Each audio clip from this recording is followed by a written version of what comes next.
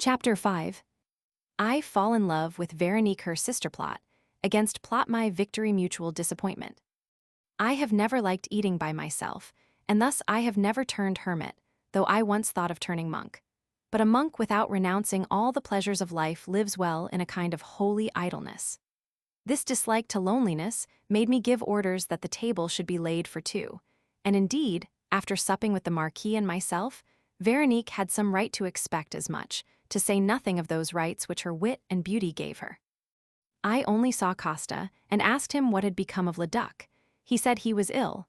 Then go behind the lady's chair, said I. He obeyed, but smiled as he did so. Pride is a universal failing, and though a servant's pride is the silliest of all, it is often pushed to the greatest extremes. I thought Veronique prettier than before. Her behavior, now free and now reserved as the occasion demanded, showed me that she was no new hand, and that she could have played the part of a princess in the best society. Nevertheless, so strange a thing is the heart of man, I was sorry to find I liked her, and my only consolation was that her mother would come and take her away before the day was over. I had adored Rosalie, and my heart still bled at the thought of our parting. The girl's mother came while we were still at table. She was astounded at the honor I showed her daughter, and she overwhelmed me with thanks. "You owe me no gratitude," said I to her. "Your daughter is clever, good, and beautiful." "Thank the gentleman for his compliment," said the mother, "for you are really stupid, wanton, and ugly." And then she added, "But how could you have the face to sit at table with the gentleman in a dirty chemise?" "I should blush, mother, if I thought you were right, but I put a clean one on only 2 hours ago." "Madam," said I to the mother, "the chemise cannot look white beside your daughter's whiter skin." This made the mother laugh and pleased the girl immensely. When the mother told her that she was come to take her back, Veronique said, with a sly smile, "Perhaps the gentleman won't be pleased at my leaving him 24 hours before he goes away." "On the contrary," said I should be very vexed." "Well then, she can stay, sir," said the mother, "but for decency's sake I must send her younger sister to sleep with her." "If you please," I rejoined, and with that I left them. The thought of Veronique troubled me, as I knew I was taken with her, and what I had to dread was a calculated resistance. The mother came into my room where I was writing, and wished me a pleasant journey, telling me for the second time that she was going to send her daughter Annette. The girl came in the evening, accompanied by a servant, and after lowering her mazzaro and kissing my hand respectfully, she ran gaily to kiss her sister. I wanted to see what she was like and called for candles, and on their being brought I found she was a blonde of a kind I had never before seen. Her hair, eyebrows, and eyelashes were the color of pale gold, fairer almost than her skin, which was extremely delicate. She was very short-sighted, but her large, pale blue eyes were wonderfully beautiful. She had the smallest mouth imaginable, but her teeth, though regular, were not so white as her skin. But for this defect Annette might have passed for a perfect beauty. Her shortness of sight made too brilliant a light painful to her, but as she stood before me, she seemed to like me looking at her.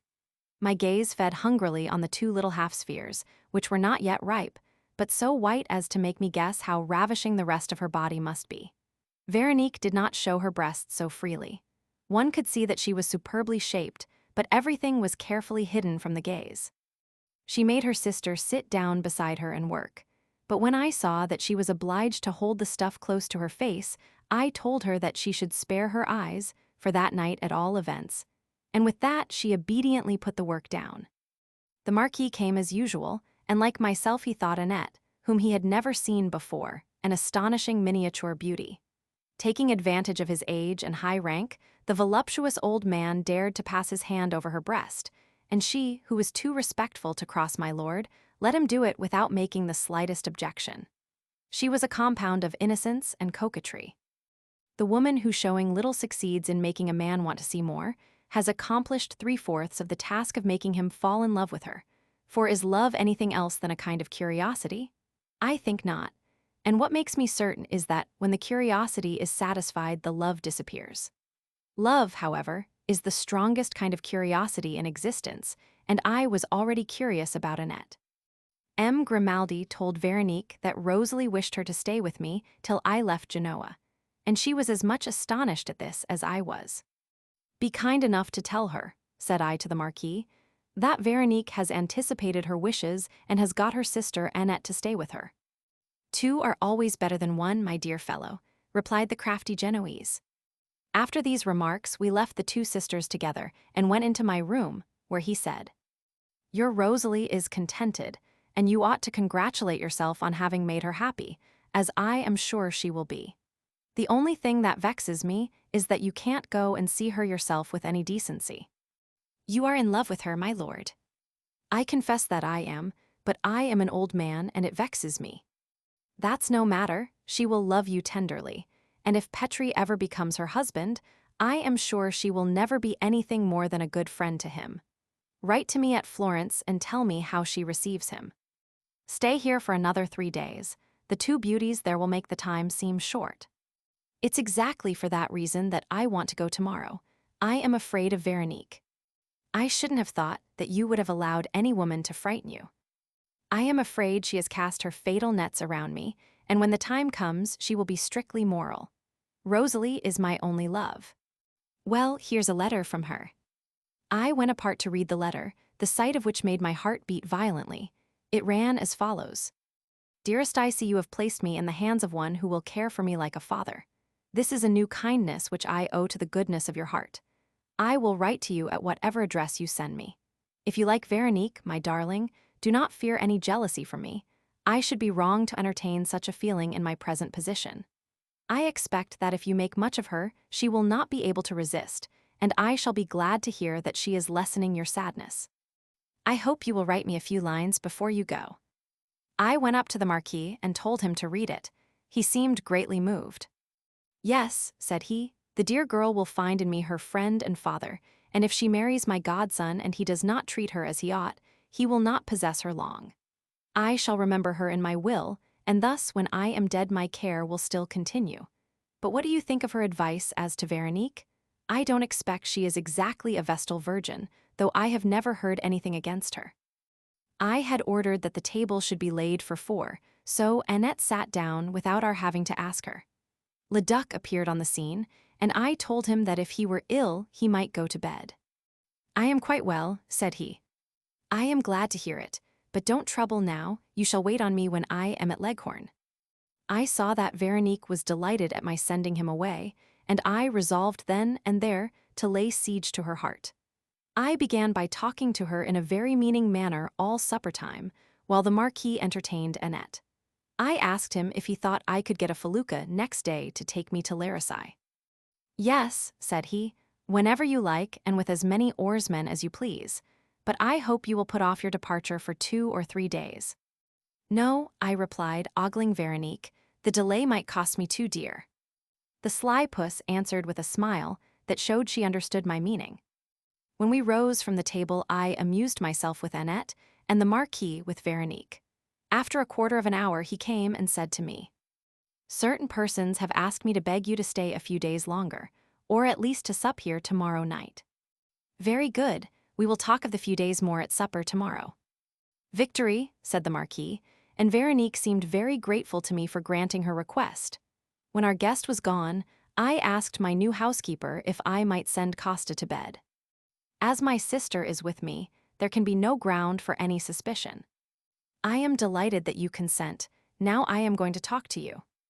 She proceeded to do my hair, but she gave no answer to my soft speeches. When I was on the point of getting into bed, she wished me good night, and I tried to kiss her by way of return. She repulsed me and ran to the door, much to my surprise. She was going to leave the room when I addressed her in a voice of grave politeness. I beg you will stay. I want to speak to you. Come and sit by me. Why should you refuse me a pleasure which after all is a mere mark of friendship? Because, things being as they are, we could not remain friends, neither could we be lovers. Lovers, why not? We are perfectly free. I am not free. I am bound by certain prejudices which do not trouble you. I should have thought you were superior to prejudices. There are some prejudices which a woman ought to respect. The superiority you mention is a pitiful thing, always the dupe of itself. What would become of me, I should like to know, if I abandon myself to the feelings I have for you? I was waiting for you to say that, dear Veronique. What you feel for me is not love. If it were so, you would feel as I do, and you would soon break the bonds of prejudice. I confess that my head is not quite turned yet, but still, I feel that I shall grieve at your departure. If so, that is no fault of mine. But tell me what I can do for you during my short stay here. Nothing, we do not know one another well enough. I understand you, but I would have you know that I do not intend to marry any woman who is not my friend. You mean you will not marry her till you have ceased to be her lover? Exactly. You would like to finish where I would begin. You may be happy someday, but you play for high stakes. Well, it's a case of win all or lose all. That's as may be. But without further argument, it seems to me that we could safely enjoy our love and pass many happy moments undisturbed by prejudice. Possibly, but one gets burnt fingers at that game, and I shudder at the very thought of it. No, leave me alone. There is my sister who will wonder why I am in your arms. Very good, I see I was mistaken, and Rosalie too. Why, what did she think about me? She wrote and told me that she thought you would be kind. I hope she mayn't have to repent for having been too kind herself. Goodbye, Veronique. I felt vexed at having made the trial, for in these matters one always feels angry at failure. I decided I would leave her and her precepts, true or false, alone, but when I awoke in the morning and saw her coming to my bed with a pleasant smile on her face, I suddenly changed my mind. I had slept upon my anger and I was in love again. I thought she had repented, and that I should be victorious when I attacked her again. I put on a smile myself and breakfasted gaily with her and her sister.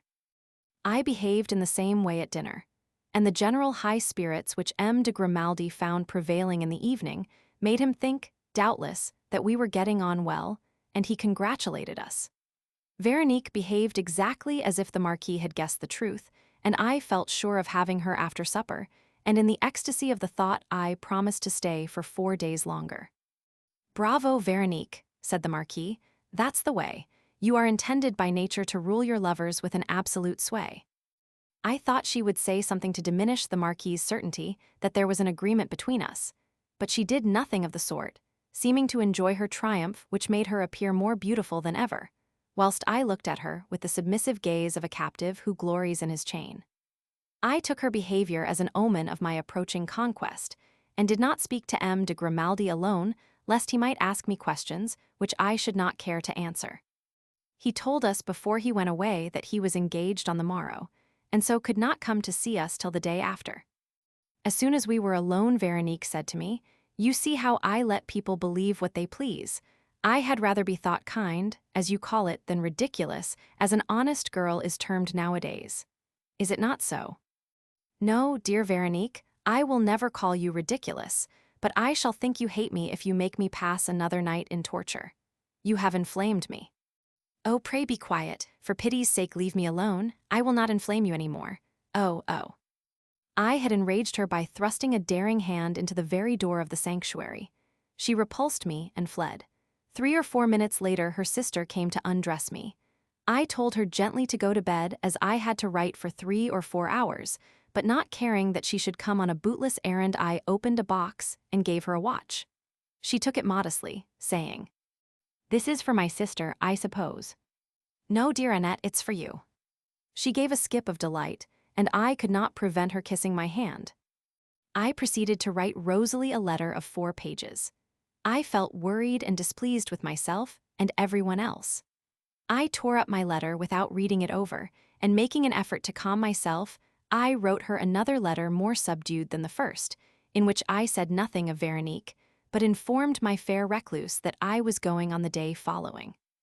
I did not go to bed till very late, feeling out of temper with the world. I considered that I had failed in my duty to Veronique, whether she loved me or not, for I loved her and I was a man of honor. I had a bad night, and when I awoke it was noon, and on ringing Costa and Annette appeared. The absence of Veronique showed how I had offended her. When Costa had left the room I asked Annette after her sister, and she said that she was working. I wrote her a note, in which I begged her pardon, promising that I would never offend her again, and begging her to forget everything and to be just the same as before. I was taking my coffee when she came into my room with an expression of mortification which grieved me excessively. "Forget everything, I beg, and I will trouble you no more." Give me my buckles, as I am going for a country walk, and I shall not be in till supper time. I shall doubtless get an excellent appetite, and as you have nothing more to fear, you need not trouble to send me Annette again. I dressed myself in haste, and left the town by the first road that came in my way, and I walked fast for 2 hours with the intention of tiring myself, and of thus readjusting the balance between mind and body. I have always found that severe exercise and fresh air are the best cure for any mental perturbation. I had walked for more than 3 leagues when hunger and weariness made me stop at a village inn, where I had an omelette cooked. I ate it hungrily with brown bread and wine, which seemed to me delicious, though it was rather sharp. I felt too tired to walk back to Genoa, so I asked for a carriage, but there was no such thing to be had. The innkeeper provided me with a sorry nag and a man to guide me. Darkness was coming on, and we had more than 6 miles to do. Fine rain began to fall when I started, and continued all the way, so that I got home by 8 o'clock wet to the skin, shivering with cold, dead tired, and in a sore plight from the rough saddle, against which my satin breeches were no protection. Costa helped me to change my clothes, and as he went out, Annette came in. "Where is your sister?" "She is in bed with a bad headache. She gave me a letter for you, here it is." "I have been obliged to go to bed on account of a severe headache to which I am subject. I feel better already, and I shall be able to wait on you tomorrow. I tell you as much, because I do not wish you to think that my illness is feigned.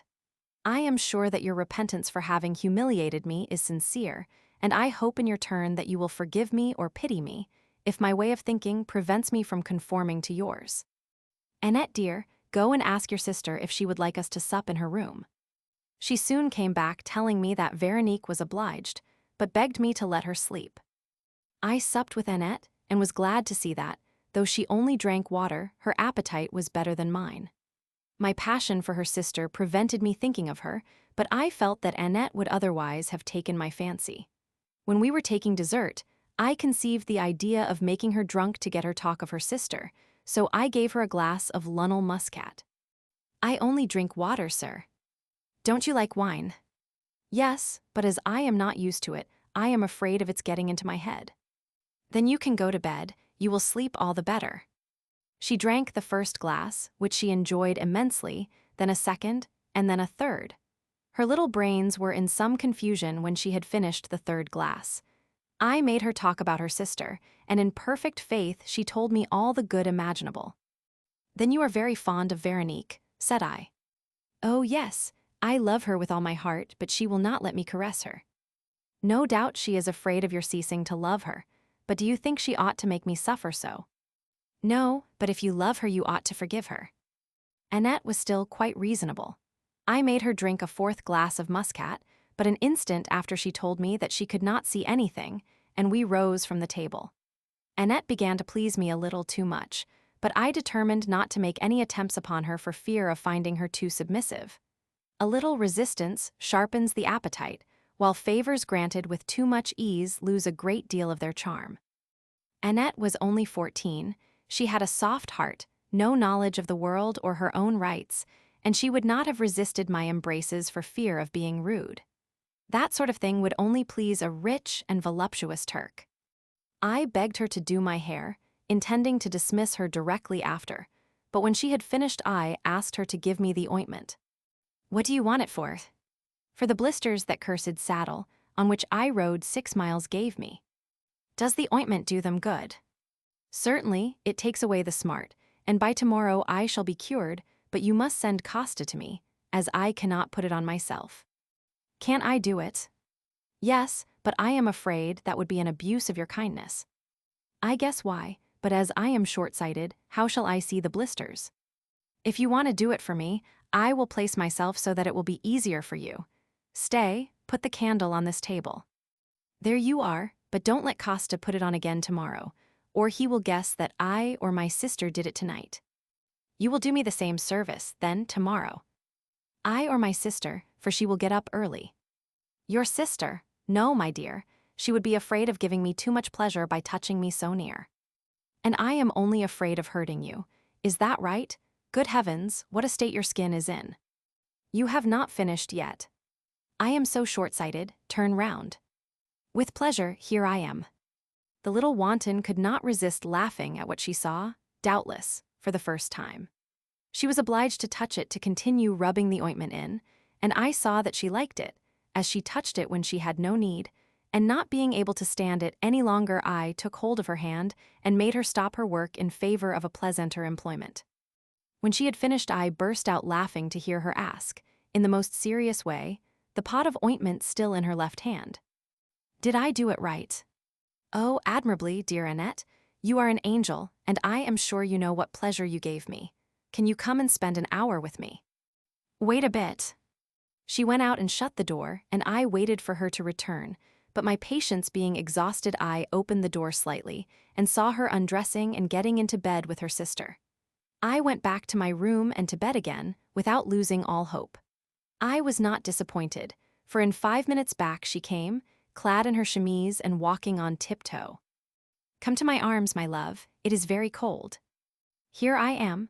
My sister is asleep and suspects nothing, and even if she awoke, the bed is so large that she would not notice my absence. You are a divine creature, and I love you with all my heart. So much the better. I give myself up to you. Do what you like with me, on the condition that you think of my sister no more. That will not cost me much. I promise that I will not think of her. I found Annette a perfect neophyte, and though I saw no blood on the altar of love next morning, I did not suspect her on that account. I have often seen such cases, and I know by experience that the effusion of blood or its absence proves nothing. As a general rule, a girl cannot be convicted of having had a lover unless she be with child. I spent 2 hours of delight with this pretty baby, for she was so small, so delicate, and so daintily shaped all over, that I can find no better name for her. Her docility did not detract from the piquancy of the pleasure, for she was voluptuously inclined. When I rose in the morning, she came to my room with Veronique, and I was glad to see that while the younger sister was radiant with happiness, the elder looked pleasant, and as if she desired to make herself agreeable. I asked her how she was, and she told me that diet and sleep had completely cured her. I have always found them the best remedy for a headache. Annette had also cured me of the curiosity I had felt about her. I congratulated myself on my achievement. I was in such high spirits at supper that M. de Grimaldi thought I had won everything from Veronique, and I let him think so. I promised to dine with him the next day, and I kept my word. After dinner, I gave him a long letter for Rosalie, whom I did not expect to see again, except as Madame Petrie, though I took care not to let the Marquis know what I thought. In the evening, I supped with the two sisters, and I made myself equally agreeable to both of them. When Veronique was alone with me, putting my hair into curl papers, she said that she loved me much more now that I behaved discreetly. My discretion, I replied, only means that I have given up the hope of winning you. I know how to take my part. Your love was not very great then. It sprang up quickly, and you, Veronique, could have made it increase to a gigantic size. She said nothing, but bit her lip, wished me good night, and left the room. I went to bed expecting a visit from Annette, but I waited in vain. When I rang the next morning, the dear girl appeared looking rather sad. I asked her the reason. Because my sister is ill and spent the whole night in writing, said she. Thus I learnt the reason of her not having paid me a visit. Do you know what she was writing about? Oh no, she does not tell me that kind of thing, but here is a letter for you. I read through the long and well-composed letter, but as it bore marks of craft and dissimulation, it made me laugh. After several remarks of no consequence, she said that she had repulsed me because she loved me so much, and that she was afraid that if she satisfied my fancy, she might lose me. I will be wholly yours, she added, if you will give me the position which Rosalie enjoyed. I will travel in your company, but you must give me a document, which M. de Grimaldi will sign as a witness, in which you must engage to marry me in a year, and to give me a portion of 50,000 francs. And if at the end of a year you do not wish to marry me, that sum to be at my absolute disposal. She stipulated also that if she became a mother in the course of a year, the child should be hers in the event of our separating. On these conditions, she would become my mistress, and would have for me all possible love and kindness. This proposal, cleverly conceived, but foolishly communicated to me, showed me that Veronique had not the talent of duping others. I saw directly that M. de Grimaldi had nothing to do with it, and I felt sure that he would laugh when I told him the story. Annette soon came back with the chocolate, and told me that her sister hoped I would answer her letter. "Yes, dear," said I will answer her when I get up." I took my chocolate, put on my dressing gown, and went to Veronique's room. I found her sitting up in bed in a negligent attire that might have attracted me if her letter had not deprived her of my good opinion. I sat on the bed, gave her back the letter, and said, "Why write when we can talk the matter over?" Because one is often more at ease in writing than in speaking. In diplomacy and business that will pass, but not in love. Love makes no conditions. Let us have no documents, no safeguards, but give yourself up to me as Rosalie did, and begin tonight without my promising anything. If you trust in love, you will make him your prisoner. That way will honor us and our pleasures, and if you like, I will consult M. de Grimaldi on the subject. As to your plan, if it does not injure your honor, it does small justice to your common sense, and no one but a fool would agree to it.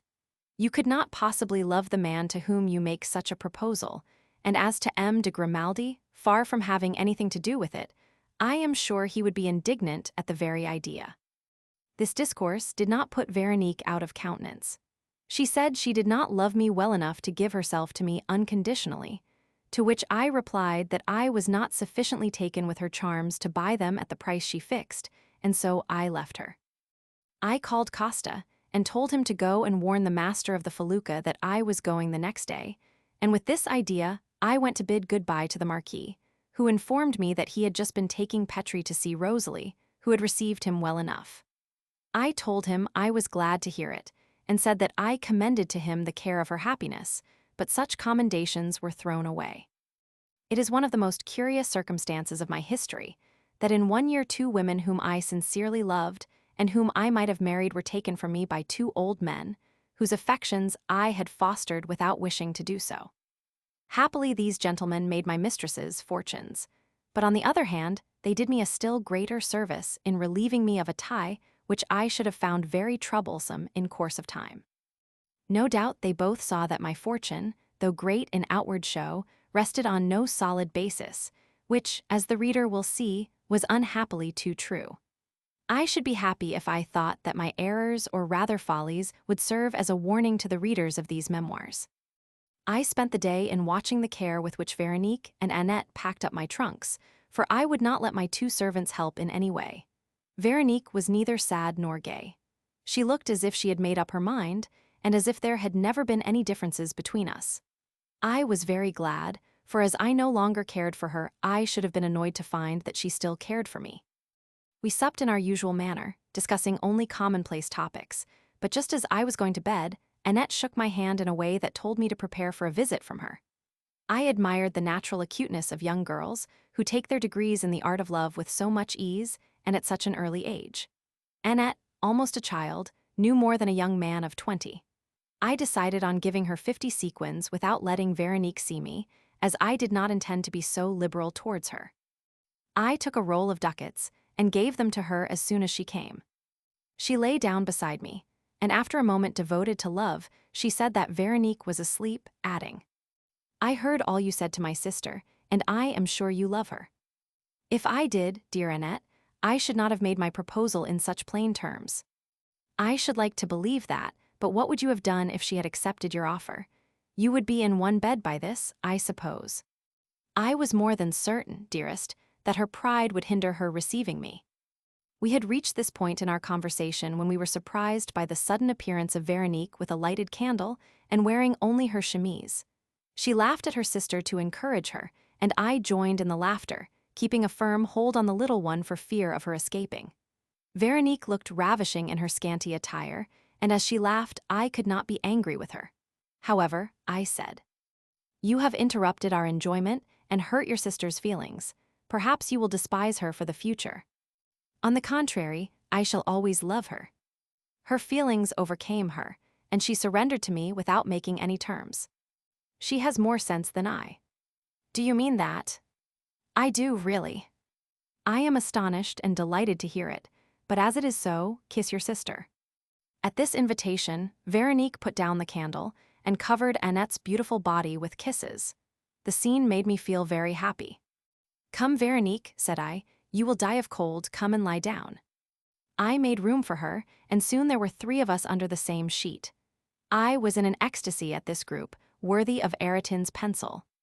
"Dearest ones," said I, "you have played me a pretty trick. Was it premeditated? And was Veronique false this morning, or is she false now?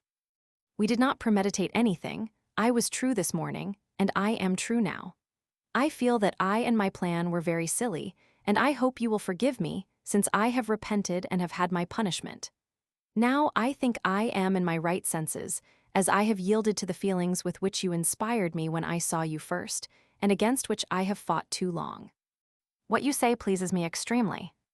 Well, forgive me and finish my punishment by showing that you are not angry with me. How am I to do that? By telling me that you are vexed no longer, and by continuing to give my sister proofs of your love. I swear to you that so far from being angry with you, I am very fond of you. But would you like us to be fond in your presence? Yes, if you don't mind me. Feeling excited by voluptuous emotions, I saw that my part could no longer be a passive one. What do you say, said I to my blonde, will you allow your heroic sister to remain a mere looker-on at our sweet struggles? Are you not generous enough to let me make her an actress in the drama? No, I confess I do not feel as if I could be so generous tonight, but next night, if you will play the same part, we will change. Veronique shall act and I will look on. That would do beautifully, said Veronique, with some vexation in her manner, if the gentleman was not going tomorrow morning. I will stay, dear Veronique, if only to prove how much I love you. I could not have wished for plainer speech on her part, and I should have liked to show her how grateful I felt on the spot. But that would have been at Annette's expense, as I had no right to make any alteration in the piece of which she was the author, and had a right to expect all the profits. Whenever I recall this pleasant scene, one feel my heart beat with voluptuous pleasure, and even now, with the hand of old age upon me, I cannot recall it without delight. Veronique resigned herself to the passive part which her younger sister imposed on her, and turning aside she leant her head on her hand, disclosing a breast which would have excited the coldest of men, and bade me begin my attack on Annette. It was no hard task she laid upon me, for I was all on fire, and I was certain of pleasing her as long as she looked at me. As Annette was short-sighted, she could not distinguish in the heat of the action which way I was looking, and I succeeded in getting my right hand free without her noticing me, and I was thus enabled to communicate a pleasure as real though not as acute as that enjoyed by her sister. When the coverlet was disarranged, Veronique took the trouble to replace it, and thus offered me, as if by accident, a new spectacle. She saw how I enjoyed the sight of her charms, and her eye brightened. At last, full of unsatisfied desire, she showed me all the treasures which nature had given her, just as I had finished with Annette for the 4th time. She might well think that I was only rehearsing for the following night, and her fancy must have painted her coming joys in the brightest colors. Such at all events were my thoughts, but the fates determined otherwise.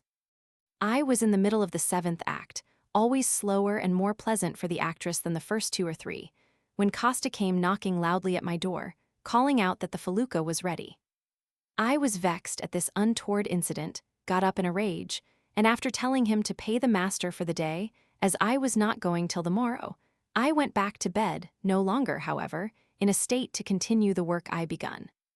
My 2 sweethearts were delighted with me, but we all wanted rest, though the piece should not have finished with an interruption. I wanted to get some amusement out of the interval, and proposed an ablution, which made Annette laugh and which Veronique pronounced to be absolutely necessary. I found it a delicious hors d'oeuvre to the banquet I had enjoyed.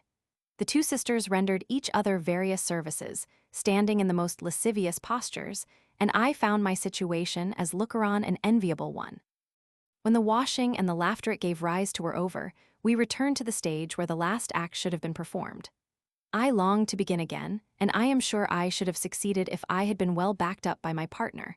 But Annette, who was young and tired out with the toils of the night, forgot her part and yielded to sleep as she had yielded to love. Veronique began to laugh when she saw her asleep, and I had to do the same when I saw that she was as still as a corpse. What a pity, said Veronique's eyes, but she said it with her eyes alone, while I was waiting for these words to issue from her lips. We were both of us wrong, she for not speaking and I for waiting for her to speak. It was a favorable moment, but we let it pass by, and love punished us. I had, it is true, another reason for abstaining. I wished to reserve myself for the night. Veronique went to her own bed to quiet her excited feelings, and I stayed in bed with my sleeping beauty till noon, when I wished her good morning by a fresh assault, which was completed neither on her side nor on mine to the best of my belief. The day was spent in talking about ourselves, and determined to eat only one meal, we did not sit down to table till night began to fall. We spent 2 hours in the consumption of delicate dishes and in defying Bacchus to make us feel his power. We rose as we saw Annette falling asleep, but we were not much annoyed at the thought that she would not see the pleasures we promised each other. I thought that I should have enough to do to contemplate the charms of the one nymph without looking at Annette's beauties. We went to bed, our arms interlaced, our bodies tight together, and lip pressed on lip, but that was all. Veronique saw what prevented me going any further, and she was too polite and modest to complain.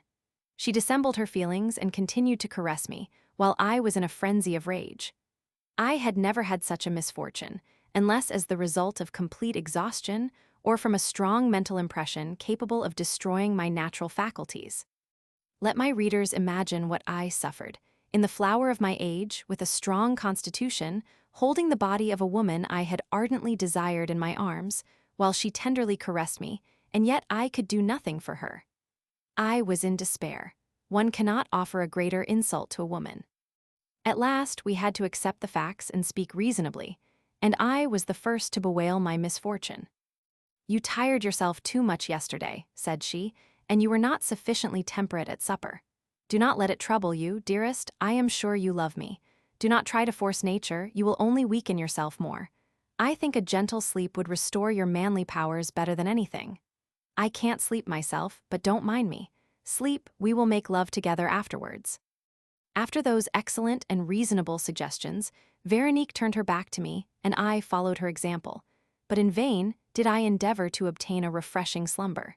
Nature, which would not give me the power of making her, the loveliest creature, happy, envied me the power of repose as well. My amorous ardor and my rage forbade all thoughts of rest, and my excited passions conspired against that which would enable them to satisfy their desires. Nature punished me for having distrusted her, and because I had taken stimulants fit only for the weak. If I had fasted, I should have done great things, but now there was a conflict between the stimulants and nature, and by my desire for enjoyment I had deprived myself of the power to enjoy.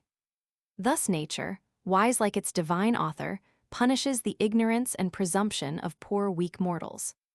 Throughout this terrible and sleepless night, my mind roamed abroad, and amidst the reproaches with which I overwhelmed myself, I found a certain satisfaction in the thought that they were not wholly undeserved.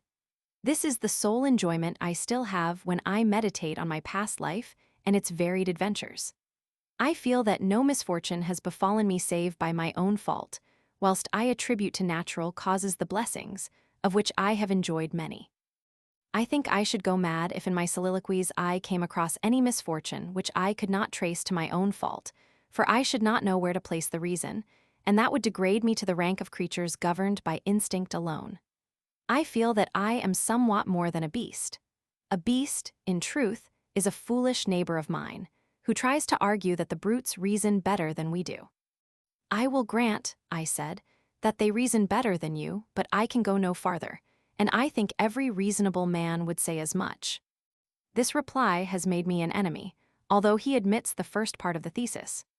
Happier than I, Veronique slept for 3 hours, but she was disagreeably surprised on my telling her that I had not been able to close an eye, and on finding me in the same state of impotence as before. She began to get angry when I tried to convince her rather too forcibly that my misfortune was not due to my want of will, and then she blamed herself as the cause of my impotence. And mortified by the idea, she endeavored to destroy the spell by all the means which passion suggested, and which I had hitherto thought infallible. But her efforts and mine were all thrown away. My despair was as great as hers when at last, wearied, ashamed, and degraded in her own eyes, she discontinued her efforts, her eyes full of tears. She went away without a word, and left me alone for the 2 or 3 hours which had still to elapse before the dawn appeared.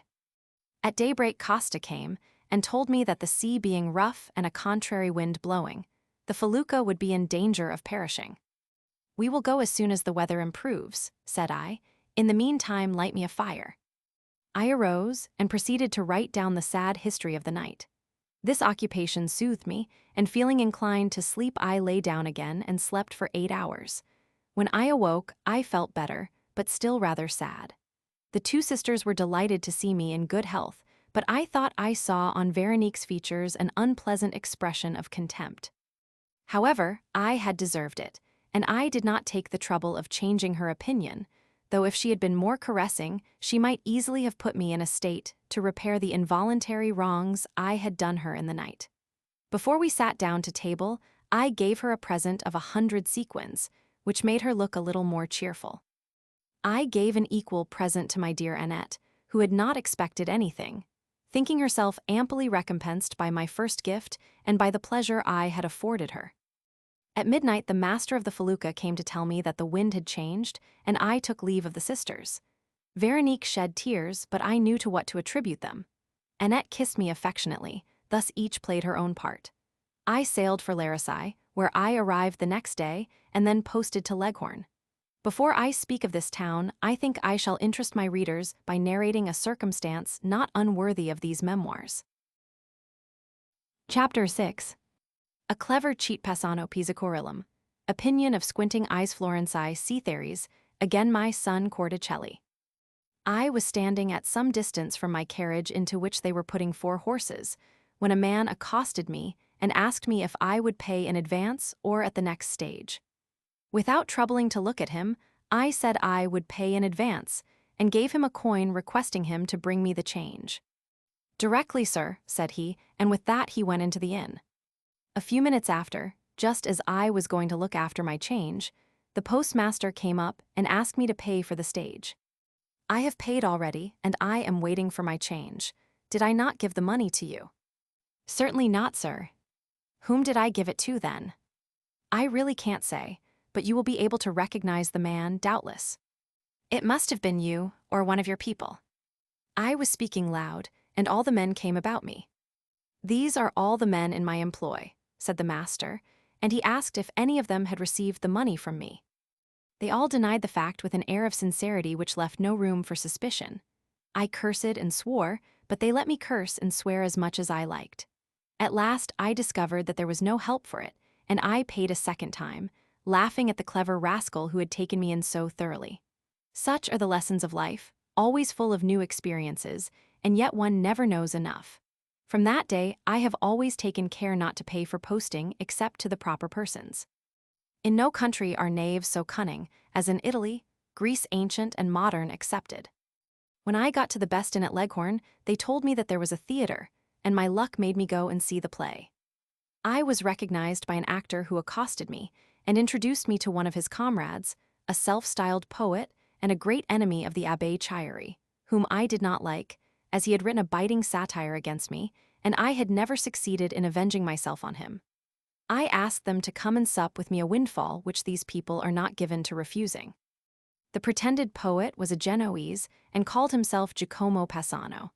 He informed me that he had written 300 sonnets against the abbé, who would burst with rage if they were ever printed. As I could not restrain a smile at the good opinion the poet had of his works, he offered to read me a few sonnets. He had the manuscript about him, and I could not escape the penance. He read a dozen or so, which I thought mediocre, and a mediocre sonnet is necessarily a bad sonnet, as this form of poetry demands sublimity. And thus amongst the myriads of sonnets to which Italy gives birth very few can be called good. If I had given myself time to examine the man's features, I should, no doubt, have found him to be a rogue. But I was blinded by passion, and the idea of 300 sonnets against the Abbé Chieri fascinated me. I cast my eyes over the title of the manuscript and read, La Chieri d'Ascanio Pagomas. That's an anagram of my Christian name and my surname. Is it not a happy combination? This folly made me smile again. Each of the sonnets was a dull diatribe ending with El Abbate Chieri e Uncogliani. He did not prove that he was one, but he said so over and over again, making use of the poet's privilege to exaggerate and lie. What he wanted to do was to annoy the abbé, who was by no means what Passano called him, but on the contrary, a wit and a poet. And if he had been acquainted with the requirements of the stage, he would have written better plays than Goldoni, as he had a greater command of language. I told Passano, for civility's sake, that he ought to get his tirade printed. I would do so, said he, if I could find a publisher, for I am not rich enough to pay the expenses, and the publishers are a pack of ignorant beggars. Besides, the press is not free, and the censor would not let the epithet I give to my hero pass. If I could go to Switzerland, I am sure it could be managed, but I must have 6 sequins to walk to Switzerland, and I have not got them. And when you got to Switzerland, where there are no theaters, what would you do for a living? I would paint in miniature, look at those. He gave me a number of small ivory tablets, representing obscene subjects, badly drawn and badly painted. I will give you an introduction to a gentleman at Bern, I said, and after supper I gave him a letter and 6 sequins. He wanted to force some of his productions on me, but I would not have them. I was foolish enough to give him a letter to pretty Sarah's father, and I told him to write to me at Rome, under cover of the banker Belloni. I set out from Leghorn the next day and went to Pisa, where I stopped 2 days. There I made the acquaintance of an Englishman, of whom I bought a traveling carriage. He took me to see Corilla, the celebrated poetess.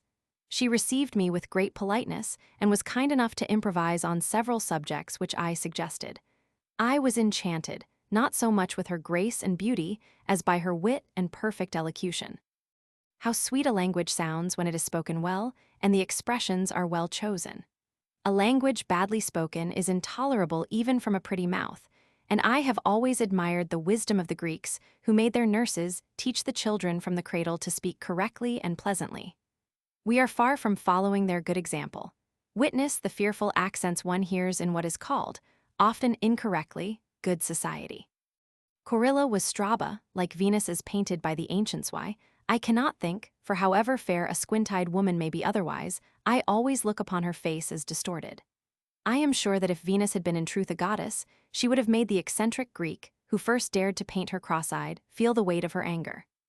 I was told that when Corilla sang, she had only to fix her squinting eyes on a man and the conquest was complete, but praised be God. She did not fix them on me. At Florence, I lodged at the Hotel Carraggio, kept by Dr. Vanini, who delighted to confess himself an unworthy member of the Academy della Crusca. I took a suite of rooms which looked out on the bank of the Arno. I also took a carriage and a footman, whom, as well as a coachman, I clad in blue and red livery. This was M. de Bragadin's livery, and I thought I might use his colors, not with the intention of deceiving anyone, but merely to cut a dash. The morning after my arrival, I put on my great coat to escape observation, and proceeded to walk about Florence. In the evening, I went to the theater to see the famous harlequin, Rossi, but I considered his reputation was greater than he deserved. I passed the same judgment on the boasted Florentine elocution. I did not care for it at all. I enjoyed seeing Perdicai. Having become old and not being able to sing anymore, he acted, and strange to say, acted well. For, as a rule, all singers, men and women, trust to their voice and care nothing for acting, so that an ordinary cold entirely disables them for the time being.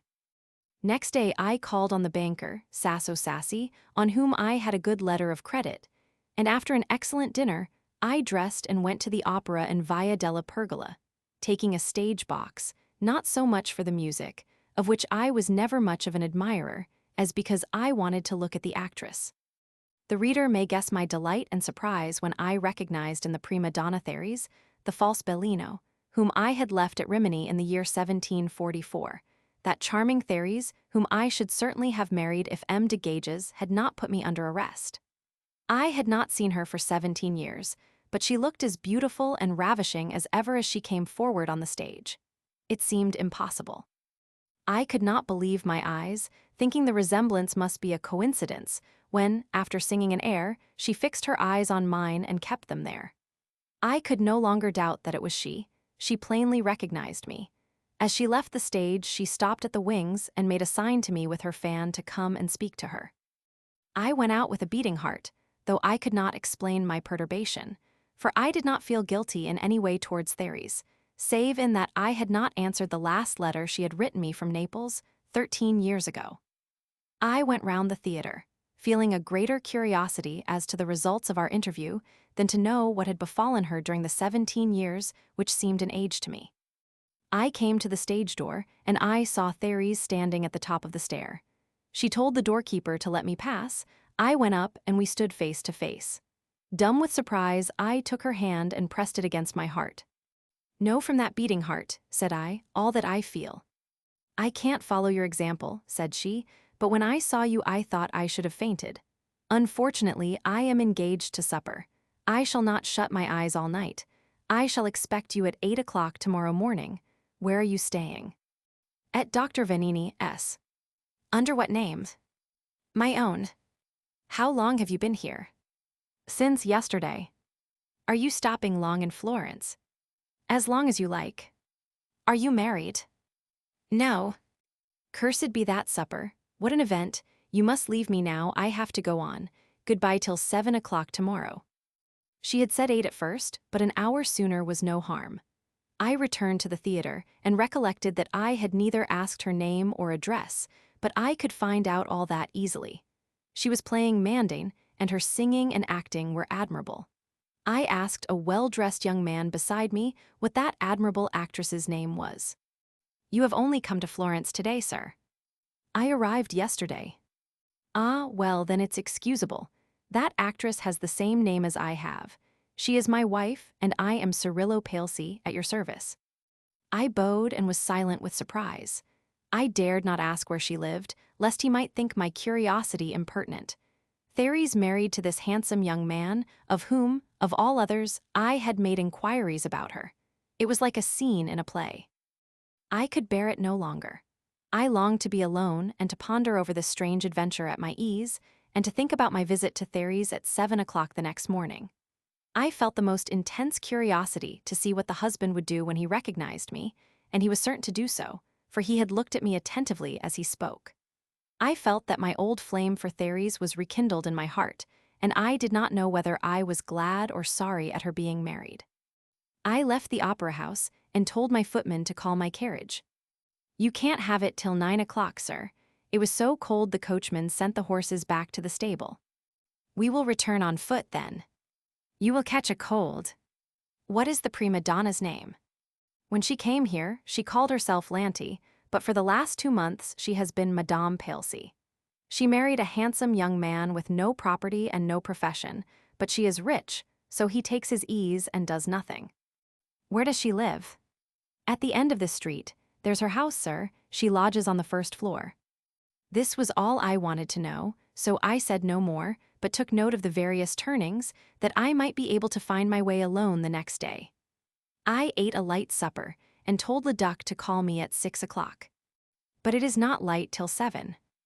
"I know that." "Very good." At the dawn of day, I was at the door of the woman I had loved so passionately. I went to the first floor, rang the bell, and an old woman came out and asked me if I were M. Casanova. I told her that I was, whereupon she said that the lady had informed her I was not coming till 8. She said 7. "Well, well, it's of no consequence. Kindly walk in here. I will go and awake her."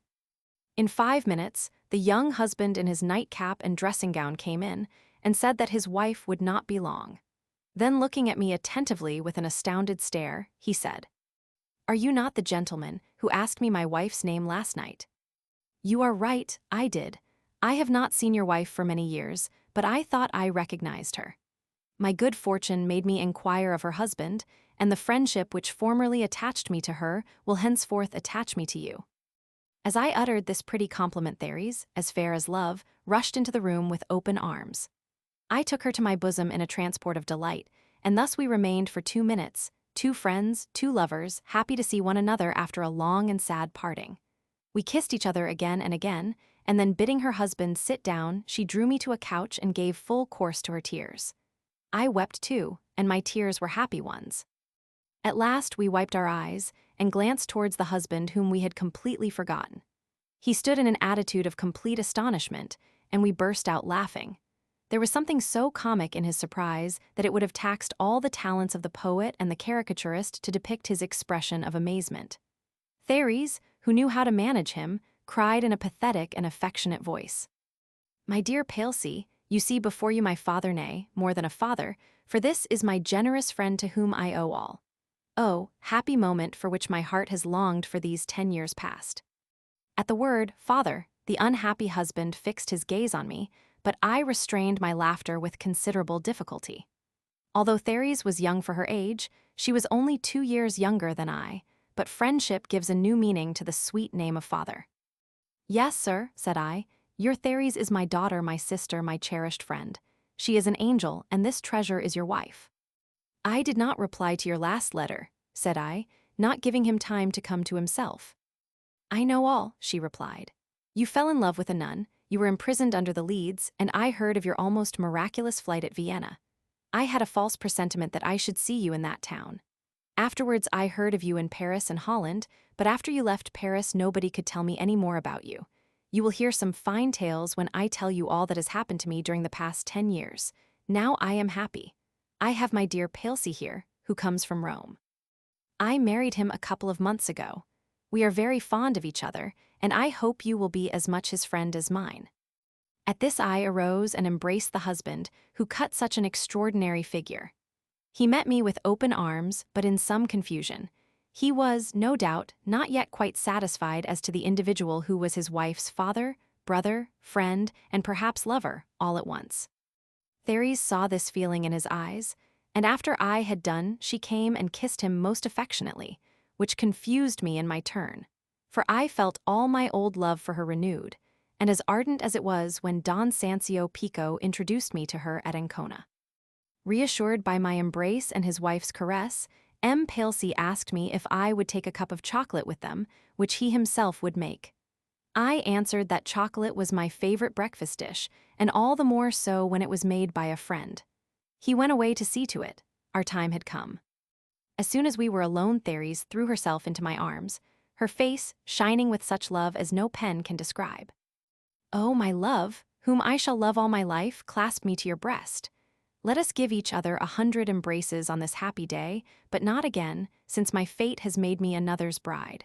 Tomorrow we will be like brother and sister, today let us be lovers." She had not finished this speech before my bliss was crowned. Our transports were mutual, and we renewed them again and again during the half-hour in which we had no fear of an interruption. Her negligent morning dress and my great coat were highly convenient under the circumstances. After we had satiated in part our amorous ardor, we breathed again and sat down. There was a short pause, and then she said, "You must know that I am in love with my husband and determined not to deceive him. What I have just done was a debt I had to pay to the remembrance of my first love. I had to pay it to prove how much I love you, but let us forget it now.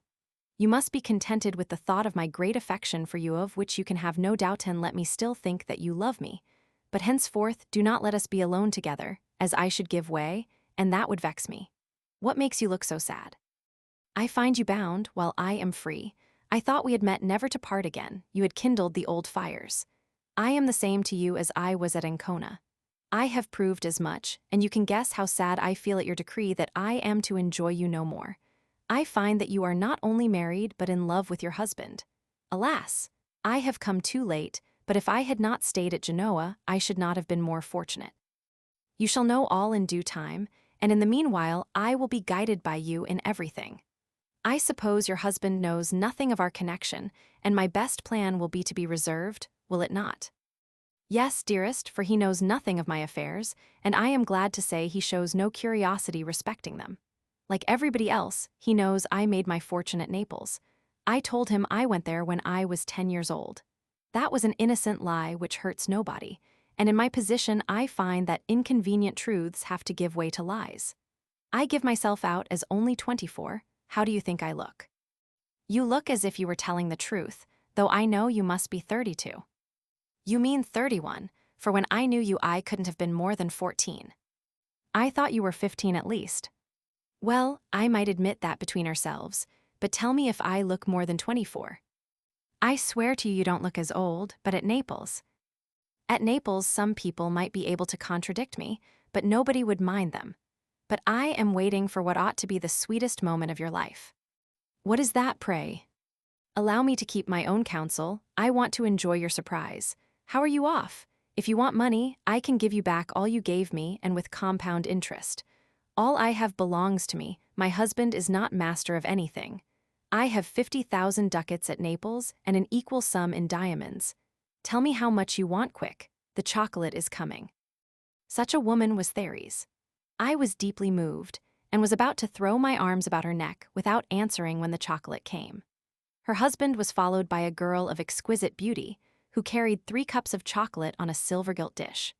While we drank it, Palsy amused us by telling us with much humor how surprised he was when he recognized the man who made him rise at such an early hour as the same who had asked him his wife's name the night before.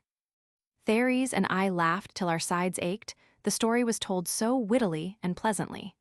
This Roman displeased me less than I expected. His jealousy seemed only put on for form's sake. "At 10 o'clock, said Teresa, "I have a rehearsal here of the new opera. You can stay and listen if you like. I hope you will dine with us every day, and it will give me great pleasure if you will look upon my house as yours." "Today," said I will stay with you till after supper, and then I will leave you with your fortunate husband." As I pronounced these words, M. Palsy embraced me with effusion, as if to thank me for not objecting to his enjoying his rights as a husband. He was between the ages of 20 and 22, of a fair complexion, and well-made, but too pretty for a man. I did not wonder at Therese being in love with him, for I knew too well the power of a handsome face, but I thought that she had made a mistake in marrying him, for a husband acquires certain rights which may become troublesome. Therese's pretty maid came to tell me that my carriage was at the door. "Will you allow me," said I to her, "to have my footman in?" "Rascal," said I as soon as he came in, "who told you to come here with my carriage?" "Nobody, sir, but I know my duty." "Who told you that I was here?" "I guessed as much." "Go and fetch Leduc and come back with him." When they arrived, I told Leduc to pay the impertinent fellow 3 days' wages, to strip him of his livery, and to ask Dr. Vanini to get me a servant of the same build, not gifted with the faculty of divination, but who knew how to obey his master's orders. The rascal was much perturbed at the result of his officiousness, and asked Therese to plead for him. But, like a sensible woman, she told him that his master was the best judge of the value of his services. At 10 o'clock all the actors and actresses arrived, bringing with them a mob of amateurs who crowded the hall. Therese received their greetings graciously, and I could see she enjoyed a great reputation. The rehearsal lasted 3 hours and wearied me extremely. To relieve my boredom I talked to Palsy, whom I liked for not asking me any particulars of my acquaintance with his wife. I saw that he knew how to behave in the position in which he was placed. A girl from Parma, named Redegond, who played a man's part and sang very well, stayed to dinner. Therese had also asked a young Bolognese, named Cordicelli. I was struck with the budding charms of this pretty dancer, but as I was just then full of Therese, I did not pay much attention to her. Soon after we sat down, I saw a plump abbé coming in with measured steps. He looked to me a regular Tartuffe, after nothing but Therese. He came up to her as soon as he saw her, and going on one knee in the Portuguese fashion, kissed her hand tenderly and respectfully. Therese received him with smiling courtesy and put him at her right hand. I was at their left. His voice, manner, and all about him told me that I had known him, and in fact I soon recognized him as the Abbé Gama, whom I had left at Rome 17 years before with Cardinal Acquaviva, but I pretended not to recognize him, and indeed he had aged greatly. This gallant priest had eyes for no one but Therese, and he was too busy with saying 1,000 soft nothings to her to take notice of anybody else in the company. I hoped that in his turn he would either not recognize me or pretend not to do so. So I was continuing my trifling talk with the Cordicelli, when Therese told me that the abbé wanted to know whether I did not recollect him. I looked at his face attentively, and with the air of a man who is trying to recollect something, and then I rose and asked if he were not the Abbé Gama, with whose acquaintance I was honored. "The same," said he, rising, and placing his arms round my neck, he kissed me again and again. This was in perfect agreement with his crafty character. The reader will not have forgotten the portrait of him contained in the first volume of these memoirs. After the ice had been thus broken, it will be imagined that we had a long conversation. He spoke of Barbaruccia, of the fair Marchioness G, of Cardinal SC, and told me how he had passed from the Spanish to the Portuguese service, in which he still continued. I was enjoying his talk about numerous subjects which had interested me in my early youth, when an unexpected sight absorbed all my thinking faculties. A young man of 15 or 16, as well grown as Italians usually are at that age, came into the room, saluted the company with easy grace, and kissed Therese. I was the only person who did not know him, but I was not the only one who looked surprised. The daring Therese introduced him to me with perfect coolness with the words, "That is my brother." I greeted him as warmly as I could, but my manner was slightly confused, as I had not had time to recover my composure.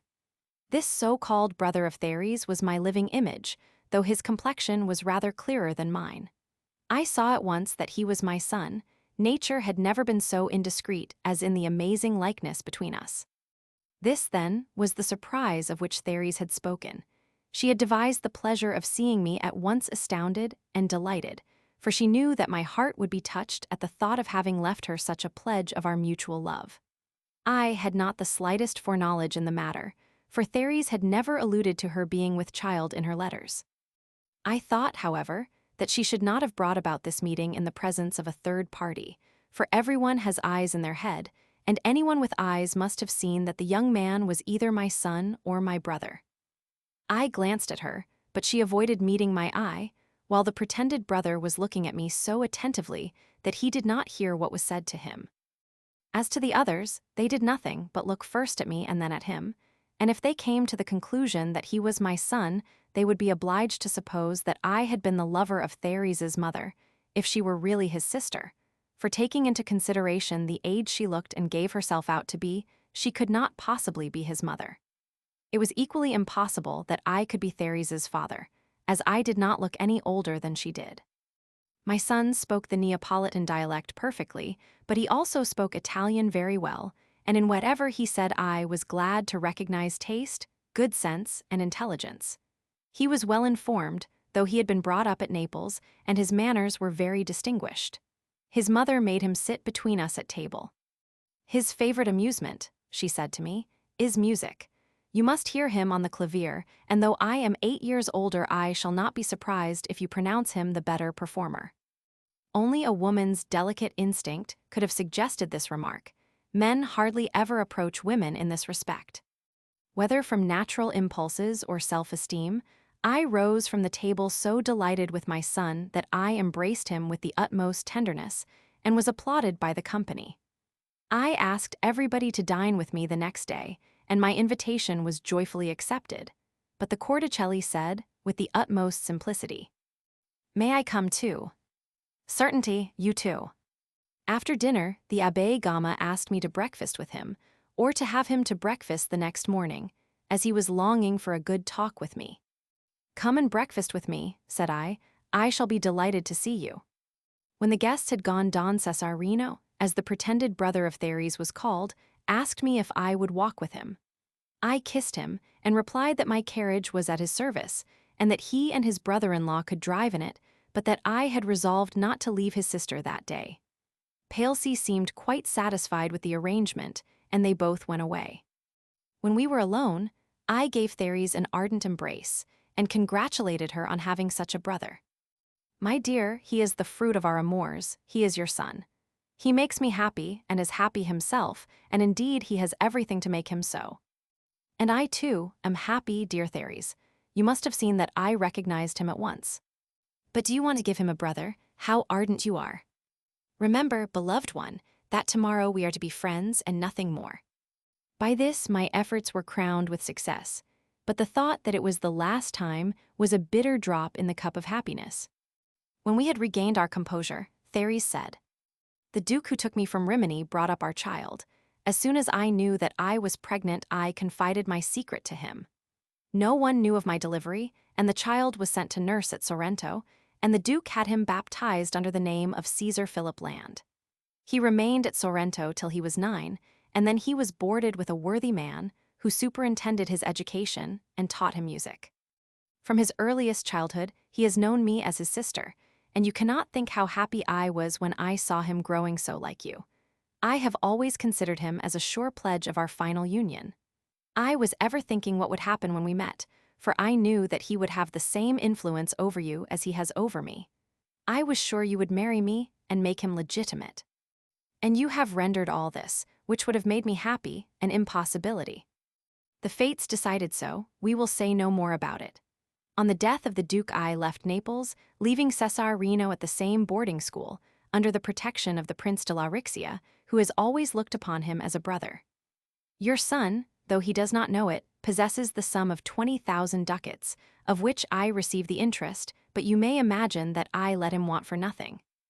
My only regret is that I cannot tell him I am his mother, as I think he would love me still more if he knew that he owed his being to me. You cannot think how glad I was to see your surprise today, and how soon you got to love him. He is wonderfully like me. That delights me. People must think that you were my mother's lover. My husband thinks that our friendship is due to the connection between you and my mother. He told me yesterday that Cesarino might be my brother on the mother's side, but not on my father's, as he had seen his father in the theater, but that he could not possibly be my father too. If I have children by Palsy, all I have will go to them, but if not, Cesarino will be my heir. My property is well secured, even if the Prince de Rixia were to die. Come, said she, drawing me in the direction of her bedroom. She opened a large box which contained her jewels and diamonds, and shares to the amount of 50,000 ducats. Besides that she had a large amount of plate, and her talents which assured her the first place in all the Italian theaters. Do you know whether our dear Cesarino has been in love yet? Said I. I don't think so, but I fancy my pretty maid is in love with him. I shall keep my eyes open. You mustn't be too strict. No, but it isn't a good thing for a young man to engage too soon in that pleasure, which makes one neglect everything else. Let me have him, I will teach him how to live. Ask all, but leave me my son. You must know that I never kiss him for fear of my giving way to excessive emotion. I wish you knew how good and pure he is, and how well he loves me. I could not refuse him anything. What will people say in Venice when they see Casanova again, who escaped from the Leads and has become 20 years younger? You are going to Venice, then, for the Essenza. Yes, and you are going to Rome. And to Naples, to see my friend the Duke de Madelon. I know him well. He has already had a son by the daughter of the Duke de Bovino, whom he married. She must be a charming woman to have made a man of him, for all Naples knew that he was impotent. Probably, she only knew the secret of making him a father. Well, it is possible. We spent the time by talking with interest on various topics till Cesarino and the husband came back. The dear child finished his conquest of me at supper. He had a merry random wit and all the Neapolitan vivacity. He sat down at the clavier, and after playing several pieces with the utmost skill, he began to sing Neapolitan songs which made us all laugh. Therese only looked at him and me, but now and again she embraced her husband, saying that in love alone lies happiness. I thought then, and I think now, that this day was one of the happiest I have ever spent. See. Chapter 7. The Corticelli the Jew manager beaten the false Charles Ivanov, and the trick he played me I am ordered to leave Tuscany I arrive at Rome my brother Jean. At 9 o'clock the next morning, the Abbé Gama was announced. The first thing he did was to shed tears of joy, as he said, at seeing me so well and prosperous after so many years. The reader will guess that the Abbé addressed me in the most flattering terms, and perhaps he may know that one may be clever, experienced in the ways of the world, and even distrustful of flattery, but yet one's self-love, ever on the watch, listens to the flatterer, and thinks him pleasant. This polite and pleasant abbé, who had become extremely crafty from having lived all his days amongst the high dignitaries at the court of the Servus Servorum Dei, the best school of strategy, was not altogether an ill-disposed man, but both his disposition and his profession conspired to make him inquisitive, in fine, such as I have depicted him in the first volume of these memoirs. He wanted to hear my adventures, and did not wait for me to ask him to tell his story. He told me at great length the various incidents in his life for the 17 years in which we had not seen one another. He had left the service of the King of Spain for that of the King of Portugal. He was Secretary of Embassy to the Commander Almada, and he had been obliged to leave Rome, because the Pope Rezonico would not allow the King of Portugal to punish certain worthy Jesuit assassins who had only broken his arm as it happened, but who had nonetheless meant to take his life. Thus, Gama was staying in Italy corresponding with Almada and the famous Carvalho, waiting for the dispute to be finished before he returned to Rome. In point of fact, this was the only substantial incident in the Abbé's story, but he worked in so many episodes of no consequence that it lasted for an hour. No doubt he wished me to show my gratitude by telling him all my adventures without reserve. But the upshot of it was that we both showed ourselves true diplomatists, he in lengthening his story, I in shortening mine, while I could not help feeling some enjoyment in balking the curiosity of my cassocked friend. "What are you going to do in Rome?" said he indifferently.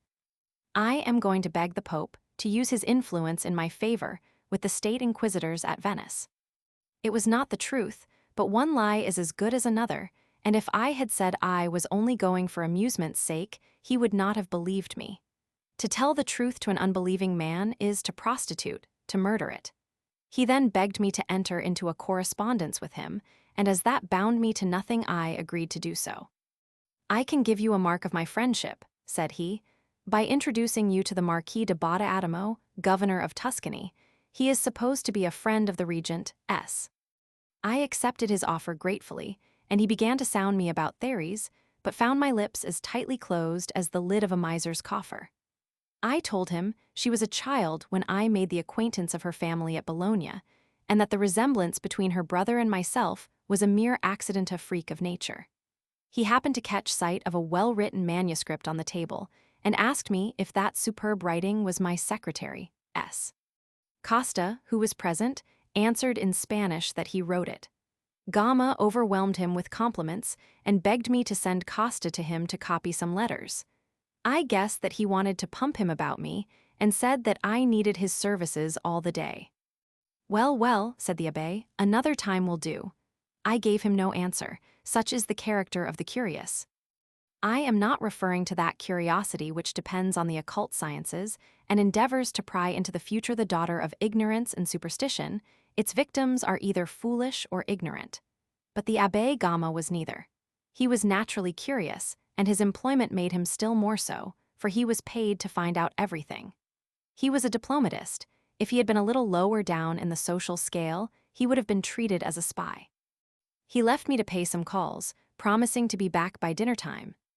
Dr. Vanini brought me another servant, of the same height as the first, and engaged that he should obey orders and guess nothing. I thanked the academician and innkeeper, and ordered him to get me a sumptuous dinner. The Corticelli was the first to arrive, bringing with her her brother, an effeminate-looking young man who played the violin moderately well, and her mother, who informed me that she never allowed her daughter to dine out without herself and her son. "Then you can take her back again this instant," said I, "or take this ducat to dine somewhere else, as I don't want your company or your son, S." She took the ducat, saying that she was sure she was leaving her daughter in good hands. "You may be sure of that," said I, "so be off." The daughter made such witty observations on the above dialogue that I could not help laughing, and I began to be in love with her. She was only 13, and was so small that she looked 10. She was well-made, lively, witty, and fairer than is usual with Italian women, but to this day I cannot conceive how I fell in love with her. The young wanton begged me to protect her against the manager of the opera, who was a Jew. In the agreement she had made with him, he had engaged to let her dance a pas de deux in the second opera, and he had not kept his word. She begged me to compel the Jew to fulfill his engagement, and I promised to do so. The next guest was Redegond, who came from Parma. She was a tall, handsome woman, and Costa told me she was the sister of my new footman. After I had talked with her for 2 or 3 minutes, I found her remarks well worthy of attention. Then came the Abbé Gama, who congratulated me on being seated between 2 pretty girls. I made him take my place, and he began to entertain them as if to the manner born. And though the girls were laughing at him, he was not in the least disconcerted. He thought he was amusing them, and on watching his expression, I saw that his self-esteem prevented him seeing that he was making a fool of himself. But I did not guess that I might make the same mistake at his age. Wretched is the old man who will not recognize his old age. Wretched unless he learn that the sex whom he seduced so often when he was young will despise him now if he still attempts to gain their favor. My fair Therese, with her husband and my son, was the last to arrive. I kissed Therese and then my son, and sat down between them, whispering to Therese that such a dear mysterious trinity must not be parted, at which Therese smiled sweetly. The abbé sat down between Ridegonde and the Corticelli, and amused us all the time by his agreeable conversation. I laughed internally when I observed how respectfully my new footman changed his sister's plate, who appeared vain of honors to which her brother could lay no claim. She was not kind. She whispered to me, so that he could not hear. He is a good fellow, but unfortunately he is rather stupid. I had put in my pocket a superb gold snuff-box, richly enameled and adorned with a perfect likeness of myself. I had had it made at Paris, with the intention of giving it to Madame d'Urf, and I had not done so because the painter had made me too young. I had filled it with some excellent Havana snuff, which M. de Chavigny had given me, and of which Therese was very fond. I was waiting for her to ask me for a pinch before I drew it out of my pocket. The Abbé Gama, who had some exceedingly good snuff in an Origanella box, sent a pinch to Therese, and she sent him her snuff in a tortoise-shell box encrusted with gold in arabesques, an exquisite piece of workmanship. Gama criticized Therese's snuff, while I said that I found it delicious, but that I thought I had some better myself. I took out my snuff-box, and opening it offered her a pinch. She did not notice the portrait, but she agreed that my snuff was vastly superior to hers. "Well, would you like to make an exchange?" said I. "Certainly, give me some paper." "That is not requisite. We will exchange the snuff and the snuff-boxes." So saying, I put Therese's box in my pocket and gave her mine shut. When she saw the portrait, she gave a cry which puzzled everybody, and her first motion was to kiss the portrait. "Look," said she to Cesarino, "here is your portrait." Cesarino looked at it in astonishment, and the box passed from hand to hand. Everybody said that it was my portrait, taken 10 years ago, and that it might pass for a likeness of Cesarino. Therese got quite excited, and swearing that she would never let the box out of her hands again, she went up to her son and kissed him several times. While this was going on, I watched the Abbé Gama, and I could see that he was making internal comments of his own on this affecting scene. The worthy abbé went away towards the evening, telling me that he would expect me to breakfast next morning. I spent the rest of the day in making love to Ridegonde, and Therese, who saw that I was pleased with the girl, advised me to declare myself, and promised that she would ask her to the house as often as I liked. But Therese did not know her. Next morning, Gama told me that he had informed Marshal Botta that I would come and see him, and he would present me at 4 o'clock. Then the worthy abbé, always the slave of his curiosity, reproached me in a friendly manner for not having told him anything about my fortune. I did not think it was worth mentioning, but as you are interested in the subject, I may tell you that my means are small, but that I have friends whose purses are always open to me. If you have true friends, you are a rich man, but true friends are scarce.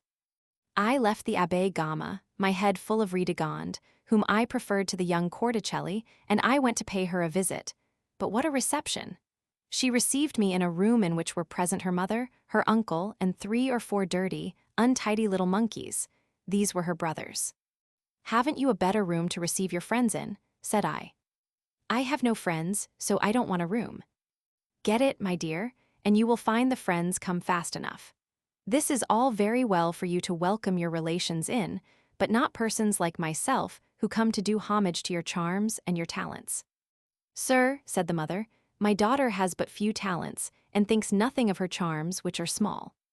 You are extremely modest, and I appreciate your feelings, but everybody does not see your daughter with the same eyes, and she pleased me greatly. That is an honor for her, and we are duly sensible of it, but not so as to be overproud. My daughter will see you as often as you please, but here, and in no other place. But I am afraid of being in the way here. An honest man is never in the way." I felt ashamed, for nothing so confounds a libertine as modesty in the mouth of poverty, and not knowing what to answer, I took my leave. I told Therese of my unfortunate visit, and we both laughed at it. It was the best thing we could do. "I shall be glad to see you at the opera," said she, and you can get into my dressing room if you give the doorkeeper a small piece of money." The Abbé Gama came as he promised, to take me to Marshal Botta, a man of high talents whom the affair of Genoa had already rendered famous. He was in command of the Austrian army when the people, growing angry at the sight of the foreigners, who had only come to put them under the Austrian yoke, rose in revolt and made them leave the town. This patriotic riot saved the Republic. I found him in the midst of a crowd of ladies and gentlemen, whom he left to welcome me. He talked about Venice in a way that showed he understood the country thoroughly, and I conversed to him on France and, I believe, satisfied him. In his turn, he spoke of the court of Russia, at which he was staying when Elizabeth Petrovna, who was still reigning at the period in question, so easily mounted the throne of her father, Peter the Great. "It is only in Russia," said he, "that poison enters into politics." At the time when the opera began, the marshal left the room, and everybody went away. On my way, the abbé assured me, as a matter of course, that I had pleased the governor, and I afterwards went to the theatre and obtained admission to Therese's dressing room for a tester. I found her in the hands of her pretty chambermaid, and she advised me to go to Ridegonde's dressing room, as she played a man's part, and might, perhaps, allow me to assist in her toilette. I followed her advice, but the mother would not let me come in, as her daughter was just going to dress. I assured her that I would turn my back all the time she was dressing, and on this condition she let me in and made me sit down at a table on which stood a mirror, which enabled me to see all Ridegonde's most secret parts to advantage. Above all, when she lifted her legs to put on her breeches, either most awkwardly or most cleverly, according to her intentions. She did not lose anything by what she showed, however, for I was so pleased that to possess her charms I would have signed any conditions she cared to impose upon me. Ridegonde must know, I said to myself, that I could see everything in the glass, and the idea inflamed me. I did not turn round till the mother gave me leave, and I then admired my charmer as a young man of 5'1", whose shape left nothing to be desired. Ridegonde went out, and I followed her to the wings. "My dear," said I am going to talk plainly to you. You have inflamed my passions, and I shall die if you do not make me happy. You do not say that you will die if you chance to make me unhappy. I could not say so, because I cannot conceive such a thing as possible. Do not trifle with me, dear Ridegonde. You must be aware that I saw all in the mirror, and I cannot think that you are so cruel as to arouse my passions and then leave me to despair. What could you have seen? I don't know what you are talking about. May be, but know that I have seen all your charms. What shall I do to possess you?" "To possess me? I don't understand you, sir. I'm an honest girl."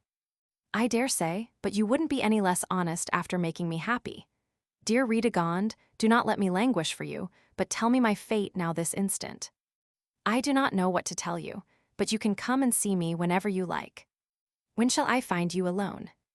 "Alone? I am never alone." "Well, well, that's of no consequence.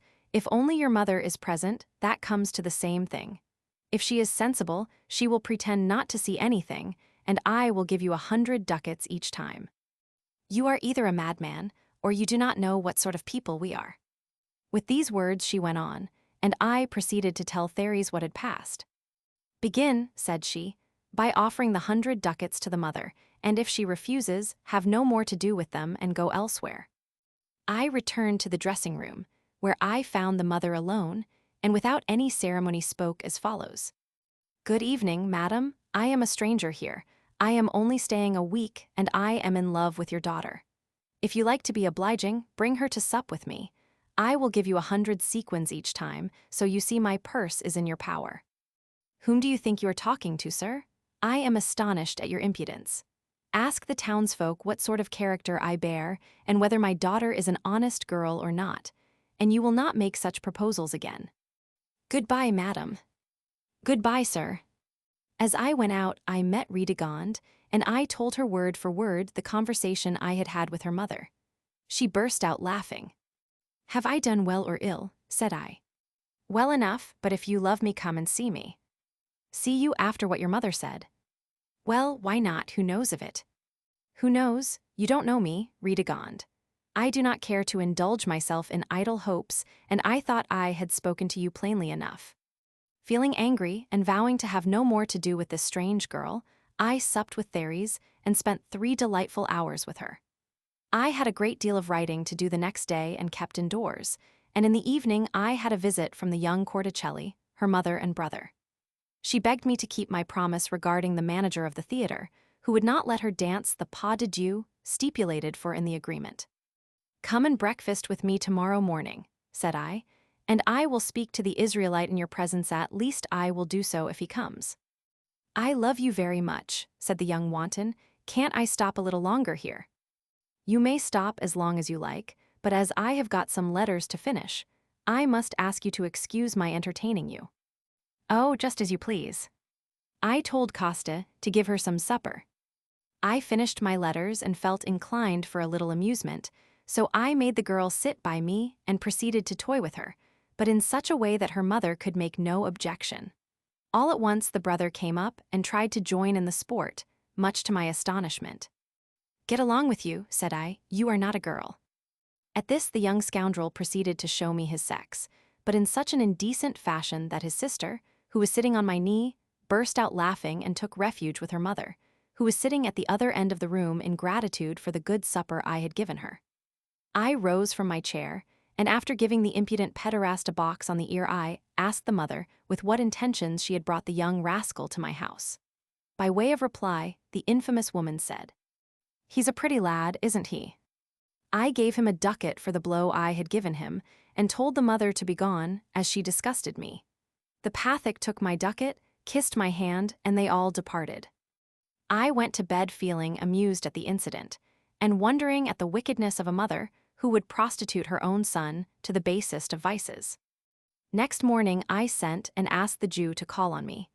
The Corticelli came with her mother, and the Jew soon after, just as we were going to breakfast.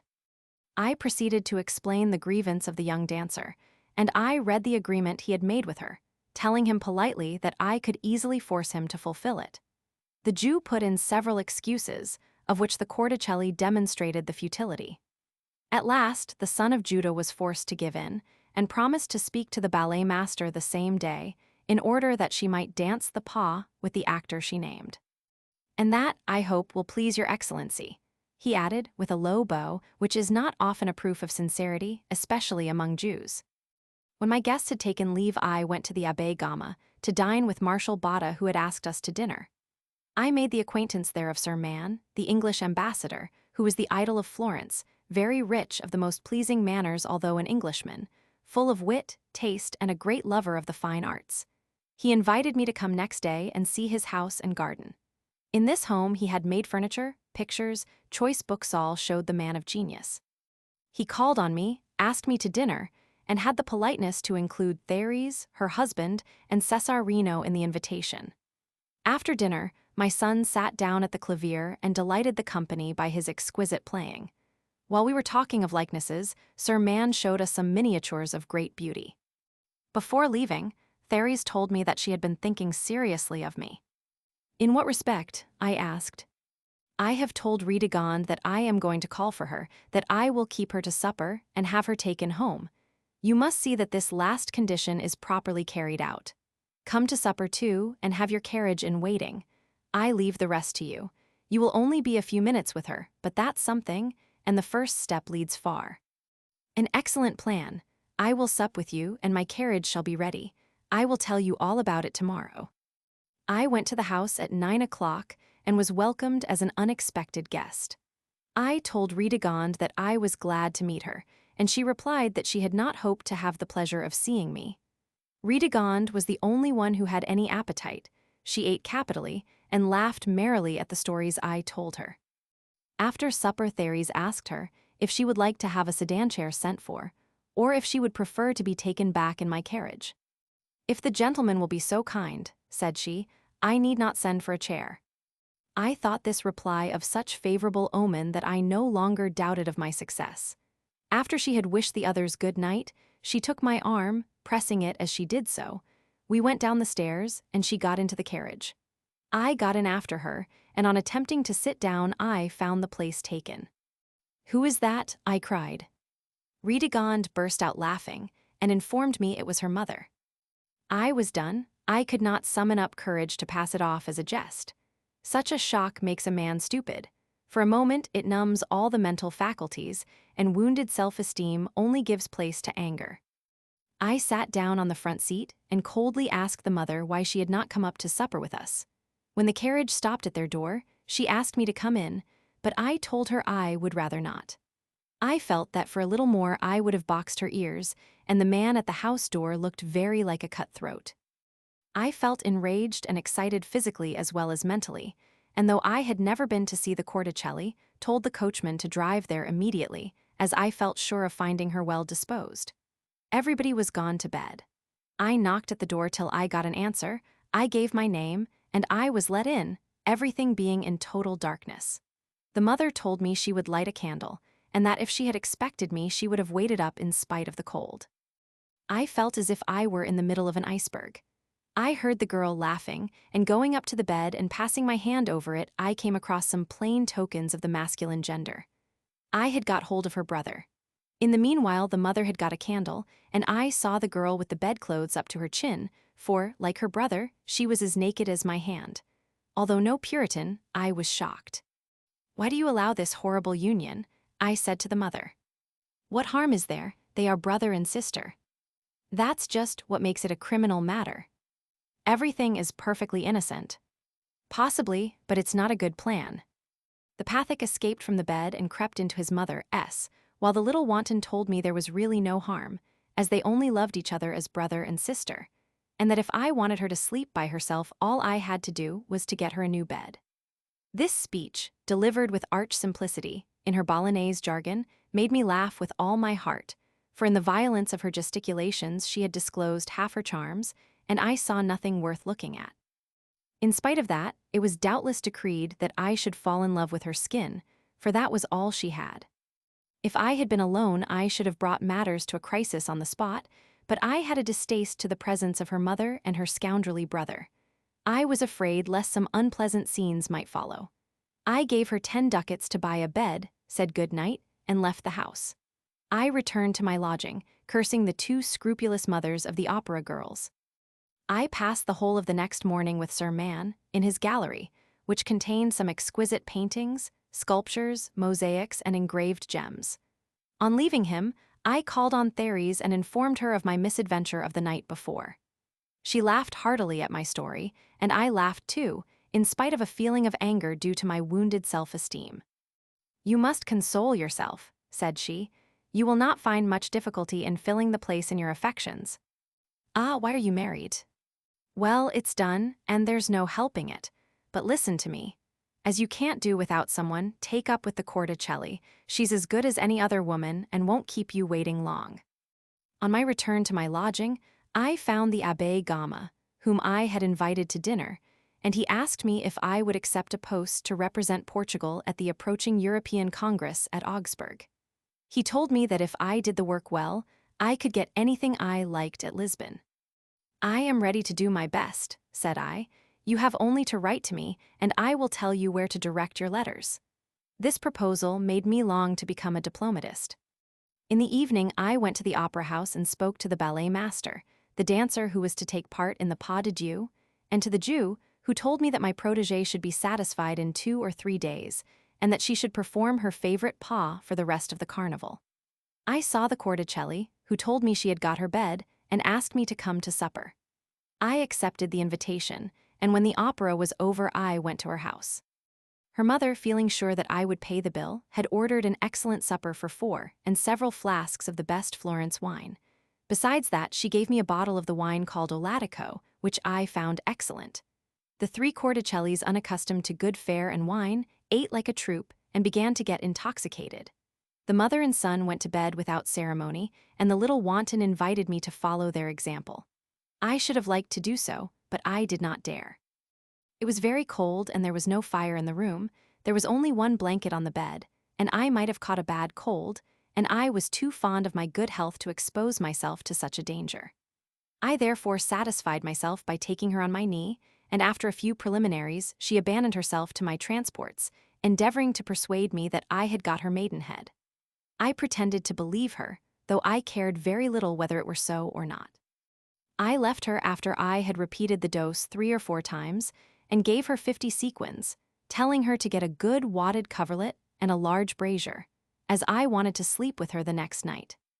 Next morning, I received an extremely interesting letter from Grenoble. M. de Valenglard informed me that the fair M. deal. Roman, feeling convinced that her horoscope would never come true unless she went to Paris, had gone to the capital with her aunt. Her destiny was a strange one. It depended on the liking I had taken to her and my aversion to marriage, for it lay in my power to have married the handsomest woman in France, and in that case, it is not likely that she would have become the mistress of Louis Roman XV. What strange whim could have made me indicate in her horoscope the necessity of her journeying to Paris? For even if there were such a science as astrology, I was no astrologer. In fine, her destiny depended on my absurd fancy. And in history, what a number of extraordinary events would never have happened if they had not been predicted. In the evening, I went to the theater and found my Corticelli clad in a pretty cloak, while the other girls looked at me contemptuously, for they were enraged at the place being taken, while the proud favorite caressed me with an air of triumph which became her to admiration. In the evening, I found a good supper awaiting me, a large brazier on the hearth, and a warm coverlet on the bed. The mother showed me all the things her daughter had bought, and complained that she had not got any clothes for her brother. I made her happy by giving her a few louis. When I went to bed, I did not find my mistress in any amorous transports, but in a wanton and merry mood. She made me laugh, and as she let me do as I liked, I was satisfied. I gave her a watch when I left her, and promised to sup with her on the following night. She was to have danced the pas de deux, and I went to see her do it, but to my astonishment she only danced with the other girls. When I went to supper, I found her in despair. She wept and said that I must avenge her on the Jew, who had excused himself by putting the fault on somebody else, but that he was a liar. I promised everything to quiet her, and after spending several hours in her company, I returned home, determined to give the Jew a bad quarter of an hour. Next morning, I sent Costa to ask him to call on me, but the rascal sent back word that he was not coming, and if the Corticelli did not like his theater, she might try another. I was indignant, but I knew that I must dissemble, so I only laughed. Nevertheless, I had pronounced his doom, for an Italian never forgets to avenge himself on his enemy. He knows it is the pleasure of the gods. As soon as Costa had left the room, I called Leduc and told him the story, saying that if I did not take vengeance, I should be dishonored, and that it was only he who could procure the scoundrel a good thrashing for daring to insult me. But you know, Leduc, the affair must be kept secret. I only want 24 hours to give you an answer. I knew what he meant, and I was satisfied. Next morning, Leduc told me he had spent the previous day in learning the Jew's abode and habits, without asking anybody any questions. Today I will not let him go out of my sight. I shall find out at what hour he returns home, and tomorrow you shall know the results. Be discreet, said I, and don't let anybody into your plans. Not I. Next day, he told me that if the Jew came home at the same time and by the same way as before, he would have a thrashing before he got to bed. Whom have you chosen for this expedition? Myself. These affairs ought to be kept secret, and a secret oughtn't to be known to more than 2 people. I am sure that everything will turn out well, but when you are satisfied that the ass's hide has been well tanned, will there be anything to be picked up? 25 sequins. That will do nicely. When I have done the trick, I shall put on my great coat again and return by the back door. If necessary, Costa himself will be able to swear that I did not leave the house, and that therefore I cannot have committed the assault. However, I shall put my pistols in my pocket in case of accidents, and if anybody tries to arrest me, I shall know how to defend myself. Next morning, he came coolly into my room while Costa was putting on my dressing gown, and when we were alone, he said, "The thing's done. Instead of the Jew's running away when he received the first blow, he threw himself onto the ground. Then I tanned his skin for him nicely, but on hearing some people coming up, I ran off. I don't know whether I did for him, but I gave him 2 sturdy blows on the head. I should be sorry if he were killed, as then he could not see about the dance." This jest did not arouse my mirth. The matter promised to be too serious. Therese had asked me to dine with the Abbé Gama and M. Sassy, a worthy man, if one may prostitute the name of man to describe a being whom cruelty has separated from the rest of humanity. He was the first castrato of the opera. Of course, the Jew's mishap was discussed. "I am sorry for him," said I, "though he is a rascally fellow." "I am not at all sorry for him myself," said Sassy. "He's a knave." "I dare say that everybody will be putting down his wooden baptism to my account." "No," said the abbé. "People say that Casanova did the deed for good reasons of his own." "It will be difficult to pitch on the right man," I answered. "The rascal has pushed so many worthy people to extremities that he must have a great many thrashings owing him." The conversation then passed to other topics, and we had a very pleasant dinner. In a few days the Jew left his bed with a large plaster on his nose, and although I was generally regarded as the author of his misfortune, the matter was gradually allowed to drop, as there were only vague suspicions to go upon. But the Corticelli, in an ecstasy of joy, was stupid enough to talk as if she were sure it was I who had avenged her, and she got into a rage when I would not admit the deed. But, as may be guessed, I was not foolish enough to do so, as her imprudence might have been a hanging matter for me. I was well enough amused at Florence, and had no thoughts of leaving, when one day Vanini gave me a letter which someone had left for me. I opened it in his presence, and found it contained a bill of exchange for 200 Florentine crowns on Sasso Sassi. Vanini looked at it and told me it was a good one. I went into my room to read the letter, and I was astonished to find it signed Charles Ivanov. He dated it from Pistia, and told me that in his poverty and misfortune he had appealed to an Englishman who was leaving Florence for Lucca, and had generously given him a bill of exchange for 200 crowns, which he had written in his presence. It was made payable to bearer. "I daren't cash it in Florence," said he, "as I am afraid of being arrested for my unfortunate affair at Genoa. I entreat you, then, to have pity on me, to get the bill cashed, and to bring me the money here, that I may pay my landlord and go." It looked like a very simple matter, but I might get into trouble, for the note might be forged, and even if it were not, I should be declaring myself a friend or a correspondent, at all events, of a man who had been posted. In this dilemma, I took the part of taking the bill of exchange to him in person. I went to the posting establishment, hired 2 horses, and drove to Pistia. The landlord himself took me to the rascal's room and left me alone with him. I did not stay more than 3 minutes, and all I said was that as Sassy knew me, I did not wish him to think that there was any kind of connection between us. "I advise you," I said, "to give the bill to your landlord, who will cash it at Sassy's and bring you your change." "I will follow your advice," he said, and I therewith returned to Florence. I thought no more of it, but in 2 days' time I received a visit from Sassy and the landlord of the inn at Pistia. The banker showed me the bill of exchange, and said that the person who had given it me had deceived me, as it was not in the writing of the Englishman whose name it bore, and that even if it were, the Englishman, not having any money with Sassy, could not draw a bill of exchange. "The innkeeper here," said he, "discounted the bill, the Russian has gone off, and when I told him that it was a forgery, he said that he knew Charles Ivanov had it of you, and that thus he had made no difficulty in cashing it. But now he wants you to return him 200 crowns. Then he will be disappointed." I told all the circumstances of the affair to Sassy. I showed him the rascal's letter. I made Dr. Vanini, who had given it me, come up, and he said he was ready to swear that he had seen me take the bill of exchange out of the letter, that he had examined it, and had thought it good. On this, the banker told the innkeeper that he had no business to ask me to pay him the money, but he persisted in his demand, and dared to say that I was an accomplice of the Russians. In my indignation, I ran for my cane, but the banker held me by the arm, and the impertinent fellow made his escape without a thrashing. "You had a right to be angry," said Sassy, "but you must not take any notice of what the poor fellow says in his blind rage." He shook me by the hand and went out. Next day the chief of police, called the auditor at Florence, sent me a note begging me to call on him. There was no room for hesitation, for as a stranger I felt that I might look on this invitation as an intimation.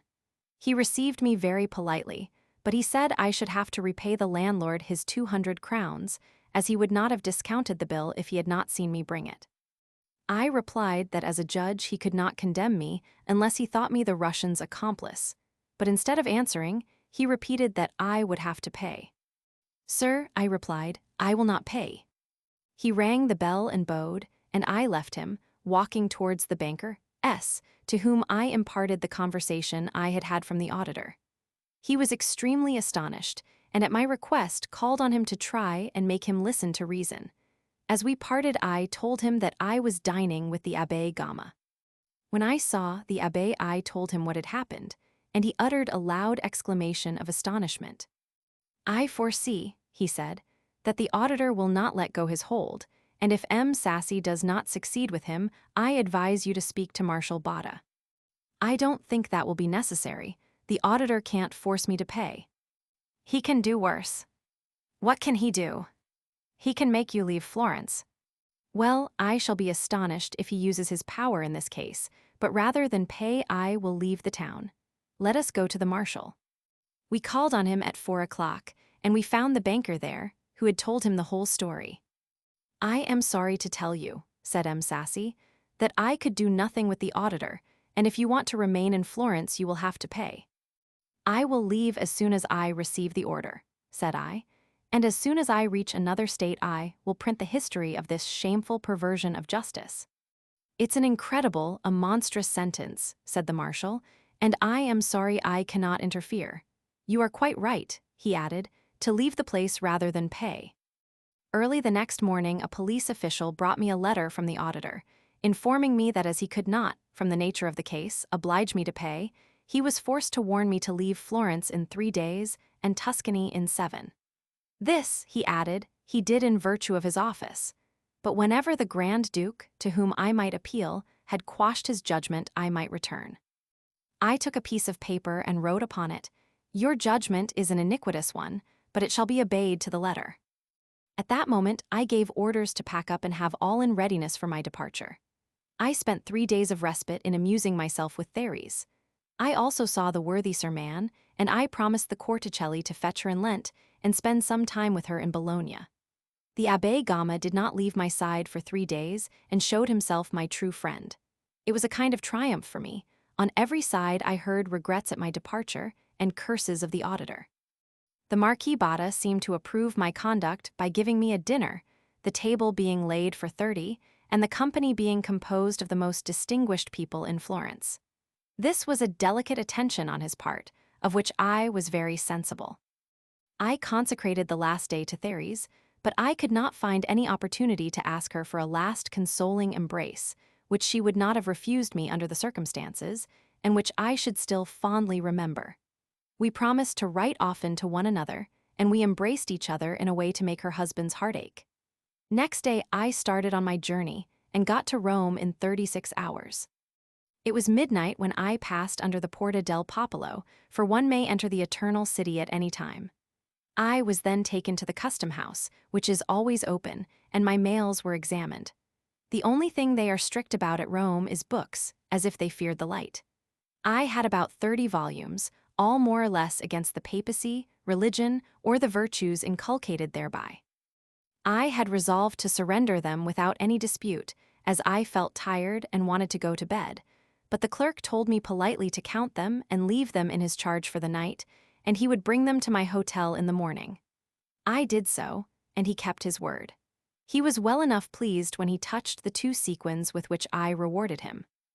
I put up at the Ville de Paris in the Piazza di Spagna. It is the best inn in the town.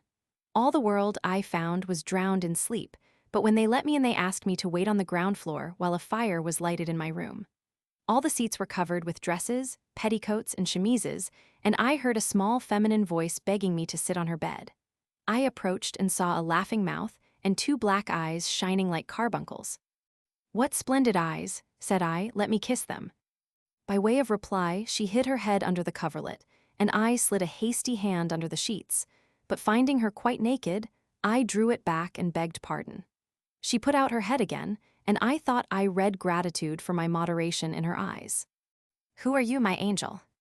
"I am Therese, the innkeeper's daughter, and this is my sister." There was another girl beside her, whom I had not seen, as her head was under the bolster. "How old are you?" "Nearly 17. I hope I shall see you in my room tomorrow morning." "Have you any ladies with you?" "No." That's a pity, as we never go to the gentlemen's rooms. Lower the coverlet a little, I can't hear what you say. It's too cold. Dear Therese, your eyes make me feel as if I were in flames. She put back her head at this, and I grew daring, and after sundry experiments, I was more than ever charmed with her. I caressed her in a somewhat lively manner and drew back my hand, again apologizing for my daring, and when she let me see her face, I thought I saw delight rather than anger in her eyes and on her cheeks, and I felt hopeful with regard to her. I was just going to begin again, for I felt on fire, when a handsome chambermaid came to tell me that my room was ready and my fire lighted. Farewell till tomorrow, said I to Therese, but she only answered by turning on her side to go to sleep. I went to bed after ordering dinner for 1 o'clock, and I slept till noon, dreaming of Therese. When I woke up, Costa told me that he had found out where my brother lived and had left a note at the house. This was my brother Jean, then about 30, and a pupil of the famous Raphael Mengs. This painter was then deprived of his pension on account of a war which obliged the King of Poland to live at Warsaw, as the Prussians occupied the whole electorate of Saxe.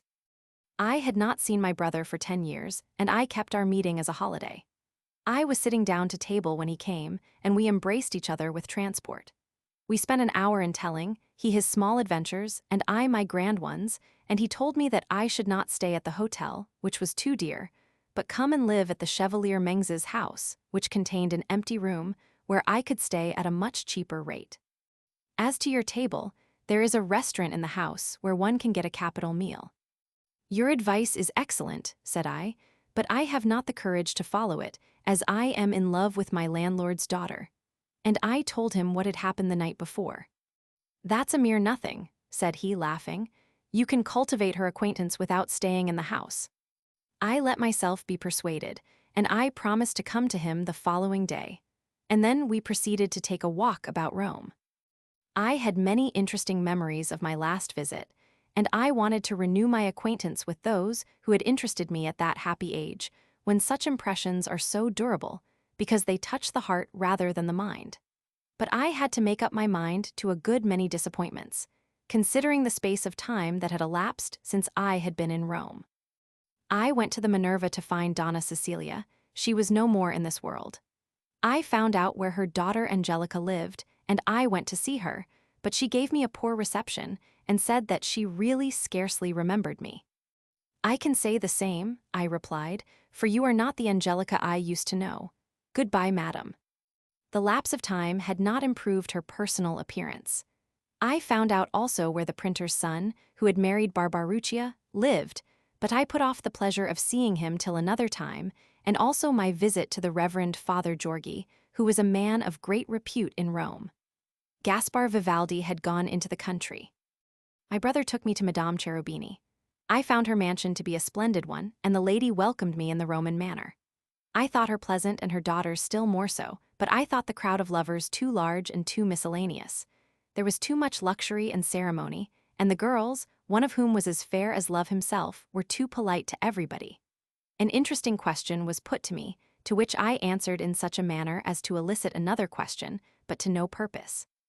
I saw that the rank of my brother who had introduced me prevented my being thought a person of any consequence, and on hearing an abbé say, "He's Casanova's brother," I turned to him and said, "That's not correct, you should say Casanova's my brother. That comes to the same thing." "Not at all, my dear abbé."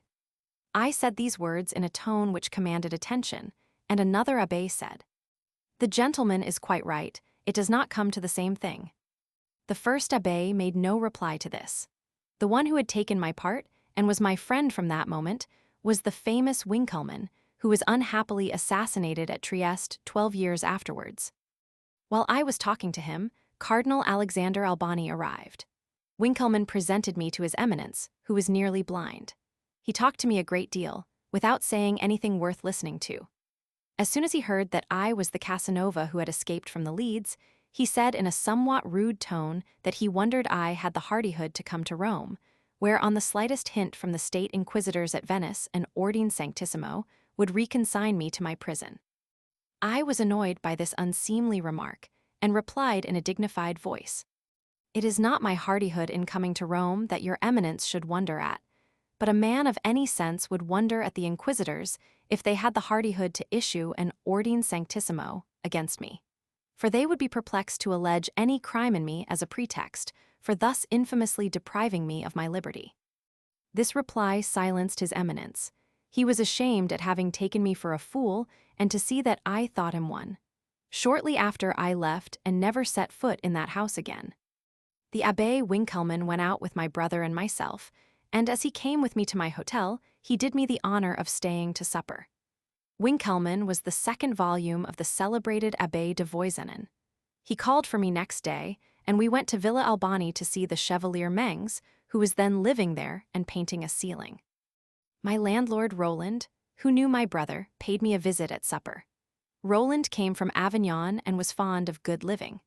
I told him I was sorry to be leaving him to stay with my brother, because I had fallen in love with his daughter Therese, although I had only spoken to her for a few minutes and had only seen her head. You saw her in bed, I will bet.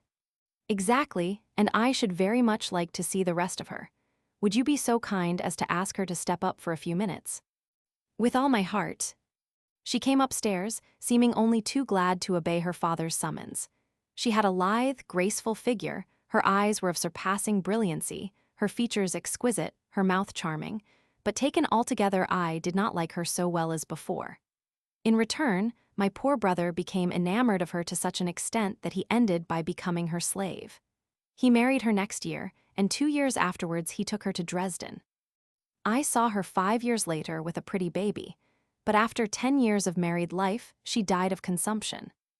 I found Mengs at the Villa Albani.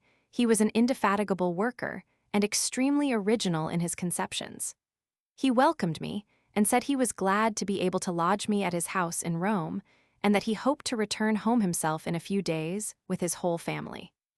I was astonished with the Villa Albani. It had been built by Cardinal Alexander and had been wholly constructed from antique materials to satisfy the cardinal's love for classic art. Not only the statues and the vases, but the columns, the pedestals, in fact, everything was Greek. He was a Greek himself and had a perfect knowledge of antique work and had contrived to spend comparatively little money compared with the masterpiece he had produced. If a sovereign monarch had had a villa like the cardinal's built, it would have cost him 50 million francs, but the cardinal made a much cheaper bargain. As he could not get any ancient ceilings, he was obliged to have them painted, and Mengs was undoubtedly the greatest and the most laborious painter of his age. It is a great pity that death carried him off in the midst of his career, as otherwise he would have enriched the stores of art with numerous masterpieces. My brother never did anything to justify his title of pupil of this great artist.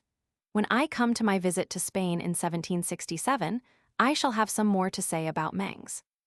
As soon as I was settled with my brother, I hired a carriage, a coachman, and a footman, whom I put into fancy livery, and I called on Monsignor Cornaro, auditor of the Rota, with the intention of making my way into good society, but fearing lest he as a Venetian might get compromised, he introduced me to Cardinal Passionné, who spoke of me to the sovereign pontiff.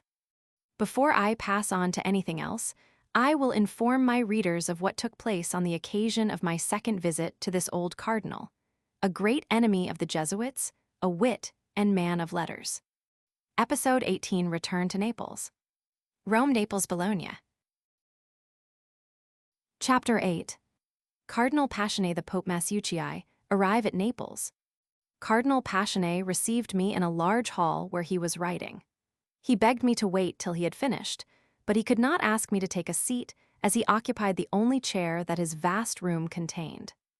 When he had put down his pen, he rose, came to me, and after informing me that he would tell the Holy Father of my visit, he added, "My brother Cornaro might have made a better choice, as he knows the Pope does not like me. He thought it better to choose the man who is esteemed than the man who is merely liked. I don't know whether the Pope esteems me, but I am sure he knows I don't esteem him. I both liked and esteemed him before he was Pope, and I concurred in his election, but since he has worn the tiara, it's a different matter. He has shewn himself too much of a Cogliani. The conclave ought to have chosen your eminence. No, I'm a Rutan branch reformer, and my hand would not have been stayed for fear of the vengeance of the guilty, and God alone knows what would have come of that. The only cardinal fit to be pope was Tamburini, but it can't be helped now. I hear people coming. Goodbye, come again tomorrow. What a delightful thing to have heard a cardinal call the pope a fool and name Tamburini as a fit person. I did not lose a moment in noting this pleasant circumstance down. It was too precious a morsel to let slip. But who was Tamburini? I had never heard of him.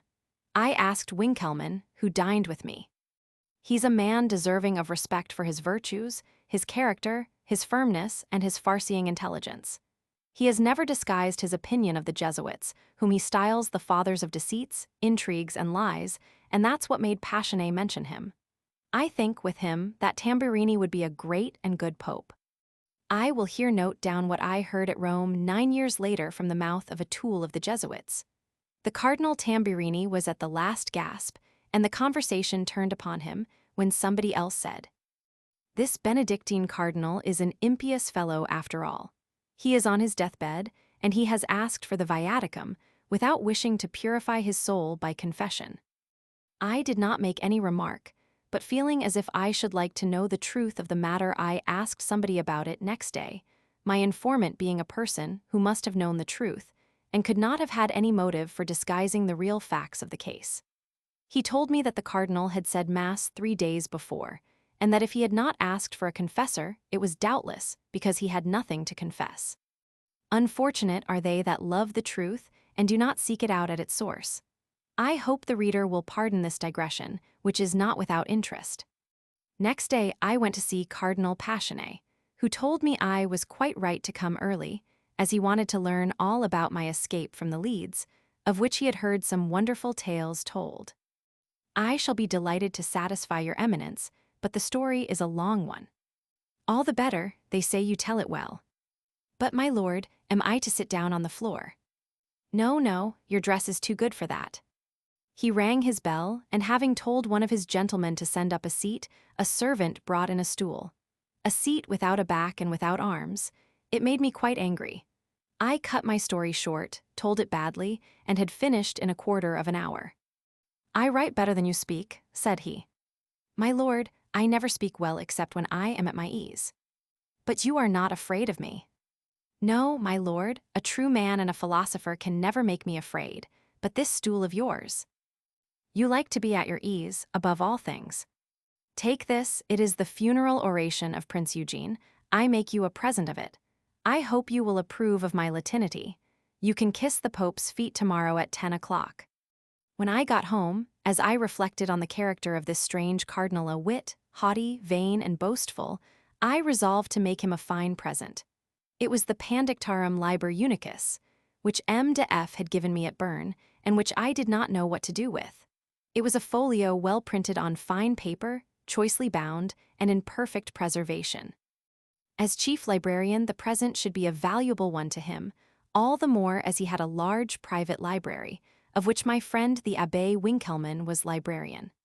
I therefore wrote a short Latin letter, which I enclosed in another to Winkelmann, whom I begged to present my offering to his eminence. I thought it was as valuable as his funeral oration at any rate, and I hoped that he would give me a more comfortable chair for the future. Next morning, at the time appointed, I went to Monte Cavallo, which ought to be called Monte Cavalli, as it gets its name from 2 fine statues of horses standing on a pedestal in the midst of the square, where the Holy Father's palace is situated. I had no real need of being presented to the Pope by anyone, as any Christian is at liberty to go in when he sees the door open.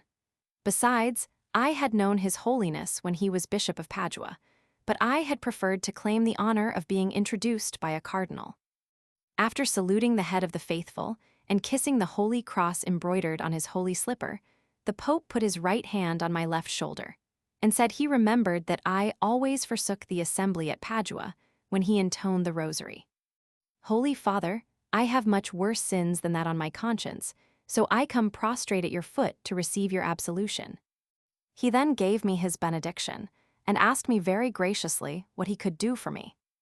"I beg your Holiness to plead for me, that I may be able to return to Venice. We will speak of it to the ambassador, and then we will speak again to you on the matter." "Do you often go and see Cardinal Passionné?" "I have been 3 times. He gave me his funeral oration on Prince Eugene, and in return I sent him the Pandects. Has he accepted them? I think so, Holy Father. If he has, he will send Winkelmann to pay you for them. That would be treating me like a bookseller. I will not receive any payment. Then he will return the volume of the Pandects. We are sure of it, he always does so. If His Eminence returns me the Pandects, I will return him his funeral oration. At this the Pope laughed till his sides shook. We shall be pleased to hear the end of the story, without anyone being informed of our innocent curiosity. With these words, a long benediction delivered with much unction informed me that my audience was at an end. As I was leaving His Holiness's palace, I was accosted by an old abbé, who asked me respectfully if I were not the M. Casanova who had escaped from the Leads. Yes, said I am the man. Heaven be praised, worthy sir, that I see you again in such good estate. But whom have I the honor of addressing? Don't you recollect me? I am Momolo, formerly gondolier at Venice. Have you entered holy orders, then? Not at all, but here everyone wears the cassock. I am the first scopetter, sweeper of His Holiness the Pope. I congratulate you on your appointment, but you mustn't mind me laughing. Laugh as much as you like. My wife and daughters laugh when I put on the cassock and bands, and I laugh myself, but here the dress gains one respect. Come and see us. Where do you live? Behind the Trinity of Monte. Here's my address. I will come tonight. I went home delighted with this meeting, and determined to enjoy the evening with my Venetian boatman. I got my brother to come with me, and I told him how the Pope had received me. The Abbé Winkelmann came in the afternoon and informed me that I was fortunate enough to be high in favor with his cardinal, and that the book one had sent him was very valuable. It was a rare work, and in much better condition than the Vatican copy. I am commissioned to pay you for it. I have told His Eminence that it was a present. He never accepts books as presents, and he wants yours for his own library. And as he is librarian of the Vatican Library, he is afraid lest people might say unpleasant things. That's very well, but I am not a bookseller, and as this book only cost me the trouble of accepting it, I am determined only to sell it at the same price. Pray ask the Cardinal to honor me by accepting it. He is sure to send it back to you. He can if he likes, but I will send back his funeral oration, as I am not going to be under an obligation to anyone who refuses to take a present from me. Next morning, the eccentric cardinal returned me my Pandects, and I immediately returned his funeral oration, with a letter in which I pronounced it a masterpiece of composition, though I barely glanced over it in reality. My brother told me I was wrong, but I did not trouble what he said, not caring to guide myself by his rulings. In the evening, my brother and I went to the Scopetter Santissimo, who was expecting me and had announced me to his family as a prodigy of a man. I introduced my brother and proceeded to a close scrutiny of the family. I saw an elderly woman, 4 girls, of whom the eldest was 24, 2 small boys, and above all universal ugliness. It was not inviting for a man of voluptuous tastes, but I was there, and the best thing was to put a good face on it, so I stayed and enjoyed myself.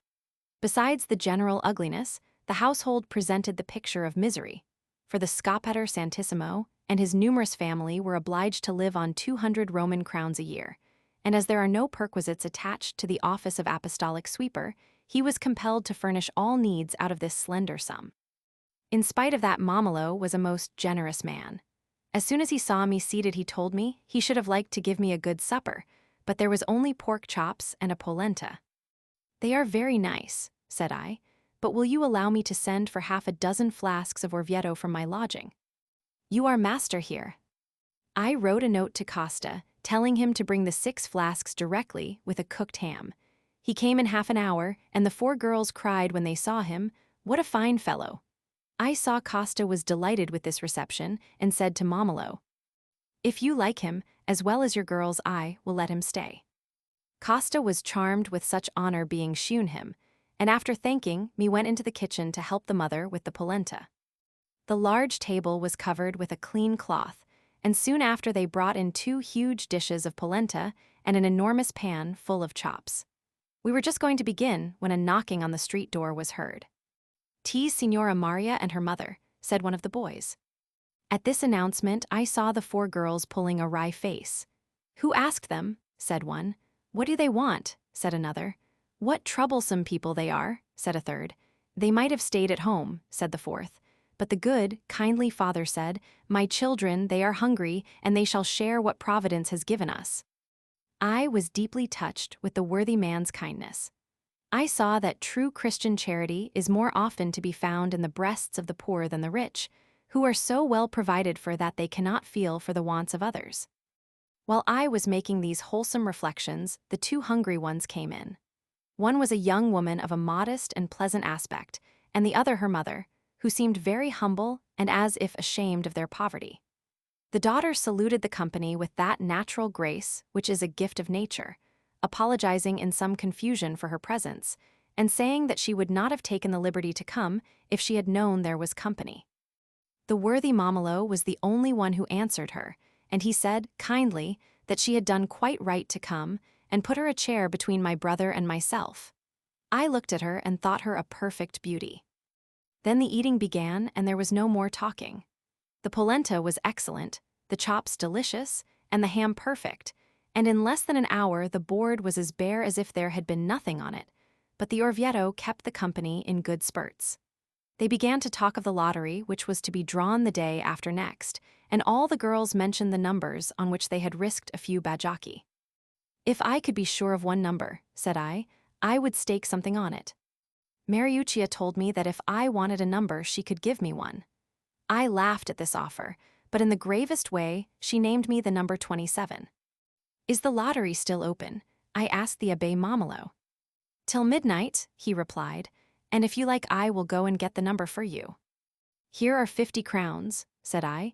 "Put 25 crowns on 27 this for these 5 young ladies, and the other 25 on 27 coming out the 5th number, and this I will keep for myself." He went out directly and returned with the 2 tickets. My pretty neighbor thanked me and said she was sure of winning, but that she did not think I should succeed, as it was not probable that 27 would come out 5th. "I am sure of it," I answered, "for you are the 5th young lady I saw in this house." This made everybody laugh. Momolo's wife told me I would have done much better if I had given the money to the poor, but her husband told her to be quiet, as she did not know my intent. My brother laughed and told me I had done a foolish thing. "I do, sometimes," said I, "but we shall see how it turns out, and when one plays one is obliged either to win or lose." I managed to squeeze my fair neighbor's hand, and she returned the pressure with all her strength. From that time, I knew that my fate with Mariuccia was sealed. I left them at midnight, begging the worthy Momolo to ask me again in 2 days' time, that we might rejoice together over our gains. On our way home, my brother said I had either become as rich as Croesus or had gone mad. I told him that both suppositions were incorrect, but that Mariuccia was as handsome as an angel, and he agreed.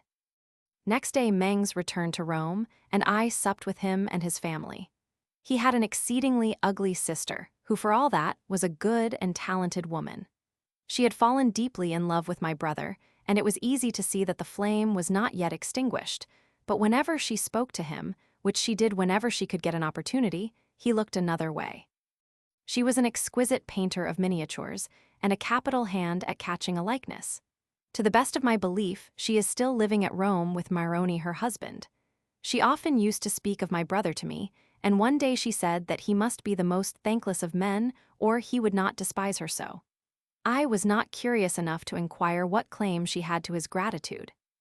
Mengs's wife was a good and pretty woman, attentive to her household duties and very submissive to her husband, though she could not have loved him, for he was anything but amiable. He was obstinate and fierce in his manner, and when he dined at home, he made a point of not leaving the table before he was drunk. Out of his own house, he was temperate to the extent of not drinking anything but water. His wife carried her obedience so far as to serve as his model for all the nude figures he painted. I spoke to her one day about this unpleasant obligation, and she said that her confessor had charged her to fulfill it. "For," said he, "if your husband has another woman for a model, he will be sure to enjoy her before painting her, and that sin would be laid to your charge." After supper, Winckelmann, who was as far gone as all the other male guests, played with Mengs's children. There was nothing of the pedant about this philosopher. He loved children and young people, and his cheerful disposition made him delight in all kinds of enjoyment. Next day, as I was going to pay my court to the Pope, I saw Momolo in the first antechamber, and I took care to remind him of the polenta for the evening. As soon as the Pope saw me, he said, "The Venetian ambassador has informed us that if you wish to return to your native land, you must go and present yourself before the secretary of the tribunal." "Most Holy Father, I am quite ready to take this step, if your holiness will grant me a letter of commendation written with your own hand. Without this powerful protection, I should never dream of exposing myself to the risk of being again shut up in a place from which I escaped by a miracle and the help of the Almighty. You are gaily dressed. You do not look as if you were going to church." "True, Most Holy Father, but neither am I going to a ball." "We have heard all about the presents being sent back. Confess that you did so to gratify your pride." "Yes, but also to lower a pride greater than mine." The Pope smiled at this reply, and I knelt down and begged him to permit me to present the volume of Pandects to the Vatican Library. By way of reply, he gave me his blessing, which signifies, in papal language, "Rise, your request is granted." "We will send you," said he, "a mark of our singular affection for you without your having to pay any fees." A second blessing bid me begone. I have often felt what a good thing it would be if this kind of dismissal could be employed in general society to send away importunate petitioners, to whom one does not dare say, "Begone." I was extremely curious to know what the Pope had meant by "a mark of our singular affection." I was afraid that it would be a blessed rosary, with which I should not have known what to do. When I got home, I sent the book by Costa to the Vatican, and then I went to dine with Mengs. While we were eating the soup, the winning numbers from the lottery were brought in. My brother glanced at them and looked at me with astonishment. I was not thinking of the subject at that moment, and his gaze surprised me. 27, he cried, came out fifth. "All the better," said I, "we shall have some amusement out of it." I told the story to Mengs, who said, "It's a lucky folly for you this time, but it always is a folly." He was quite right, and I told him that I agreed with him. But I added that to make a worthy use of the 1,500 Roman crowns which fortune had given me, I should go and spend 15 days at Naples. "I will come too," said the Abbé Alphony. "I will pass for your secretary." "With all my heart," I answered, "I shall keep you to your word." I asked Winkelmann to come and eat polenta with the Scopater Santissimo, and told my brother to show him the way, and I then called on the Marquis Belloni, my banker, to look into my accounts, and to get a letter of credit on the firm at Naples, who were his agents. I still had 200,000 francs. I had jewelry worth 30,000 francs and 50,000 florins at Amsterdam. I got to Momolo, in the dusk of the evening, and I found Winkelmann and my brother already there. But instead of mirth reigning round the board, I saw sad faces on all sides. "What's the matter with the girls?" I asked Momolo. "They are vexed that you did not stake for them in the same way as you did for yourself." People are never satisfied. If I had staked for them as I did for myself, and the number had come out first instead of fifth, they would have got nothing, and they would have been vexed then. 2 days ago they had nothing, and now that they have 27 pounds apiece they ought to be contented. That's just what I tell them, but all women are the same. And men too, dear countrymen, unless they are philosophers. Gold does not spell happiness, and mirth can only be found in hearts devoid of care. Let us say no more about it, but be happy. Costa placed a basket containing 10 packets of sweets upon the table. "I will distribute them," said I, "when everybody is here." On this, Momolo's second daughter told me that Mariuccia and her mother were not coming, but that they would send them the sweets. "Why are they not coming?" "They had a quarrel yesterday," said the father, "and Mariuccia, who was in the right, went away saying that she would never come here again."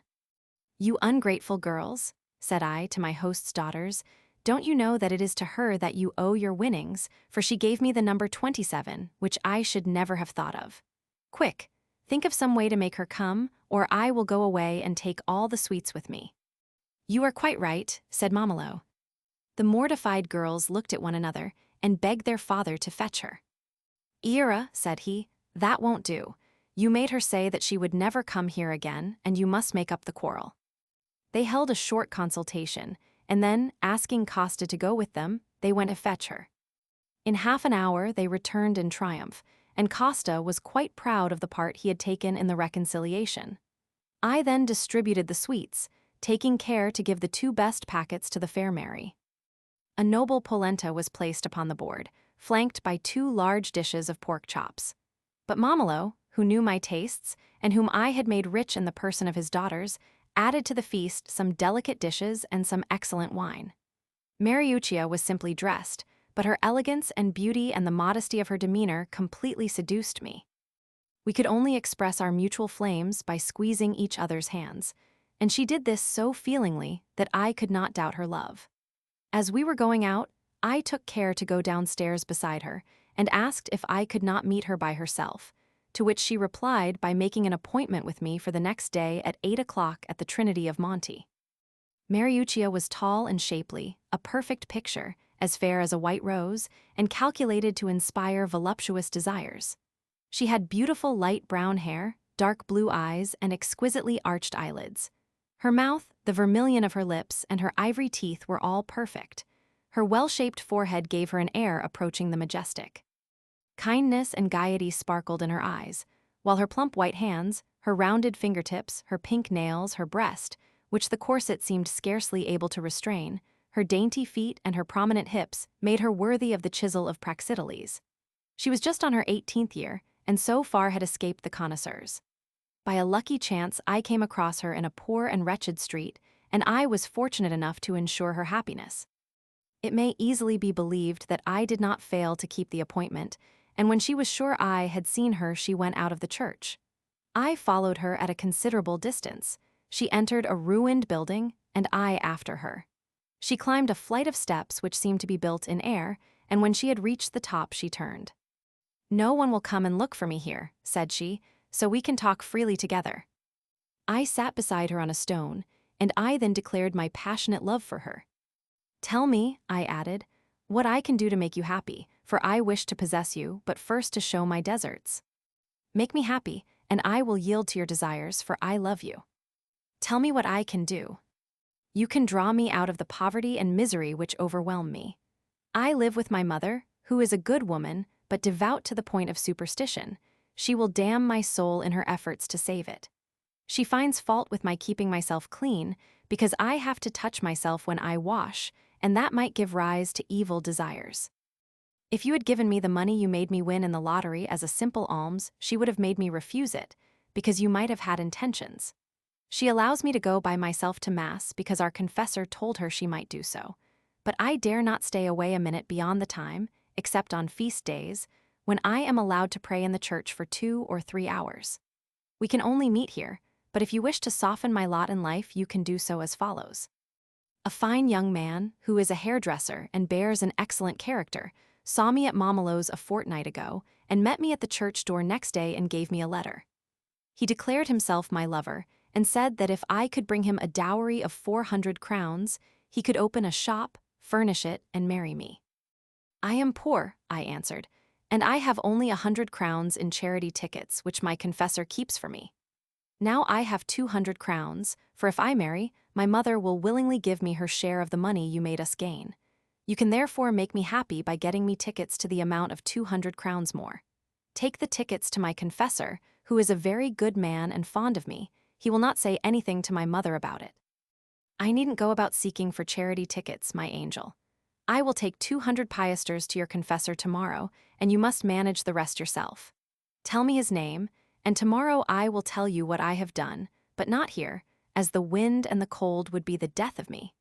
You can leave me to find out a room where we shall be at our ease, and without any danger of people suspecting that we have spent an hour together. I will meet you at the church tomorrow at the same hour, and when you see me, follow me." Mariuccia told me her confessor's name, and allowed me all the caresses possible in our uncomfortable position. The kisses she gave me in return for mine left no doubt in my mind as to her love for me. As 9 o'clock struck I left her, perishing with cold, but burning with desire, my only thought being where to find a room in which I might possess myself of the treasure the next day. On leaving the ruined palace, instead of returning to the Piazza di Spagna, I turned to the left and passed along a narrow and dirty street only inhabited by people of the lowest sort. As I slowly walked along, a woman came out of her house and asked me politely if I were looking for anybody. "I am looking for a room to let." "There are none here, sir, but you will find 100 in the square." "I know it, but I want the room to be here, not for the sake of the expense, but that I may be sure of being able to spend an hour or so of a morning with a person in whom I am interested. I am ready to pay anything." "I understand what you mean, and you should have a room in my house if I had one to spare, but a neighbor of mine has one on the ground floor, and if you will wait a moment, I will go and speak to her." "You will oblige me very much." "Kindly step in here." I entered a poor room, where all seemed wretchedness, and I saw 2 children doing their lessons. Soon after, the good woman came back and asked me to follow her. I took several pieces of money from my pocket and put them down on the only table which this poor place contained. I must have seemed very generous, for the poor mother came and kissed my hand with the utmost gratitude. So pleasant is it to do good, that now when I have nothing left, the remembrance of the happiness I have given to others at small cost is almost the only pleasure I enjoy. I went to a neighboring house where a woman received me in an empty room, which she told me she would let cheaply if I would pay 3 months in advance and bring in my own furniture. "What do you ask for the 3 months' rent?" 3 Roman crowns. "If you will see to the furnishing of the room, this very day I will give you 12 crowns. 12 crowns, what furniture do you want?" "A good clean bed, a small table covered with a clean cloth, 4 good chairs, and a large brazier with plenty of fire in it, for I am nearly perishing of cold here. I shall only come occasionally in the morning, and I shall leave by noon at the latest. Come at 3 o'clock then today, and you will find everything to your satisfaction." From there I went to the confessor. He was a French monk, about 60, a fine and benevolent-looking man who won one's respect and confidence. "Reverend Father," I began, "I saw at the house of Abbé Momolo, Scopter Santissimo, a young girl named Mary, whose confessor you are. I fell in love with her and offered her money to try and seduce her. She replied that instead of trying to lead her into sin, I would do better to get her some charity tickets that she might be able to marry a young man who loved her and would make her happy. I was touched by what she said, but my passion still remained. I spoke to her again and said that I would give her 200 crowns for nothing, and that her mother should keep them. "That would be my ruin," said she. "My mother would think the money was the price of sin and would not accept it. If you are really going to be so generous, take the money to my confessor and ask him to do what he can for my marriage.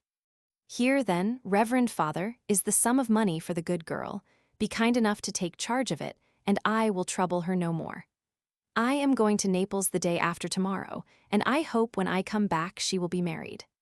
The good confessor took the 100 sequins and gave me a receipt, telling me that in interesting myself on behalf of Mariuccia I was making happy a most pure and innocent dove, whom he had confessed since she was 5 years old, and that he had often told her that she might communicate without making her confession, because he knew she was incapable of mortal sin.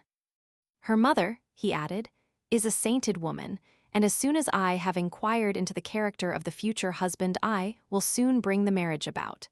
No one shall ever know from whom this generous gift comes." After putting this matter in order, I dined with the Chevalier Mengs, and I willingly consented to go with the whole family to the Liberty Theatre that evening. I did not forget, however, to go and inspect the room I had taken. I found all my orders executed, and I gave 12 crowns to the landlady and took the key, telling her to light the fire at 7 every morning. So impatient did I feel for the next day to come that I thought the opera detestable, and the night for me was a sleepless one. Next morning I went to the church before the time, and when Mariuccia came, feeling sure that she had seen me, I went out.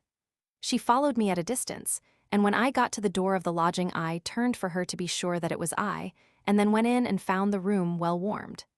Soon after Mariuccia came in, looking timid, confused, and as if she were doubtful of the path she was treading. I clasped her to my arms and reassured her by my tender embraces, and her courage rose when I showed her the confessor's receipt and told her that the worthy man had promised to care for her marriage. She kissed my hand in a transport of delight, assuring me that she would never forget my kindness. Then, as I urged her to make me a happy man, she said, "We have 3 hours before us," as I told my mother I was going to give thanks to God for having made me a winner in the lottery.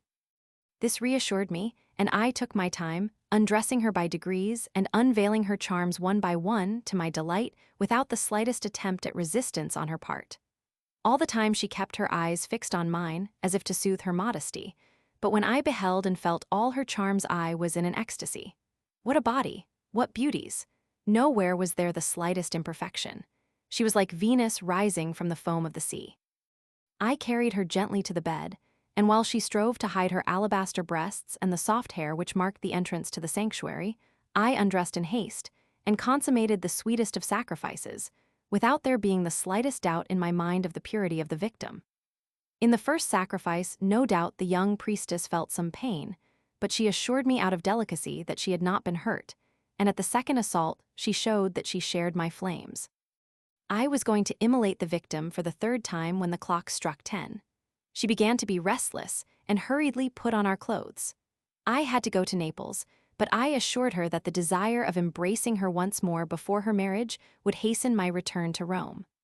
I promised to take another 100 crowns to her confessor, advising her to spend the money she had won in the lottery on her trousseau. "I shall be at Manolo S tonight, dearest, and you must come too. But we must appear indifferent to each other, though our hearts be full of joy, lest those malicious girls suspect our mutual understanding." "It is all the more necessary to be cautious," she replied, "as I have noticed that they suspect that we love each other." Before we parted, she thanked me for what I had done for her, and begged me to believe that, her poverty notwithstanding, she had given herself for love alone. I was the last to leave the house, and I told my landlady that I should be away for 10 or 12 days. I then went to the confessor to give him the 100 crowns I had promised my mistress. When the good old Frenchman heard that I had made this fresh sacrifice that Mariuccia might be able to spend her lottery winnings on her clothes, he told me that he would call on the mother that very day and urge her to consent to her daughter's marriage, and also learn where the young man lived. On my return from Naples, I heard that he had faithfully carried out his promise. I was sitting at table with Mengs when a chamberlain of the Holy Father called. When he came in, he asked M. Mengs if I lived there, and on that gentleman pointing me out, he gave me, from his holy master, the cross of the Order of the Golden Spur with the diploma, and a patent under the pontifical seal, which, in my quality as Doctor of Laws, made me a Prothonotary Apostolic extra urbum. I felt that I had been highly honored, and told the bearer that I would go and thank my new sovereign and ask his blessing the next day. The Chevalier Mengs embraced me as a brother, but I had the advantage over him in not being obliged to pay anything, whereas the great artist had to disburse 25 Roman crowns to have his diploma made out. There is a saying at Rome, "Sine effusion sanguinis non fit remissio," which may be interpreted, "nothing without money." And as a matter of fact, one can do anything with money in the Holy City. Feeling highly flattered at the favor the Holy Father had shewn me, I put on the cross which depended from a broad red ribbon, red being the color worn by the Knights of St. John of the Lateran, the Companions of the Palace, Comites Palatini, or Count Palatins. About the same time, poor Cahusac, author of the opera of Zoroaster, went mad for joy on the receipt of the same order. I was not so bad as that, but I confess, to my shame, that I was so proud of my decoration that I asked Winkelmann whether I should be allowed to have the cross set with diamonds and rubies. He said I could if I liked, and if I wanted such a cross, he could get me one cheap. I was delighted, and bought it to make a show at Naples, but I had not the face to wear it in Rome. When I went to thank the Pope, I wore the cross in my buttonhole out of modesty. 5 years afterwards, when I was at Warsaw, Czartoryski, a Russian Prince Palatine, made me leave it off by saying, "What are you doing with that wretched bauble? It's a drug in the market, and no one but an impostor would wear it now." The popes knew this quite well, but they continued to give the cross to ambassadors while they also gave it to their valets de chambre. One has to wink at a good many things in Rome. In the evening, Momolo gave me a supper by way of celebrating my new dignity. I recouped him for the expense by holding a bank at Faro, at which I was dexterous enough to lose 40 crowns to the family, without having the slightest partiality to Mariuccia, who won like the rest. She found the opportunity to tell me that her confessor had called on her, that she had told him where her future husband lived, and that the worthy monk had obtained her mother's consent to the 100 crowns being spent on her trousseau. I noticed that Momolo's second daughter had taken a fancy to Costa, and I told Momolo that I was going to Naples, but that I would leave my man in Rome, and that if I found a marriage had been arranged on my return, I would gladly pay the expenses of the wedding. Costa liked the girl, but he did not marry her then for fear of my claiming the first fruits. He was a fool of a peculiar kind, though fools of all sorts are common enough. He married her a year later after robbing me, but I shall speak of that again. Next day, after I had breakfasted and duly embraced my brother, I set out in a nice carriage with the Abbé Alphony, Leduc preceding me on horseback, and I reached Naples at a time when everybody was in a state of excitement, because an eruption of Vesuvius seemed imminent. At the last stage, the innkeeper made me read the will of his father who had died during the eruption of 1754. He said that in the year 1761, God would overwhelm the sinful town of Naples, and the worthy host consequently advised me to return to Rome. Alphony took the thing seriously, and said that we should do well to be warned by so evident an indication of the will of God. The event was predicted, therefore it had to happen. Thus a good many people reason, but as I was not of the number, I proceeded on my way. Chapter 9. My short but happy stay at Naples, the Duke de Madelon, my daughter Donna, Lucrezia, my departure. I shall not, dear reader, attempt the impossible, however much I should like to describe the joy, the happiness, I may say the ecstasy, which I experienced in returning to Naples, of which I had such pleasant memories, and where, 18 years ago, I had made my first fortune in returning from Matero. As I had come there for the second time to keep a promise I had made to the Duke de Madelon to come and see him at Naples, I ought to have visited this nobleman at once. But foreseeing that from the time I did so, I should have little liberty left me, I began by inquiring after all my old friends. I walked out early in the morning and called on Belloni's agent. He cashed my letter of credit and gave me as many banknotes as I liked, promising that nobody should know that we did business together. From the bankers, I went to see Antonio Casanova, but they told me he lived near Salerno, on an estate he had bought which gave him the title of Marquis. I was vexed, but I had no right to expect to find Naples in the statu quo I left it. Polo was dead, and his son lived at St. Lucia with his wife and children. He was a boy when I saw him last, and though I should have much liked to see him again, I had no time to do so. It may be imagined that I did not forget the advocate, Caselli, husband of my dear Lucrezia, whom I had loved so well at Rome and Tivoli. I longed to see her face once more, and I thought of the joy with which we should recall old times that I could never forget. But Caselli had been dead for some years, and his widow lived at a distance of 20 miles from Naples. I resolved not to return to Rome without embracing her. As to Lelio Caraffa, he was still alive and residing at the Madelon Palace. I returned, feeling tired with my researches, dressed with care, and drove to the Madelon Palace, where they told me that the Duke was at table. I did not care for that, but had my name sent in, and the Duke came out and did me the honor of embracing me and thowing me, and then presented me to his wife, a daughter of the Duke de Bovino, and to the numerous company at table. I told him I had only come to Naples in fulfillment of the promise I had made him at Paris.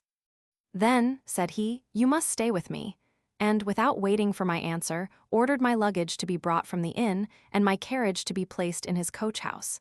I accepted his invitation. One of the guests, a fine-looking man, on hearing my name announced, said gaily, "If you bear my name, you must be one of my father's bastards." "No," said I directly, "one of your mother's." This repartee made everybody laugh, and the gentleman who had addressed me came and embraced me, not in the least offended. The joke was explained to me. His name was Casalnovo, not Casanova, and he was Duke and Lord of the fief of that name. "Did you know," said the Duke de Madelon, "that I had a son?" I was told so, but did not believe it, but now I must do penance for my incredulity, for I see before me an angel capable of working this miracle. The Duchess blushed, but did not reward my compliment with so much as a glance, but all the company applauded what I had said, as it was notorious that the Duke had been impotent before his marriage.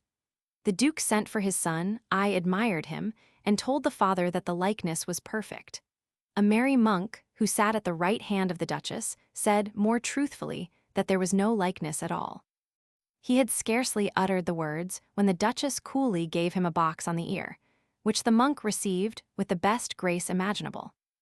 I talked away to the best of my ability, and in half an hour's time I had won everybody's good graces, with the exception of the Duchess, who remained inflexible. I tried to make her talk for 2 days without success, so as I did not care much about her, I left her to her pride. As the Duke was taking me to my room, he noticed my Spaniard, and asked where my secretary was, and when he saw that it was the Abbé Alphony, who had taken the title so as to escape the notice of the Neapolitans, he said, "The Abbé is very wise, for he has deceived so many people with his false antiques that he might have got into trouble." He took me to his stables where he had some superb horses, Arabs, English, and Andalusians, and then to his gallery, a very fine one, to his large and choice library, and at last to his study, where he had a fine collection of prohibited books. I was reading titles and turning over leaves, when the Duke said, "Promise to keep the most absolute secrecy on what I am going to show you." I promised, without making any difficulty, but I expected a surprise of some sort. He then showed me a satire which I could not understand, but which was meant to turn the whole court into ridicule. Never was there a secret so easily kept. "You must come to the St. Charles Theatre," said he, "and I will present you to the handsomest ladies in Naples, and afterwards you can go when you like, as my box is always open to my friends. I will also introduce you to my mistress, and she, I am sure, will always be glad to see you." "What, you have a mistress, have you?" "Yes, but only for form's sake, as I am very fond of my wife. All the same, I am supposed to be deeply in love with her, and even jealous, as I never introduce anyone to her, and do not allow her to receive any visitors." "But does not your young and handsome Duchess object to your keeping a mistress?" "My wife could not possibly be jealous, as she knows that I am impotent except, of course, with her." "I see, but it seems strange. Can one be said to have a mistress whom one does not love?" "I did not say I loved her not. On the contrary, I am very fond of her. She has a keen and pleasant wit, but she interests my head rather than my heart." "I see, but I suppose she is ugly." "Ugly? You shall see her tonight, and you can tell me what you think of her afterwards. She is a handsome and well-educated girl of 17. "Can she speak French?" "As well as a Frenchwoman." "I am longing to see her." When we got to the theatre, I was introduced to several ladies, but none of them pleased me. The king, a mere boy, sat in his box in the middle of the theatre, surrounded by his courtiers, richly but tastefully dressed. The pit was full, and the boxes also. The latter were ornamented with mirrors, and on that occasion were all illuminated for some reason or other. It was a magnificent scene, but all this glitter and light put the stage into the background. After we had gazed for some time at the scene, which is almost peculiar to Naples, the Duke took me to his private box and introduced me to his friends, who consisted of all the wits in the town. I have often laughed on hearing philosophers declare that the intelligence of a nation is not so much the result of the climate as of education. Such sages should be sent to Naples and then to St. Petersburg, and be told to reflect or simply to look before them. If the great Boerhaave had lived at Naples, he would have learnt more about the nature of sulfur by observing its effects on vegetables and still more on animals. In Naples, and Naples alone, water and nothing but water will cure diseases which are fatal elsewhere, despite the doctor's efforts. The Duke, who had left me to the wits for a short time, returned and took me to the box of his mistress, who was accompanied by an old lady of respectable appearance. As he went in, he said, "Leonelda mia, ti presento il Cavalier Don Giacomo Casanova, Veneziano, amico mio." She received me kindly and modestly, and stopped listening to the music to talk to me. When a woman is pretty, one recognizes her charms instantaneously. If one has to examine her closely, her beauty is doubtful. Leonelda was strikingly beautiful. I smiled and looked at the Duke, who had told me that he loved her like a daughter, and that he only kept her for form's sake. He understood the glance, and said, "You may believe me." "It's credible," I replied. Leonilda no doubt understood what we meant, and said, with a shy smile, "Whatever is possible is credible." "Quite so," said I, "but one may believe or not believe according to the various degrees of possibility. I think it's easier to believe than to disbelieve. You came to Naples yesterday, that's true and yet incredible." "Why incredible? Would any man suppose that a stranger would come to Naples at a time when the inhabitants are wishing themselves away? Indeed, I have felt afraid till this moment, but now I feel quite at my ease, since, you being here, St. Januarius will surely protect Naples." "Why?" "Because I am sure he loves you, but you are laughing at me. It is such a funny idea. I am afraid that if I had a lover like St. Januarius, I should not grant him many favors." "Is he very ugly, then?" "If his portrait is a good likeness, you can see for yourself by examining his statue. Gaiety leads to freedom, and freedom to friendship. Mental graces are superior to bodily charms." Leonilda's frankness inspired my confidence, and I led the conversation to love, on which she talked like a past mistress. "Love," said she, "unless it leads to the possession of the beloved object, is a mere torment. If bounds are placed to passion, love must die." "You are right, and the enjoyment of a beautiful object is not a true pleasure unless it be preceded by love. No doubt if love precedes it accompanies, but I do not think it necessarily follows enjoyment. True, it often makes love to cease. She is a selfish daughter, then, to kill her father, and if after enjoyment love still continue in the heart of one, it is worse than murder, for the party in which love still survives must needs be wretched." "You are right, and from your strictly logical arguments, I conjecture that you would have the senses kept in subjection. That is too hard. I would have nothing to do with that platonic affection devoid of love, but I leave you to guess what my maxim would be. To love and enjoy, to enjoy and love, turn and turn about. You have hit the mark." With this, Leonilda burst out laughing, and the Duke kissed her hand. Her governess, not understanding French, was attending to the opera, but I was in flames. Leonilda was only 17, and was as pretty a girl as the heart could desire. The Duke repeated a lively epigram of La Fontaine's on enjoyment, which is only found in the first edition of his works. It begins as follows: "La jouissance et les desires sont si que elham et de plus, rare mais sini sons pauvres plaisirs, des le moment quan les separe." I have translated this epigram into Italian and Latin.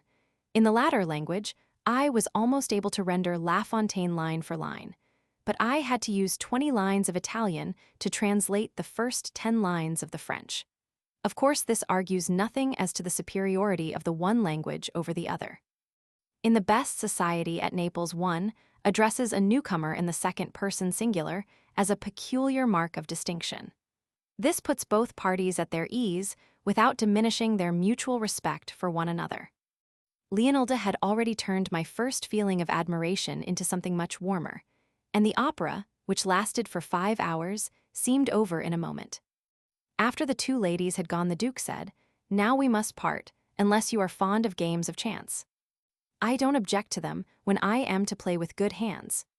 "Then follow me. 10 or 12 of my friends will play faro, and then sit down to a cold collation, but I warn you it is a secret, as gaming is forbidden.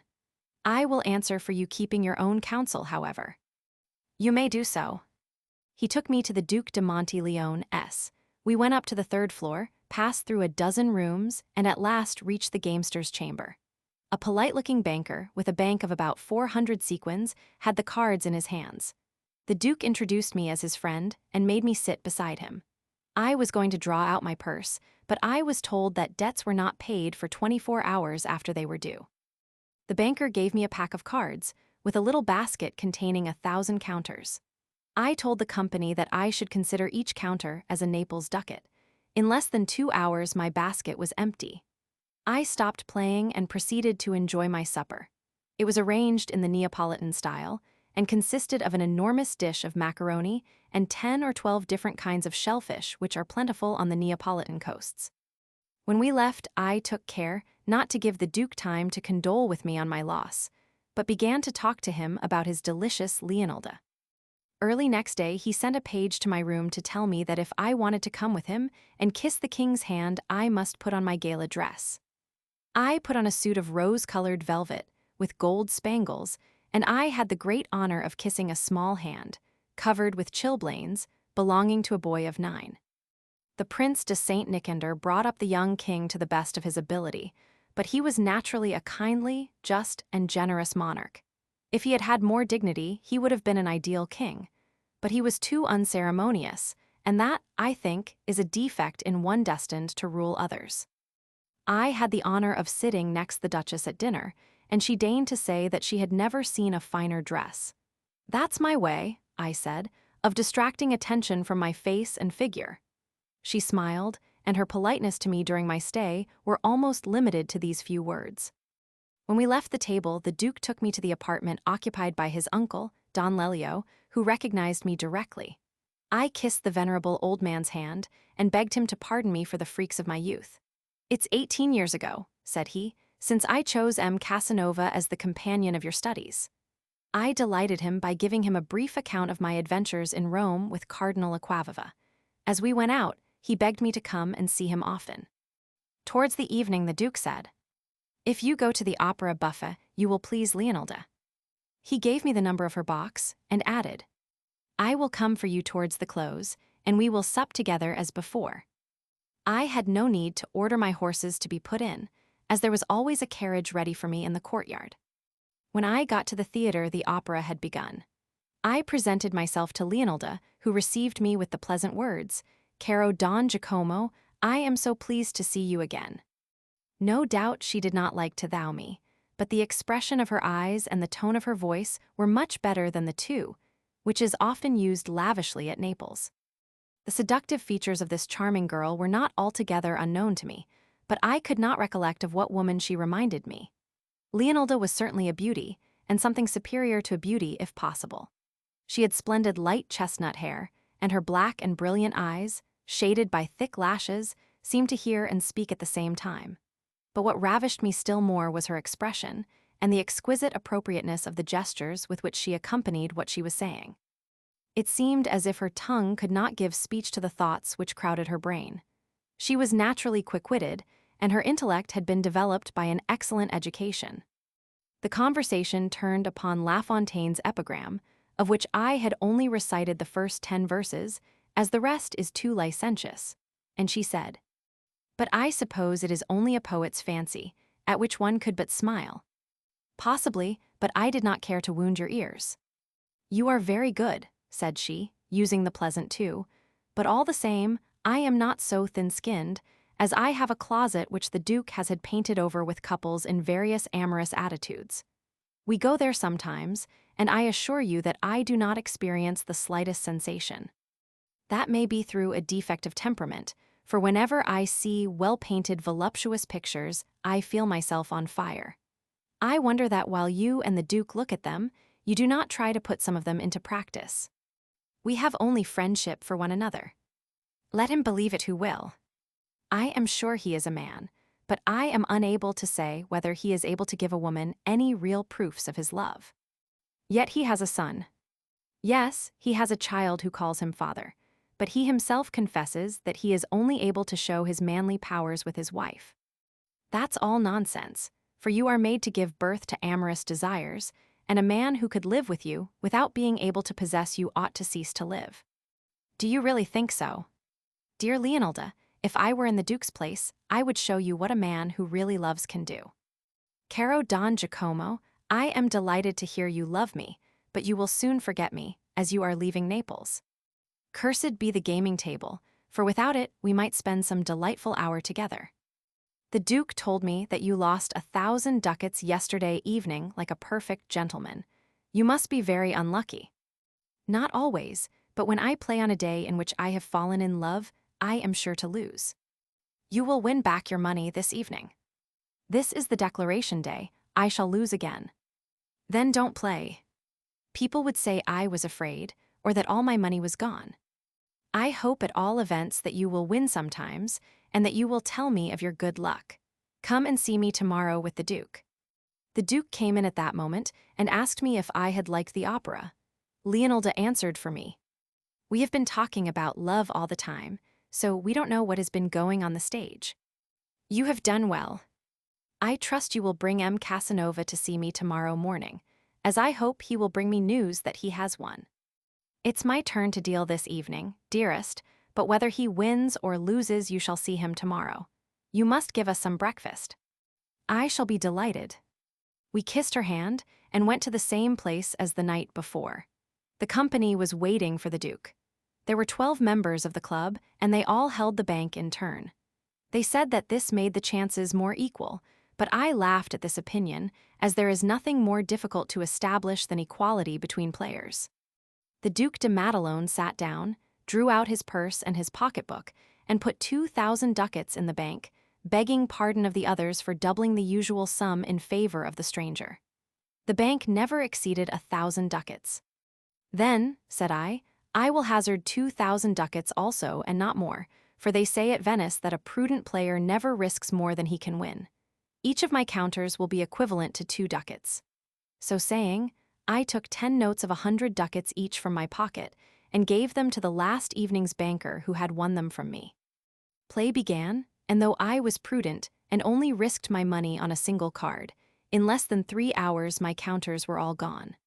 I stopped playing, though I had still 25,000 ducats, but I had said that I would not risk more than 2,000, and I was ashamed to go back from my word.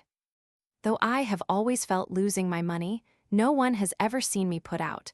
My natural gaiety was heightened by art on such occasions, and seemed to be more brilliant than ever. I have always found it a great advantage to be able to lose pleasantly. I made an excellent supper, and my high spirits furnished me with such a fund of amusing conversation that all the table was in a roar.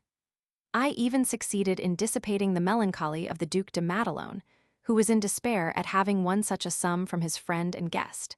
He was afraid he had half ruined me, and also that people might say he had only welcomed me for the sake of my money.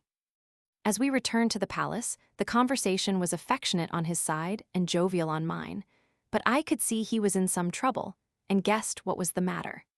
He wanted to say that I could pay the money I owed him whenever I liked, but was afraid of wounding my feelings.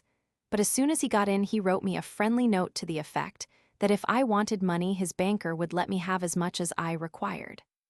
I replied directly that I felt the generosity of his offer, and if I was in need of funds, I would avail myself of it. Early next morning, I went to his room, and after an affectionate embrace, I told him not to forget that we were going to breakfast with his fair mistress. We both put on great coats and went to Leonilda's pretty house. We found her sitting up in bed, negligently but decently dressed, with a dimity corset tied with red ribbons. She looked beautiful, and her graceful posture added to her charms. She was reading Krebelin's Sappho. The Duke sat down at the bottom of the bed, and I stood staring at her in speechless admiration, endeavoring to recall to my memory where I had seen such another face as hers. It seemed to me that I had loved a woman like her.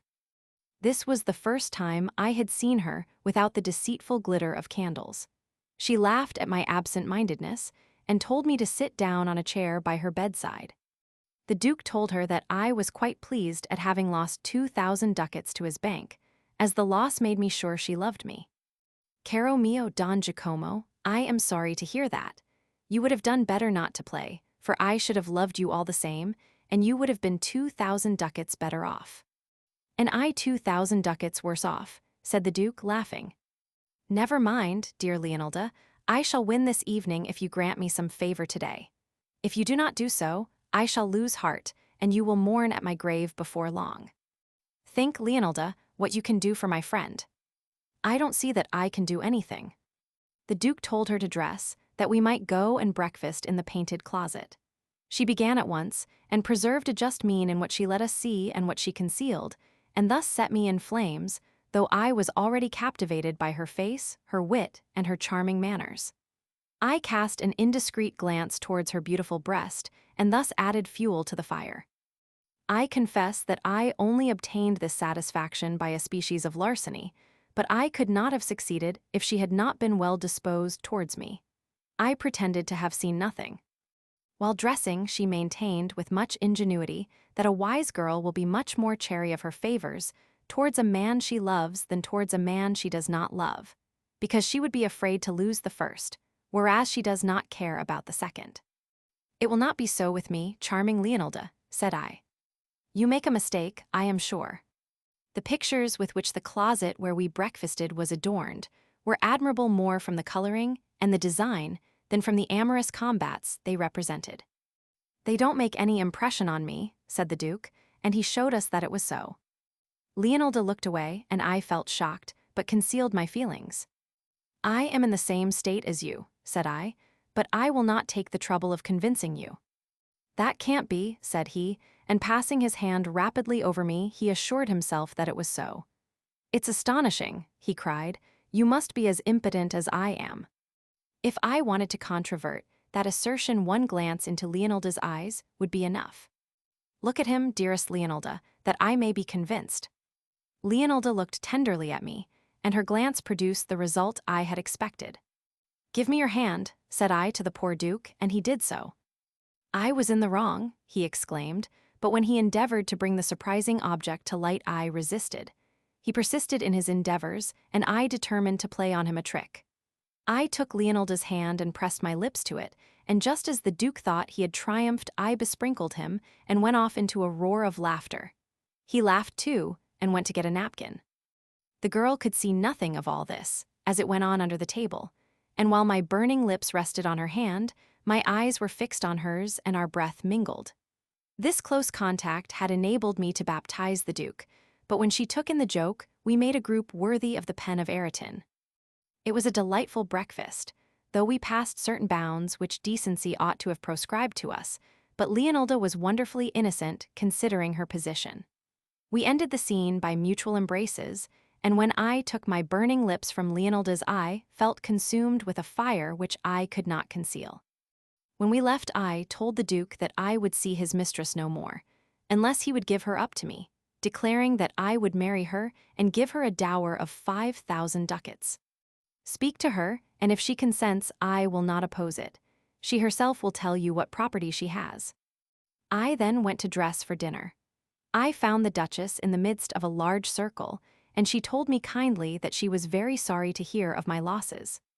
"Fortune is the most fickle of beings, but I don't complain of my loss, nay, when you speak thus I love it, and I even think that you will make me win this evening." "I hope so, but I am afraid not. You will have to contend against Monteleone, who is usually very lucky." In considering the matter after dinner, I determined for the future to play with ready money and not on my word of honor, lest I should at any time be carried away by the excitement of play and induced to stake more than I possessed.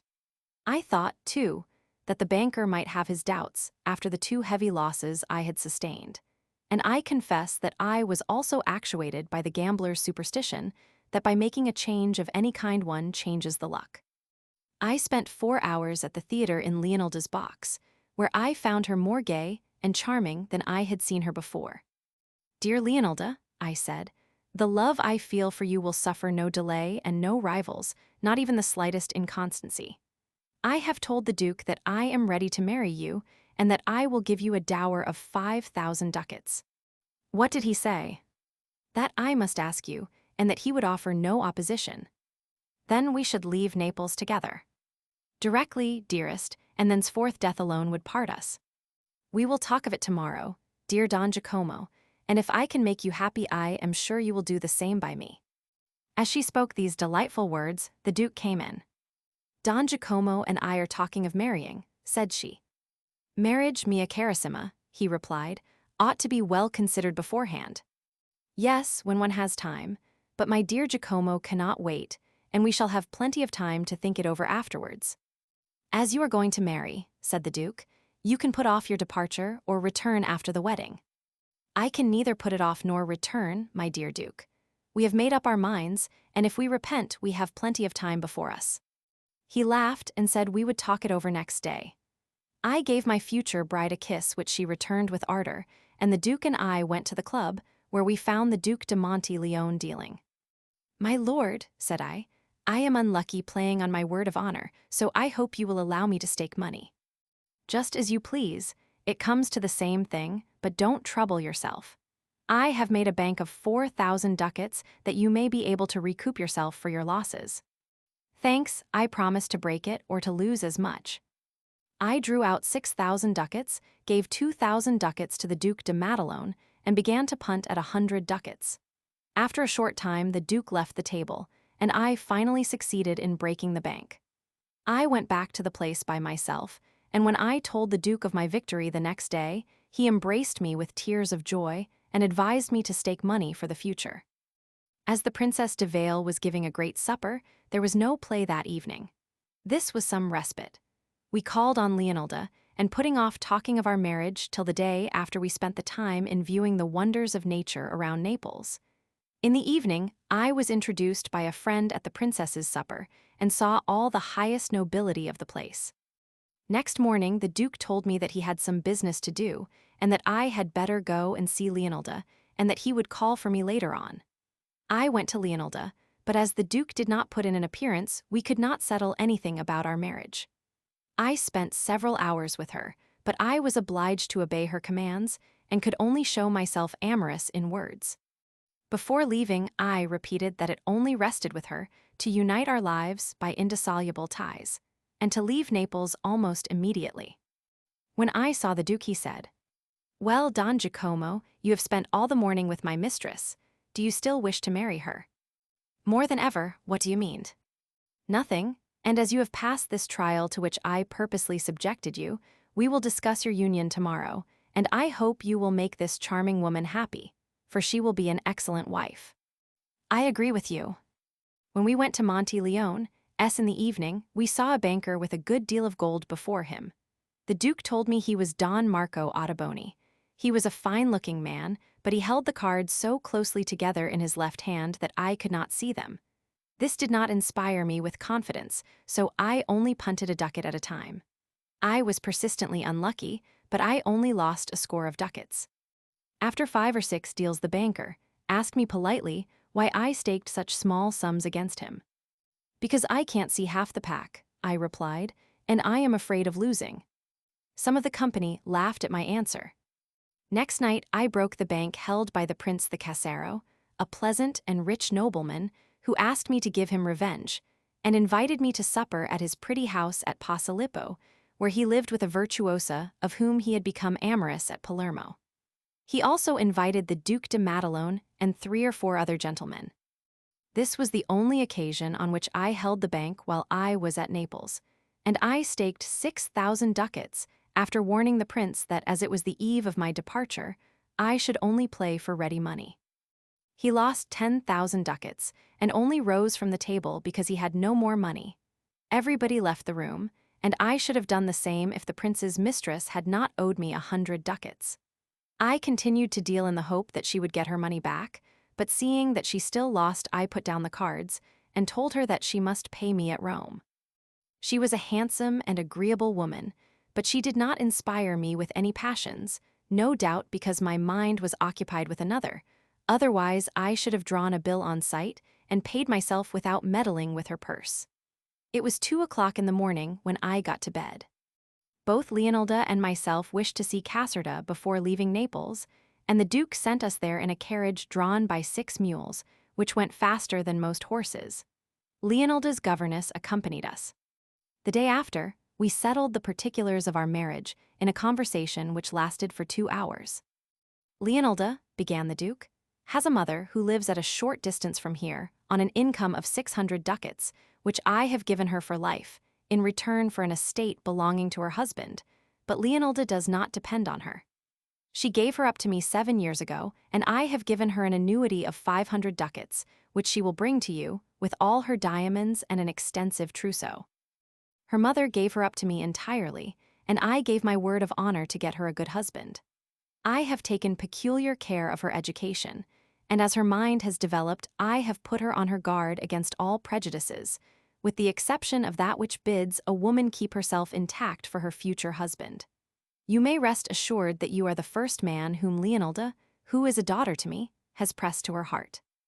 I begged the Duke to get the contract ready, and to add to her dower the sum of 5,000 ducats, which I would give him when the deed was signed. "I will mortgage them," said he, "on a house which is worth double."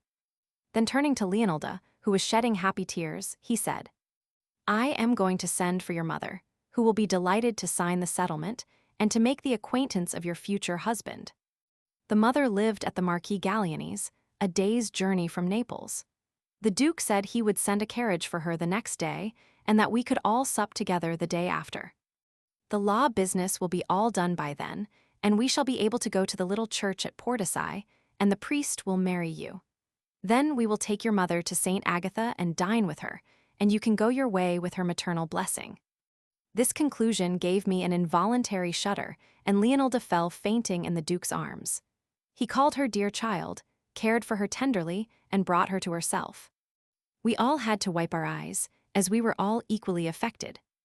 I considered myself as a married man and under obligation to alter my way of living, and I stopped playing.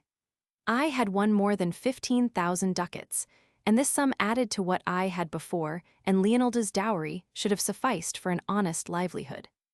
Next day, as I was at supper with the Duke and Leonilda, she said, "What will my mother say tomorrow evening when she sees you?" "She will say that you are silly to marry a stranger whom you have only known for a week. Have you told her my name, my nation, my condition, and my age?"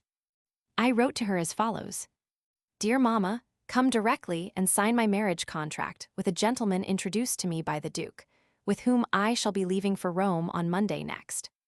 My letter ran thus, said the Duke: "Come without delay and sign your daughter's marriage contract and give her your blessing. She has wisely chosen a husband old enough to be her father. He is a friend of mine." "That's not true," cried Leonilda, rushing to my arms. "She will think you are really old, and I am sorry." "Is your mother an elderly woman?" "She's a charming woman," said the Duke, "full of wit and not 38 yet." "What has she got to do with Gallieni?" "She is an intimate friend of the Marchioness S., and she lives with the family but pays for her board." Next morning, having some business with my banker to attend to, I told the Duke that I should not be able to see Leonilda till supper time. I went there at 8 o'clock, and I found the three sitting in front of the fire. "Here he is," cried the Duke. As soon as the mother saw me, she screamed and fell nearly fainting on a chair. I looked at her fixedly for a minute and exclaimed, "Donna Lucrezia, I am fortunate indeed. Let us take breath, my dear friend. Come and sit by me. So you are going to marry my daughter, are you?" I took a chair and guessed it all. My hair stood on end, and I relapsed into a gloomy silence. The stupefied astonishment of Leonilda and the Duke cannot be described. They could see that Donna Lucrezia and I knew each other, but they could not get any farther. As for myself, as I pondered gloomily and compared Leonilda's age with the period at which I had been intimate with Lucrezia Caselli, I could see that it was quite possible that she might be my daughter. But I told myself that the mother could not be certain of the fact, as at the time she lived with her husband, who was very fond of her and not 50 years of age. I could bear the suspense no longer. So, taking a light and begging Leonilda and the Duke to excuse me, I asked Lucrezia to come into the next room with me. As soon as she was seated, she drew me to her and said, "Must I grieve my dear one when I have loved so well? Leonilda is your daughter, I am certain of it. I always looked upon her as your daughter, and my husband knew it, but far from being angry, he used to adore her. I will show you the register of her birth, and you can calculate for yourself. My husband was at Rome, and did not see me once, and my daughter did not come before her time. You must remember a letter which my mother should have given you, in which I told you I was with child. That was in January 1744, and in 6 months my daughter will be 17. My late husband gave her the names of Leonilda Jacomina at the baptismal font, and when he played with her he always called her by the latter name. This idea of your marrying her horrifies me, but I cannot oppose it, as I am ashamed to tell the reason. What do you think? Have you still the courage to marry her? You seem to hesitate. Have you taken any earnest of the marriage bed?" "No, dear Lucrezia, your daughter is as pure as a lily." I breathe again.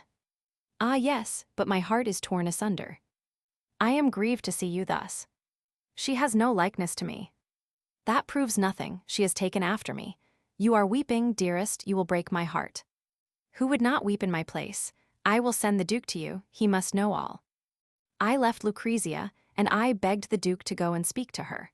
The affectionate Leonilda came and sat on my knee and asked me what the dreadful mystery was. I was too much affected to be able to answer her. She kissed me, and we began to weep. We remained thus sad and silent till the return of the Duke and Donna Lucrezia, who was the only one to keep her head cool. "Dear Leonilda," said she, "you must be let into the secret of this disagreeable mystery, and your mother is the proper person to enlighten you. Do you remember what name my late husband used to call you when he petted you?" "He used to call me his charming Jacomina." "That is M. Casanova's name. It is the name of your father. Go and kiss him, his blood flows in your veins, and if he has been your lover, repent of the crime which was happily quite involuntary." The scene was a pathetic one, and we were all deeply moved. Leonilda clung to her mother's knees, and in a voice that struggled with sobs exclaimed, "I have only felt what an affectionate daughter might feel for a father." At this point silence fell on us, a silence that was only broken by the sobs of the two women, who held each other tightly embraced. While the Duke and I sat as motionless as two posts, our heads bent and our hands crossed, without as much as looking at each other. Supper was served, and we sat at table for 3 hours, talking sadly over this dramatic recognition, which had brought more grief than joy. And we departed at midnight full of melancholy, and hoping that we should be calmer on the morrow, and able to take the only step that now remained to us.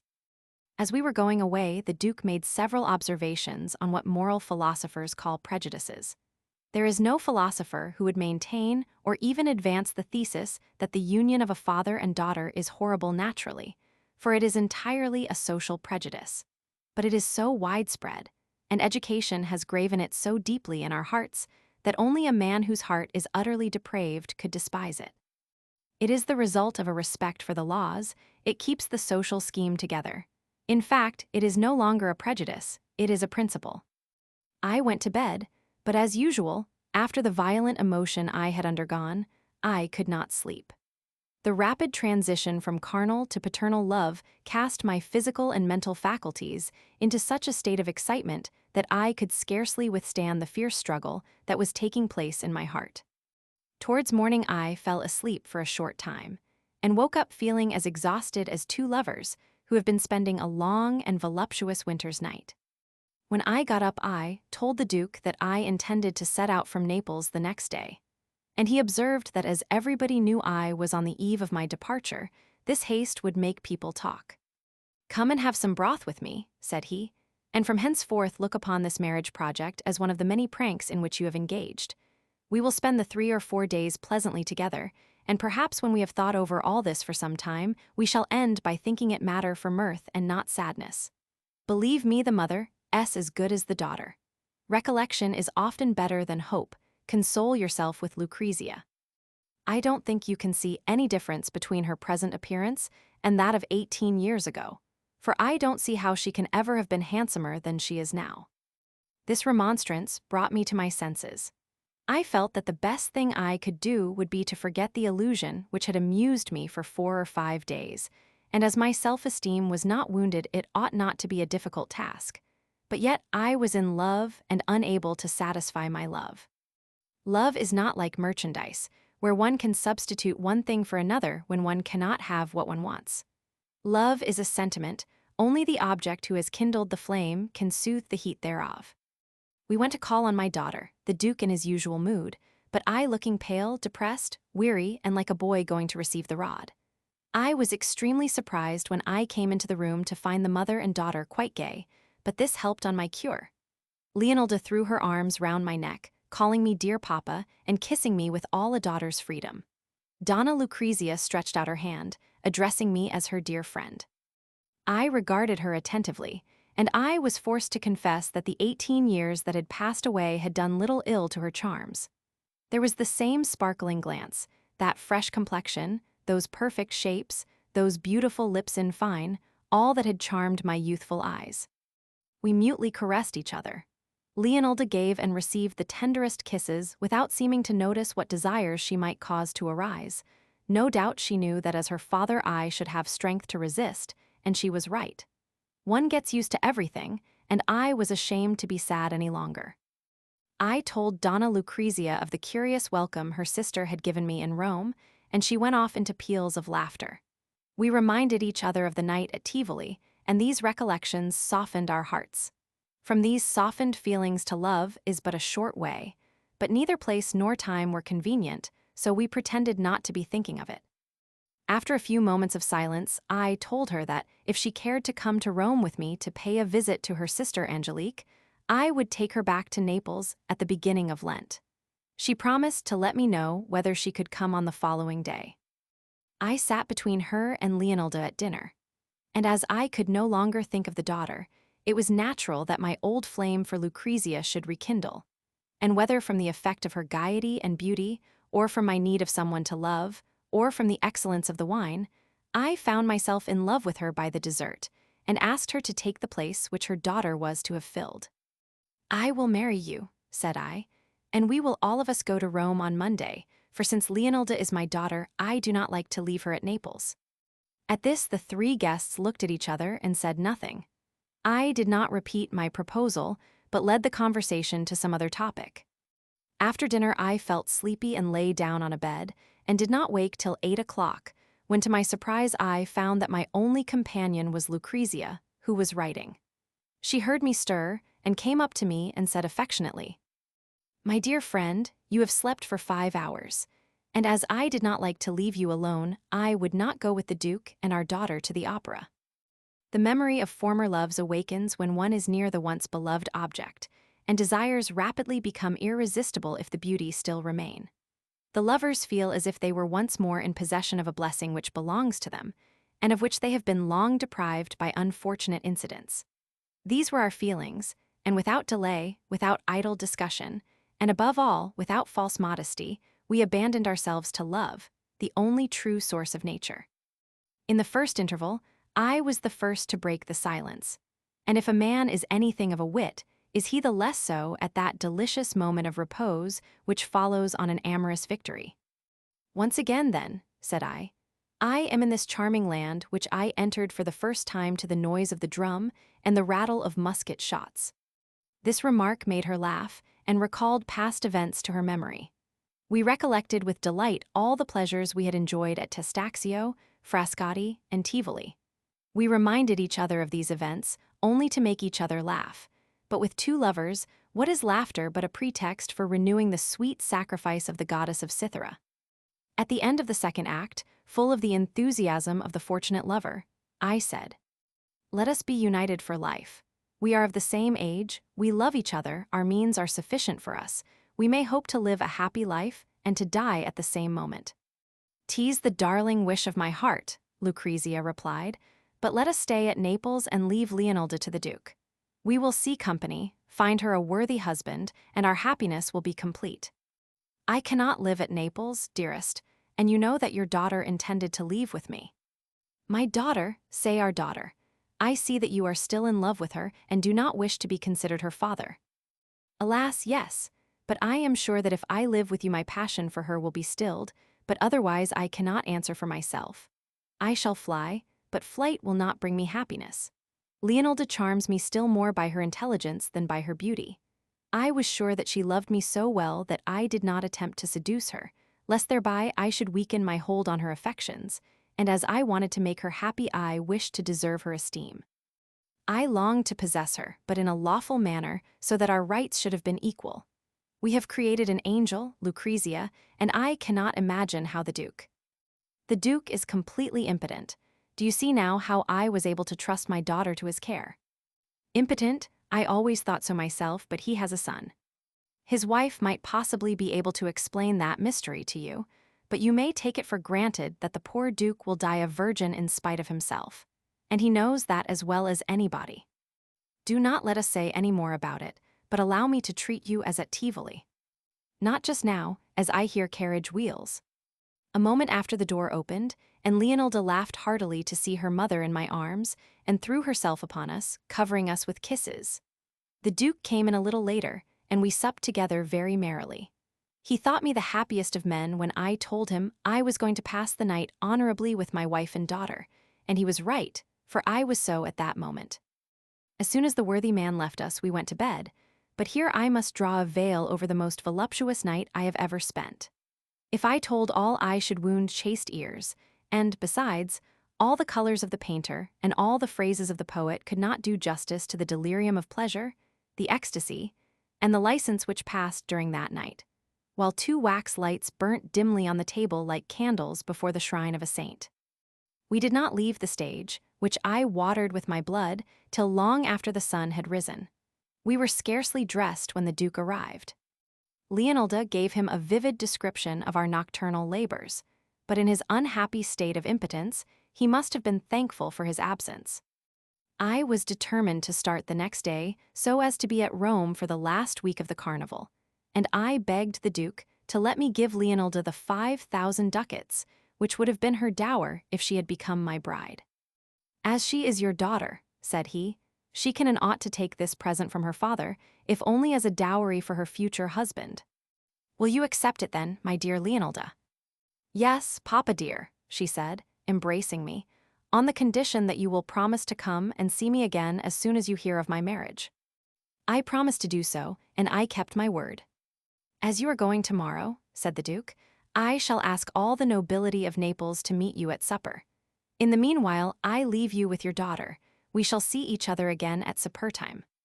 He went out, and I dined with my wife and daughter in the best of spirits. I spent almost the whole afternoon with Leonilda, keeping within the bounds of decency, less, perhaps, out of respect to morality, than because of my labors of the night before.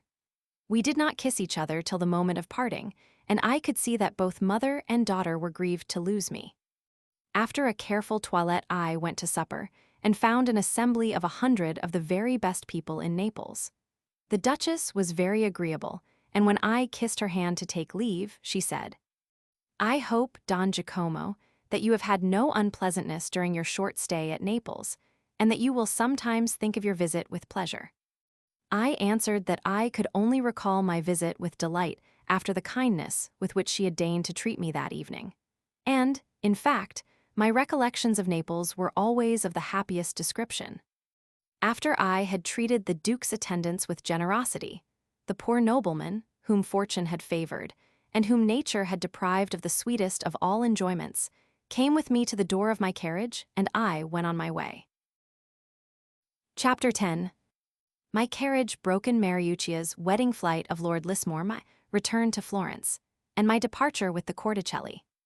My Spaniard was going on before us on horseback, and I was sleeping profoundly beside Don Sixio Alfani in my comfortable carriage, drawn by 4 horses, when a violent shock aroused me. The carriage had been overturned on the highway, at midnight, beyond Francalissa, and 4 miles from St. Agatha. Alfani was beneath me and uttered piercing shrieks, for he thought he had broken his left arm. Leduc rode back and told me that the postilions had taken flight, possibly to give notice of our mishap to highwaymen, who are very common in the states of the Church and Naples. I got out of the carriage easily enough, but poor old Alfani, who was unwieldy with fat, badly hurt, and half dead with fright, could not extricate himself without assistance. It took us a quarter of an hour to get him free. The poor wretch amused me by the blasphemies which he mingled with prayers to his patron saint, Saint Francis of Assisi. I was not without experience of such accidents, and was not at all hurt, for one's safety depends a good deal on the position one is in. Don Sixio had probably hurt his arm by stretching it out just as the accident took place. I took my sword, my musket, and my horse pistols out of the carriage, and I made them and my pockets pistols ready so as to offer a stiff resistance to the brigands if they came. And I then told Leduc to take some money and ride off and see if he could bring some peasants to our assistance. Don Sixio groaned over the accident, but I, resolving to sell my money and my life dearly, made a rampart of the carriage and 4 horses, and stood sentry, with my arms ready. I then felt prepared for all hazards, and was quite calm, but my unfortunate companion continued to pour forth his groans, and prayers, and blasphemies, for all that goes together at Naples as at Rome. I could do nothing but compassionate him, but in spite of myself I could not help laughing, which seemed to vex the poor abbé, who looked for all the world like a dying dolphin as he rested motionless against the bank. His distress may be imagined, when the nearest horse yielded to the call of nature, and voided over the unfortunate man the contents of its bladder. There was nothing to be done, and I could not help roaring with laughter. Nevertheless, a strong northerly wind rendered our situation an extremely unpleasant one. At the slightest noise, I cried, "Who goes there?" threatening to fire on anyone who dared approach. I spent 2 hours in this tragicomic position, until at last Leduc rode up and told me that a band of peasants, all armed and provided with lanterns, were approaching to our assistance. In less than an hour, the carriage, the horses, and Alphony were seen to. I kept 2 of the country folk to serve as postilions, and I sent the others away well paid for the interruption of their sleep. I reached St. Agatha at daybreak, and I made the devil's own noise at the door of the postmaster, calling for an attorney to take down my statement and threatening to have the postilions who had overturned and deserted me hanged. A wheelwright inspected my coach and pronounced the axletree broken, and told me I should have to remain for a day at least. Don Ciccio, who stood in need of a surgeon's aid, called on the Marquis Gallieni without telling me anything about it. However, the Marquis hastened to beg me to stay at his home till I could continue my journey. I accepted the invitation with great pleasure, and with this my ill humor, which was really only the result of my desire to make a great fuss like a great man, evaporated. The Marquis ordered my carriage to be taken to his coach house, took me by the arm, and led me to his house. He was as learned as he was polite, and a perfect Neapolitanite, devoid of all ceremony. He had not the brilliant wit of his brother, whom I had known at Paris as Secretary of Embassy under the Count Cantillana Mondragon, but he possessed a well-ordered judgment, founded on study and the perusal of ancient and modern classics.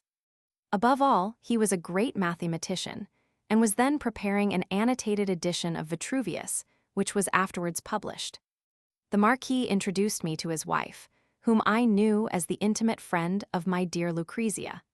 There was something saint-like in her expression, and to see her surrounded by her little children was like looking at a picture of the Holy Family. Don Ciccio was put to bed directly, and a surgeon sent for, who consoled him by saying that it was only a simple luxation, and that he would be well again in a few days. At noon a carriage stopped at the door, and Lucrezia got down. She embraced the Marchioness, and said to me in the most natural manner, as we shook hands, "What happy chance brings you here, dear Don Giacomo?" She told her friend that I was a friend of her late husband's, and that she had recently seen me again with great pleasure at the Duc de Madelon's. After dinner, on finding myself alone with this charming woman, I asked her if it were not possible for us to pass a happy night together, but she showed me that it was out of the question, and I had to yield. I renewed my offer to marry her. "Buy a property," said she, "in the kingdom of Naples, and I will spend the remainder of my days with you, without asking a priest to give us his blessing, unless we happen to have children." I could not deny that Lucrezia spoke very sensibly, and I could easily have bought land in Naples, and lived comfortably on it. But the idea of binding myself down to one place was so contrary to my feelings that I had the good sense to prefer my vagabond life to all the advantages which our union would have given me, and I do not think that Lucrezia altogether disapproved of my resolution. After supper, I took leave of everybody, and I set out at daybreak in order to get to Rome by the next day. I had only 15 stages to do, and the road was excellent. As we were getting into Carolanno, I saw one of the 2-wheeled carriages, locally called Mantis. 2 horses were being put into it, while my carriage required 4. I got out, and on hearing myself called, I turned round. I was not a little surprised to find that the occupants of the Mantis were a young and pretty girl and Signora Diana, the Prince de Cesaro's mistress, who owed me 300 ounces. She told me that she was going to Rome, and that she would be glad if we could make the journey together. "I suppose you don't mind stopping for the night at Piperno?" "No," said I am afraid that can't be managed. I don't intend to break my journey." "But you would get to Rome by tomorrow." "I know that, but I sleep better in my carriage than in the bad beds they give you in the inns. I dare not travel by night." "Well, well, madam, I have no doubt we shall see each other at Rome." "You are a cruel man. You see, I have only a stupid servant, and a maid who is as timid as I am, besides it is cold and my carriage is open. I will keep you company in yours. I really can't take you in, as all the available space is taken up by my old secretary, who broke his arm yesterday. Shall we dine together at Terracino? We could have a little talk." "Certainly." We made good cheer at this small town, which is the frontier of the states of the church. We should not reach Piperno till far on in the night, and the lady renewed and redoubled her efforts to keep me till daybreak. But though young and pretty, she did not take my fancy.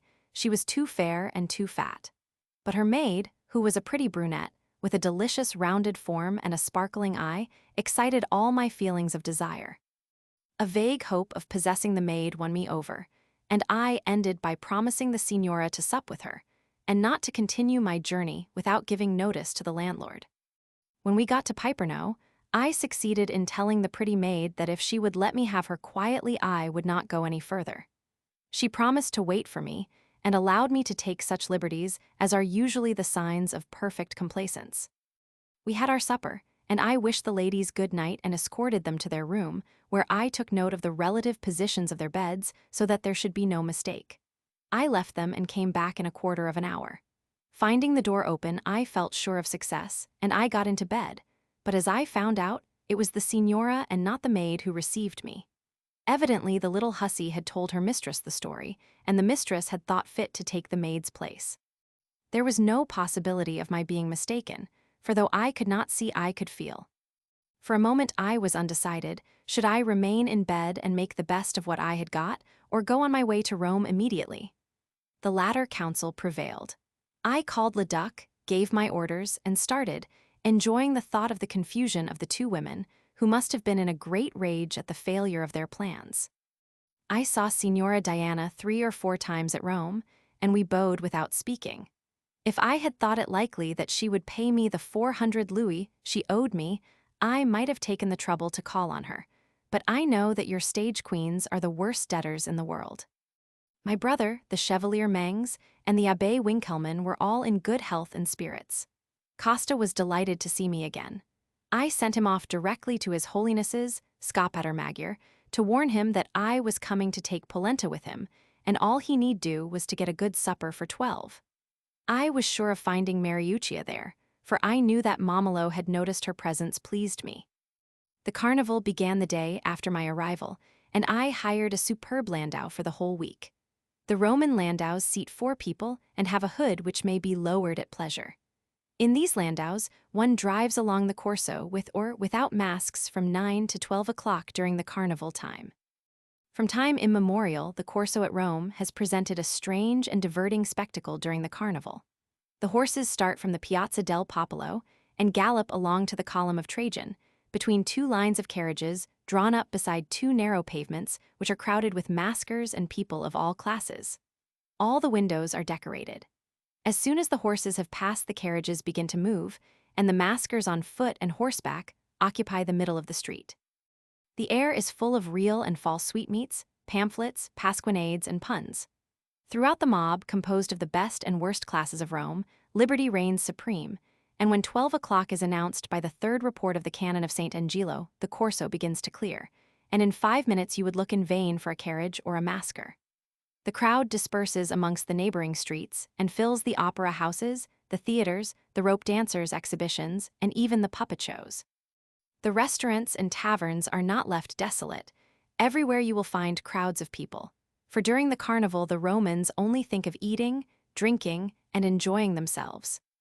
I banked my money with M. Belloni and got a letter of credit on Turin, where I expected to find the Abbé Gama and to receive a commission to represent the Portuguese court at the Congress of Augsburg, to which all Europe was looking forward, and then I went to inspect my little room, where I hoped to meet Mariuccia the next day. I found everything in good order. In the evening, Momolo and his family received me with joyful exclamations. The eldest daughter said with a smile that she was sure she would please me by sending for Mariuccia. "You are right," said I shall be delighted to see the fair Mariuccia." A few minutes after she entered with her puritanical mother, who told me I must not be surprised to see her daughter better dressed, as she was going to be married in a few days.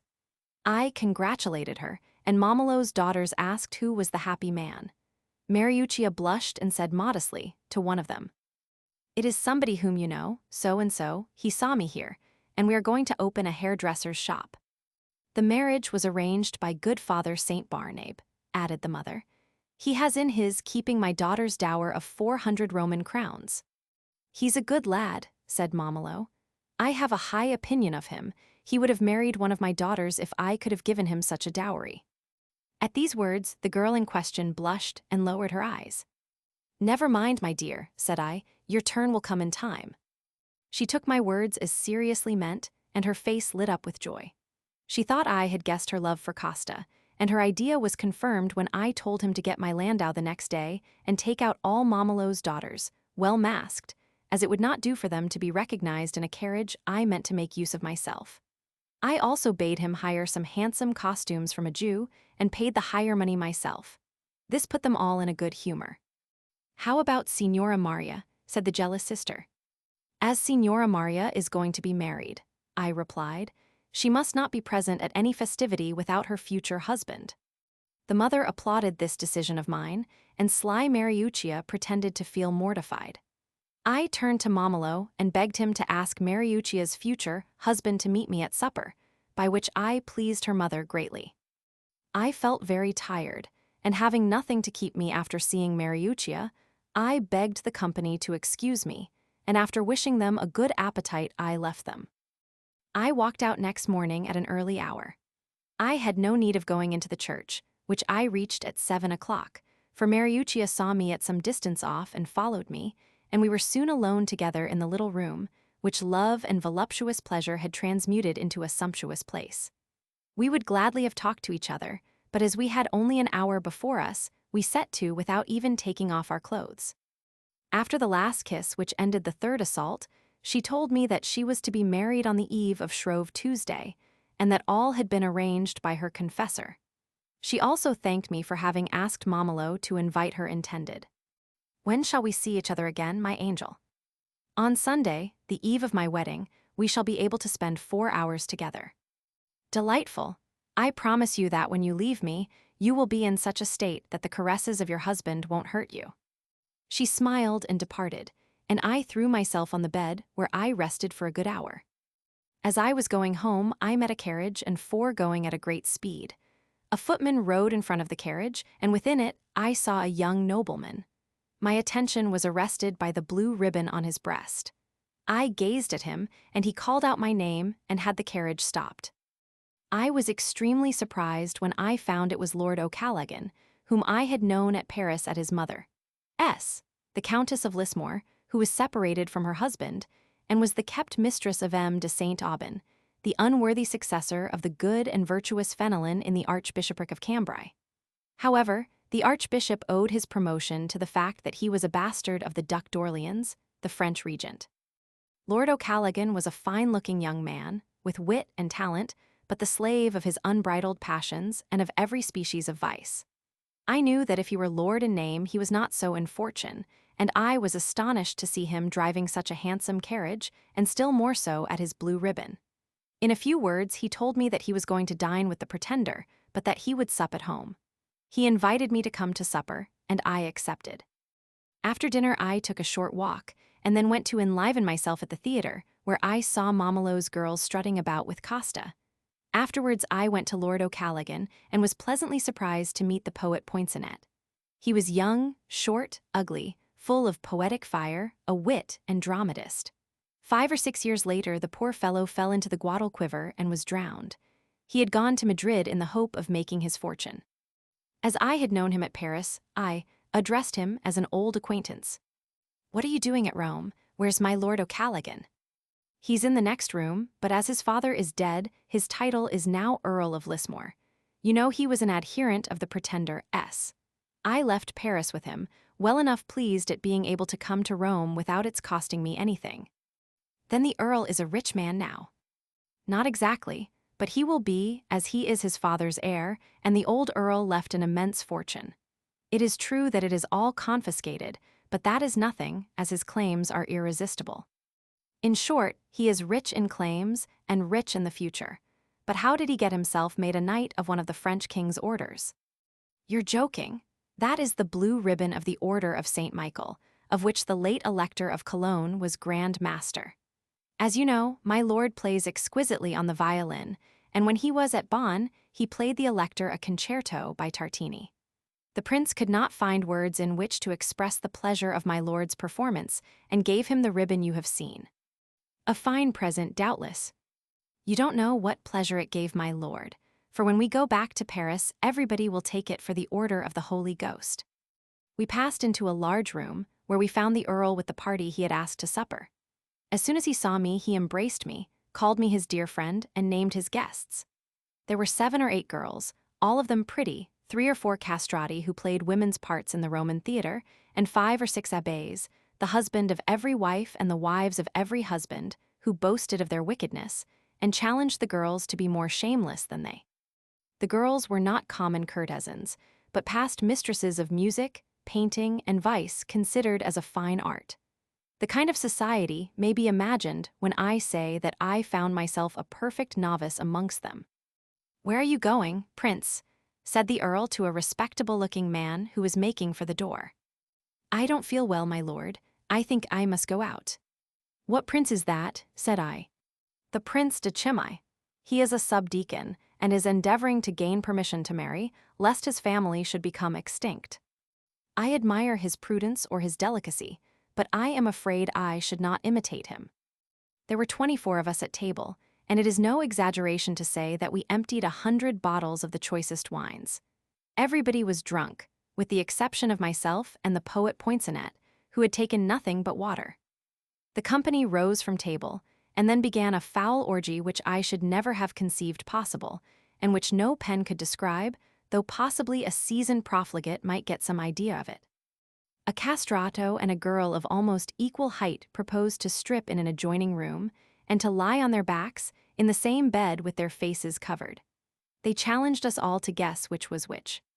We all went in, and nobody could pronounce from sight which was male and which was female, so I bet the earl 50 crowns that I would point out the woman.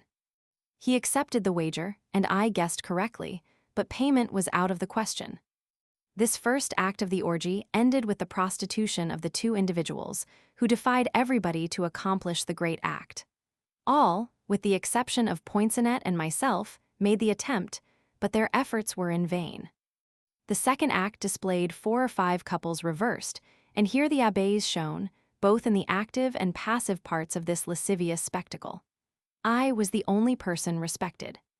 All at once, the earl, who had hitherto remained perfectly motionless, attacked the wretched Poinçonnet, who in vain attempted to defend himself. He had to strip like my lord, who was as naked as the others. We stood round in a circle. Suddenly the earl, taking his watch, promised it to the first who succeeded in giving them a sure mark of sensibility. The desire of gaining the prize excited the impure crowd immensely, and the castrati, the girls, and the abbés all did their utmost, each one striving to be the first. They had to draw lots. This part interested me most, for throughout this almost incredible scene of debauchery, I did not experience the slightest sensation. Although under other circumstances, any of the girls would have claimed my homage, but all I did was to laugh, especially to see the poor poet in terror of experiencing the lust of the flesh, for the profligate nobleman swore that if he made him lose, he would deliver him up to the brutal lust of all the abbés. He escaped, probably through fear of the consequences.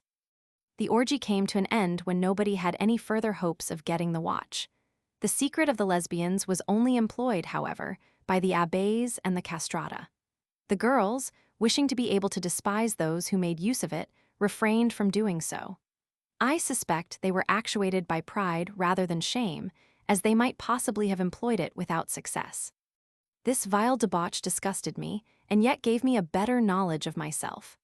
I could not help confessing that my life had been endangered, for the only arm I had was my sword, but I should certainly have used it if the earl had tried to treat me like the others, and as he had treated poor Poinçonnet.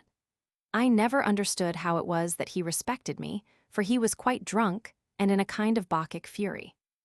As I left, I promised to come and see him as often as he pleased, but I promised myself never to set foot in his house again.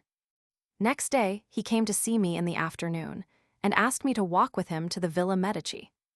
I complimented him on the immense wealth he had inherited to enable him to live so splendidly. But he laughed and told me that he did not possess 50 piasters, that his father had left nothing but debts, and that he himself already owed 3,000 or 4,000 crowns. I wonder people give you credit then. They give me credit because everybody knows that I have drawn a bill of exchange on Paris to the tune of 200,000 francs.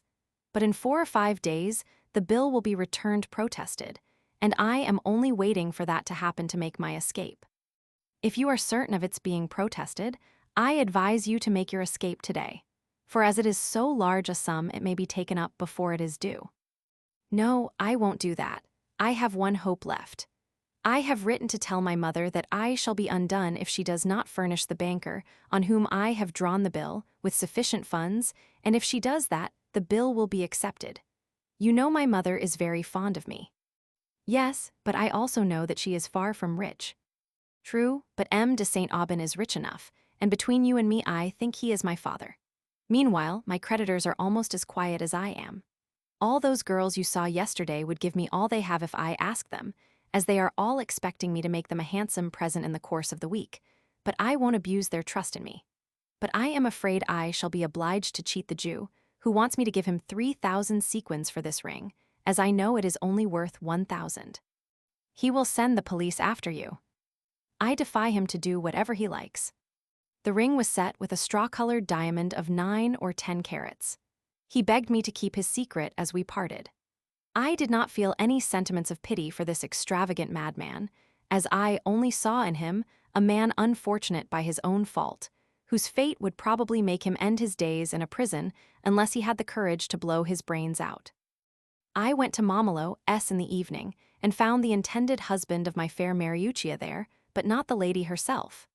I heard she had sent word to the Scopater Santissimo that, as her father had come from Pilstrina to be present at her wedding, she could not come to supper. I admired her subtlety. A young girl has no need of being instructed in diplomacy. Nature and her own heart are her teachers, and she never blunders. At supper I studied the young man and found him eminently suitable for Mariuccia. He was handsome, modest, and intelligent, and whatever he said was spoken frankly and to the point. He told me before Momolo's daughter, Tekla, that he would have married her if she had possessed means to enable him to open his shop, and that he had reason to thank God for having met Maria, whose confessor had been such a true spiritual father to her. I asked him where the wedding festivities were to take place, and he told me they were to be at his father's house, on the other side of the Tiber. As his father, who kept a garden, was poor, he had furnished him with 10 crowns to defray the expenses. I wanted to give him the 10 crowns, but how was I to do it? It would have betrayed me. Is your father's garden a pretty one? I asked. Not exactly pretty, but very well kept. As he owns the land, he has separated a plot which he wants to sell. It would bring in 20 crowns a year, and I should be as happy as a cardinal if I could buy it. How much will it cost? It's a heavy price, 200 crowns. Why, that's cheap. Listen to me. I have met your future bride at this house, and I have found her all worthy of happiness. She deserves an honest young fellow like you for a husband. Now what would you do supposing I were to make you a present of 200 crowns to buy the garden? I should put it to my wife's dowry. Then here are the 200 crowns. I shall give them to Momolo, as I don't know you well enough, though I think you are perfectly to be trusted. The garden is yours as part of your wife's dowry. Momolo took the money and promised to buy the garden the following day, and the young man, shedding tears of joy and gratitude, fell on his knees and kissed my hand.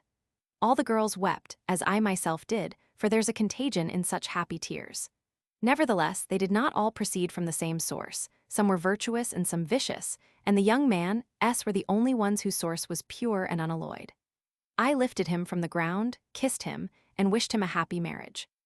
He made bold to ask me to his wedding, but I refused, thanking him kindly. I told him that if he wanted to please me, he must come and sup at Momolo, S, on the eve of his wedding, and I begged the good Scopater to ask Mariuccia, her father and mother as well.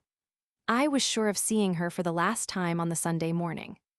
At 7 o'clock on the Sunday morning, we were in each other's arms, with 4 hours before us. After the first burst of mutual ardor, she told me that all arrangements had been made in her house the evening before, in the presence of her confessor and of Momolo, and that, on the receipt for the 200 crowns being handed in the notary, had put the garden into the settlement, and that the good father had made her a present of 20 piasters towards defraying the notary's fees and the wedding expenses. Everything is for the best, and I am sure I shall be happy. My intended adores you, but you did wisely not to accept his invitation, for you would have found everything so poor, and besides tongues might have been set wagging to my disadvantage. You are quite right, dearest, but what do you intend to do if your husband finds that the door has been opened by someone else, for possibly he expects you to be a maid? I expect he will know no more about it than I did the first time you knew me. Besides, I do not feel that you have defiled me, and my clean conscience will not allow me to think of the matter. And I am sure that he will not think of it any more than I. Yes, but if he does, it would not be delicate on his part, but what should prevent me from replying that I don't know what he means? You are right, that's the best way. But have you told your confessor of our mutual enjoyment? No, for as I did not give myself up to you with any criminal intention, I do not think I have offended God.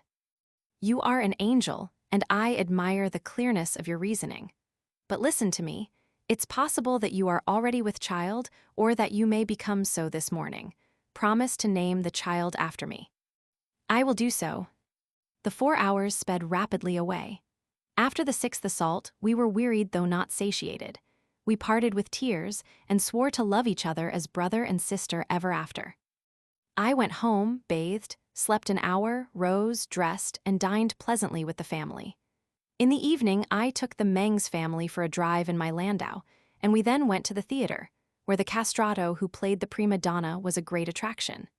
He was the favorite pathic of Cardinal Borghese and supped every evening with his eminence. This castrato had a fine voice, but his chief attraction was his beauty. I had seen him in man's clothes in the street, but though a fine-looking fellow, he had not made any impression on me, for one could see at once that he was only half a man, but on the stage in woman's dress the illusion was complete. He was ravishing.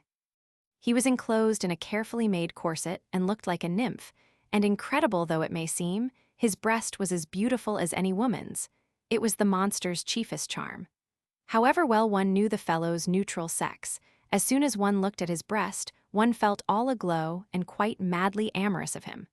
To feel nothing, one would have to be as cold and impassive as a German.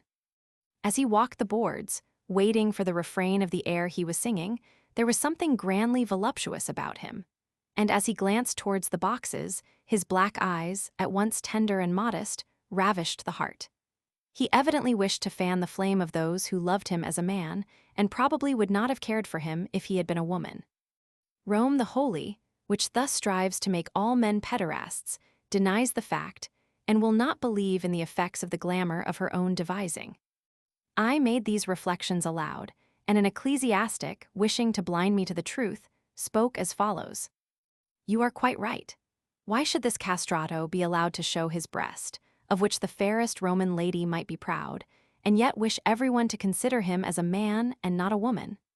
If the stage is forbidden to the fair sex lest they excite desires, why do they seek out men monsters made in the form of women, who excite much more criminal desires? They keep on preaching that pederasty is comparatively unknown and entraps only a few, but many clever men endeavor to be entrapped, and end by thinking it so pleasant that they prefer these monsters to the most beautiful women. The Pope would be sure of heaven if he put a stop to this scandalous practice. I don't agree with you. One could not have a pretty actress to supper without causing a scandal, but such an invitation to a castrato makes nobody talk. It is of course known perfectly well that after supper both heads rest on one pillow, but what everybody knows is ignored by all. One may sleep with a man out of mere friendship. It is not so with a woman. True, Monseigneur, appearances are saved, and a sin concealed is half pardoned, as they say in Paris. At Rome we say it is pardoned altogether. Peccato nascosto non offend. His Jesuitical arguments interested me, for I knew that he was an avowed partisan of the forbidden fruit. In one of the boxes I saw the Marchioness Passarini, whom I had known at Dresden with Don Antonio Borghese, and I went to pay my addresses to them. The prince, whom I had known at Paris 10 years before, recognized me and asked me to dine with him on the following day. I went, but my lord was not at home. A page told me that my place was laid at table, and that I could dine just as if the prince was there, on which I turned my back on him and went away. On Ash Wednesday he sent his man to ask me to sup with him and the Marchioness, who was his mistress, and I sent word that I would not fail to come, but he waited for me in vain. Pride is the daughter of folly, and always keeps its mother's nature. After the opera, I went to Momolo's, where I found Mariuccia, her father, her mother, and her future husband. They were anxiously expecting me. It is not difficult to make people happy when one selects for one's bounty persons who really deserve happiness. I was amidst poor but honest people, and I can truly say that I had a delightful supper. It may be that some of my enjoyment proceeded from a feeling of vanity, for I knew that I was the author of the happiness depicted on the faces of the bride and bridegroom and of the father and mother of Mariuccia. But when vanity causes good deeds, it is a virtue. Nevertheless, I owe it to myself to tell my readers that my pleasure was too pure to have in it any admixture of vice. After supper, I made a small banquet faro, making everybody play with counters, as nobody had a penny, and I was so fortunate as to make everyone win a few ducats. After the game we danced in spite of the prohibition of the Pope, whom no Roman can believe to be infallible, for he forbids dancing and permits games of chance. His successor Ganganelli followed the opposite course and was no better obeyed. To avoid suspicion, I did not give the pair any present, but I gave up my landau to them that they might enjoy the carnival on the Corso, and I told Costa to get them a box at the Capranica Theatre. Momolo asked me to supper on Shrove Tuesday. I wished to leave Rome on the second day of Lent, and I called on the Holy Father at a time when all Rome was on the Corso. His Holiness welcomed me most graciously, and said he was surprised that I had not gone to see the sights on the course like everybody else. I replied that as a lover of pleasure, I had chosen the greatest pleasure of all for a Christian, namely, to kneel at the feet of the vicar of Christ on earth. He bowed with a kind of majestic humility, which showed me how the compliment had pleased him. He kept me for more than an hour, talking about Venice, Padua, and Paris, which latter city the worthy man would not have been sorry to have visited. I again commended myself to his apostolic intercession to enable me to return to my native country, and he replied, "Have recourse to God, dear son, his grace will be more efficacious than my prayers." And then he blessed me and wished me a prosperous journey. I saw that the head of the church had no great opinion of his own power. On Shrove Tuesday, I dressed myself richly in the costume of Polichinello, and rode along the Corso showering sweetmeats on all the pretty women I saw. Finally, I emptied the basket on the daughters of the worthy Scopetter, whom Costa was taking about in my landau with all the dignity of a pasha. At night time, I took off my costume and went to Momolo's, where I expected to see dear Mariuccia for the last time. Supper passed off in almost a similar manner to the supper of last Sunday, but there was an interesting novelty for me, namely, the sight of my beloved mistress in her character of bride. Her husband seemed to be much more reserved with respect to me than at our first meeting. I was puzzled by his behavior and sat down by Mariuccia and proceeded to question her. She told me all the circumstances which had passed on the first night, and she spoke highly of her husband's good qualities. He was kind, amorous, good-tempered, and delicate. No doubt he must have noticed that the casket had been opened, but he had said nothing about it. As he had spoken about me, she had not been able to resist the pleasure of telling him that I was her sole benefactor, at which, so far from being offended, he seemed to trust in her more than ever. "But has he not questioned you indirectly as to the connection between us?" "Not at all. I told him that you went to my confessor after having spoken to me once only in the church, where I told you what a good chance I had of being married to him." "Do you think he believed you?" "I am not sure. However, even if it were otherwise, it is enough that he pretends to, for I am determined to win his esteem." "You are right, and I think all the better of him for his suspicions, for it is better to marry a man with some sense in his head than to marry a fool." I was so pleased with what she told me that when I took leave of the company I embraced the hairdresser, and drawing a handsome gold watch from my fob I begged him to accept it as a souvenir of me. He received it with the utmost gratitude.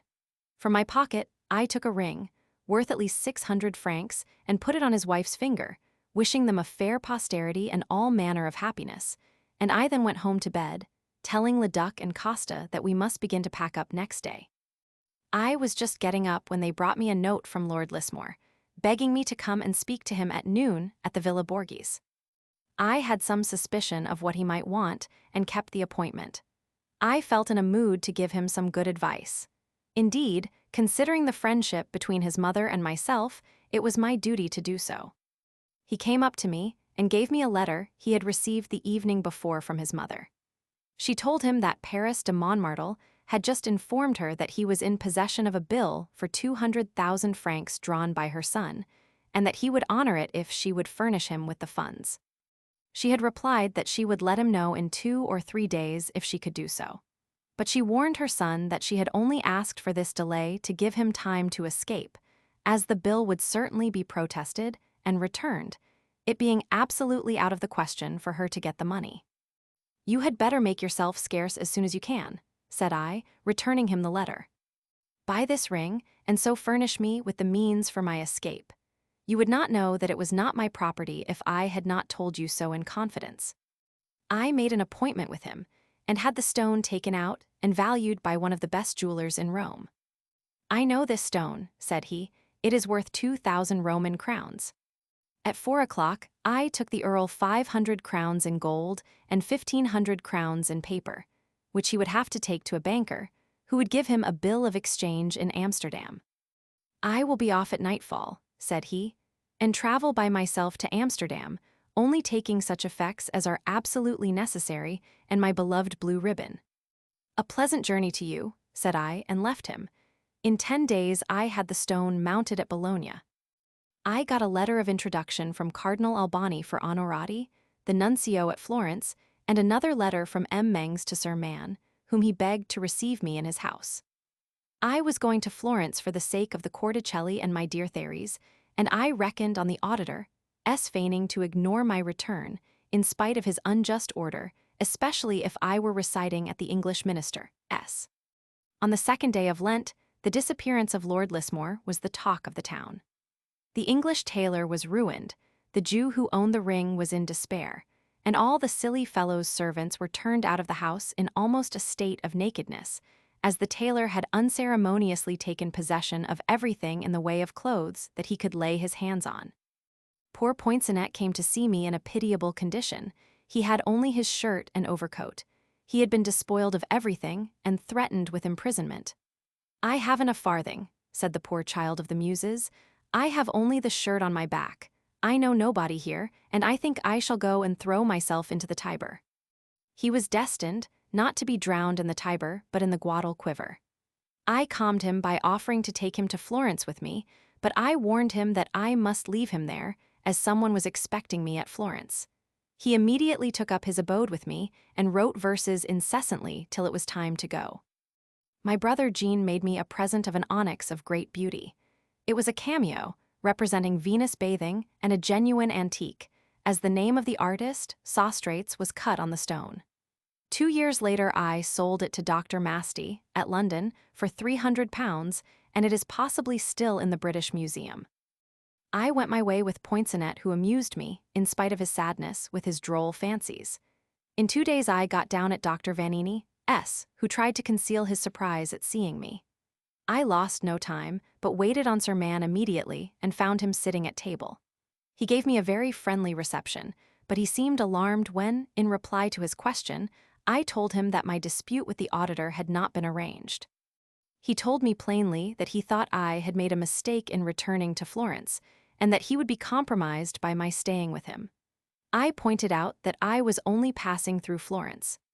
"That's all very well," said he, "but you know you ought to call on the auditor." I promised to do so, and returned to my lodging.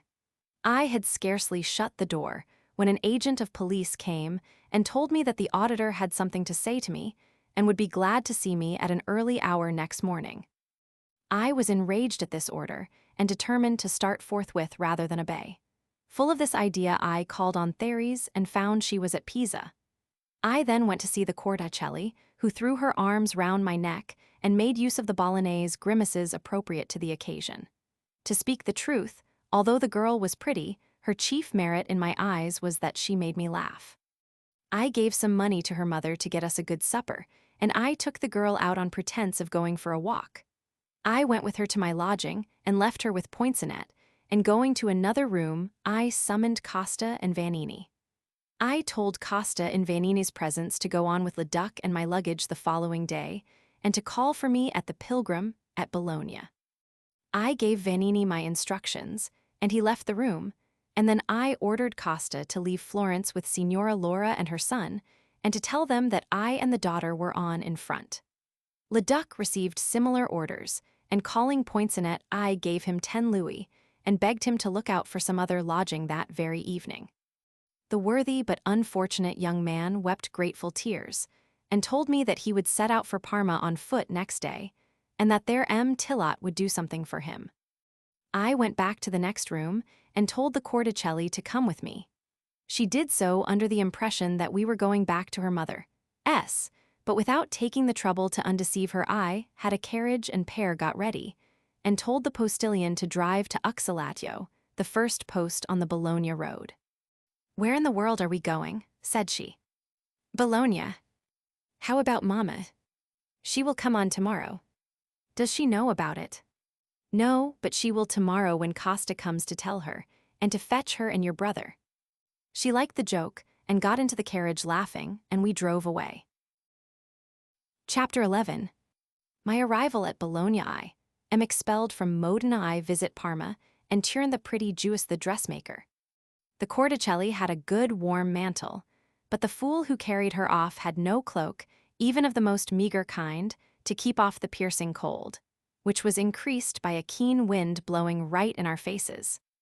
In spite of all, I would not halt, for I was afraid I might be pursued and obliged to return, which would have greatly vexed me. When I saw that the postilion was slackening his speed, I increased the amount of the present I was going to make him, and once more we rushed along at a headlong pace. I felt perishing with the cold, while the postilions, seeing me so lightly clad, and so prodigal of my money to speed them on their way, imagined that I was a prince carrying off the heiress of some noble family. We heard them talking to this effect while they changed horses, and the Corticelli was so much amused that she did nothing but laugh for the rest of the way. In 5 hours we covered 40 miles. We started from Florence at 8 o'clock, and at 1 in the morning we stopped at a post in the Pope's territory, where I had nothing to fear. The stage goes under the name of the Ass Unburdened. The odd name of the inn made my mistress laugh afresh. Everybody was asleep, but the noise I made and the distribution of a few paoli procured me the privilege of a fire. I was dying of hunger, and they coolly told me there was nothing to eat. I laughed in the landlord's face and told him to bring me his butter, his eggs, his macaroni, a ham, and some Parmesan cheese, for I knew that so much will be found in the inns all over Italy. The repast was soon ready, and I showed the idiot host that he had materials for an excellent meal. We ate like 4, and afterwards they made up an impromptu bed and we went to sleep, telling them to call me as soon as a carriage and 4 drew up. Full of ham and macaroni, slightly warmed with the Chianti and Montepulciano, and tired with our journey, we stood more in need of slumber than of love, and so we gave ourselves up to sleep till morning. Then we gave a few moments to pleasure, but it was so slight an affair as not to be worth talking about. At 1 o'clock we began to feel hungry again and got up, and the host provided us with an excellent dinner, after receiving instructions from me. I was astonished not to see the carriage draw up, but I waited patiently all day. Night came on and still no coach, and I began to feel anxious, but the Corticelli persisted in laughing at everything. Next morning, I sent off an express messenger with instructions for Costa. In the event of any violence having taken place, I was resolved to return to Florence, of which city I could at any time make myself free by the expenditure of 200 crowns. The messenger started at noon and returned at 2 o'clock with the news that my servants would shortly be with me. My coach was on its way, and behind it a smaller carriage with 2 horses, in which sat an old woman and a young man. "That's the mother," said Corticelli. "Now we shall have some fun. Let's get something for them to eat, and be ready to hear the history of this marvelous adventure which she will remember to her dying day." Costa told me that the auditor had revenged my contempt of his orders by forbidding the post authorities to furnish any horses for my carriage. Hence the delay. But here we heard the allocution of the Signora Laura. "I got an excellent supper ready," she began, "according to your orders. It cost me more than 10 paoli, as I shall show you, and I hope you will make it up to me as I'm but a poor woman. All was ready and I joyfully expected you, but in vain, I was in despair. At last when midnight came I sent my son to your lodging to inquire after you, but you may imagine my grief when I heard that nobody knew what had become of you. I passed a sleepless night, weeping all the time, and in the morning I went and complained to the police that you had taken off my daughter, and asked them to send after you and make you give her back to me. But only think, they laughed at me. Why did you let her go out without you? Laughing in my face. Your daughter's in good hands, says another. You know perfectly well where she is. In fact, I was grossly slandered. Slandered, said the Corticelli. Yes, slandered, for it was as much as to say that I had consented to your being carried off, and if I had done that the fools might have known, I would not have come to them about it. I went away in a rage to Dr. Vanini's, where I found your man, who told me that you had gone to Bologna, and that I could follow you if I liked. I consented to this plan, and I hope you will pay my traveling expenses. But I can't help telling you that this is rather beyond a joke. I consoled her by telling her I would pay all she had spent, and we set off for Bologna the next day, and reached that town at an early hour.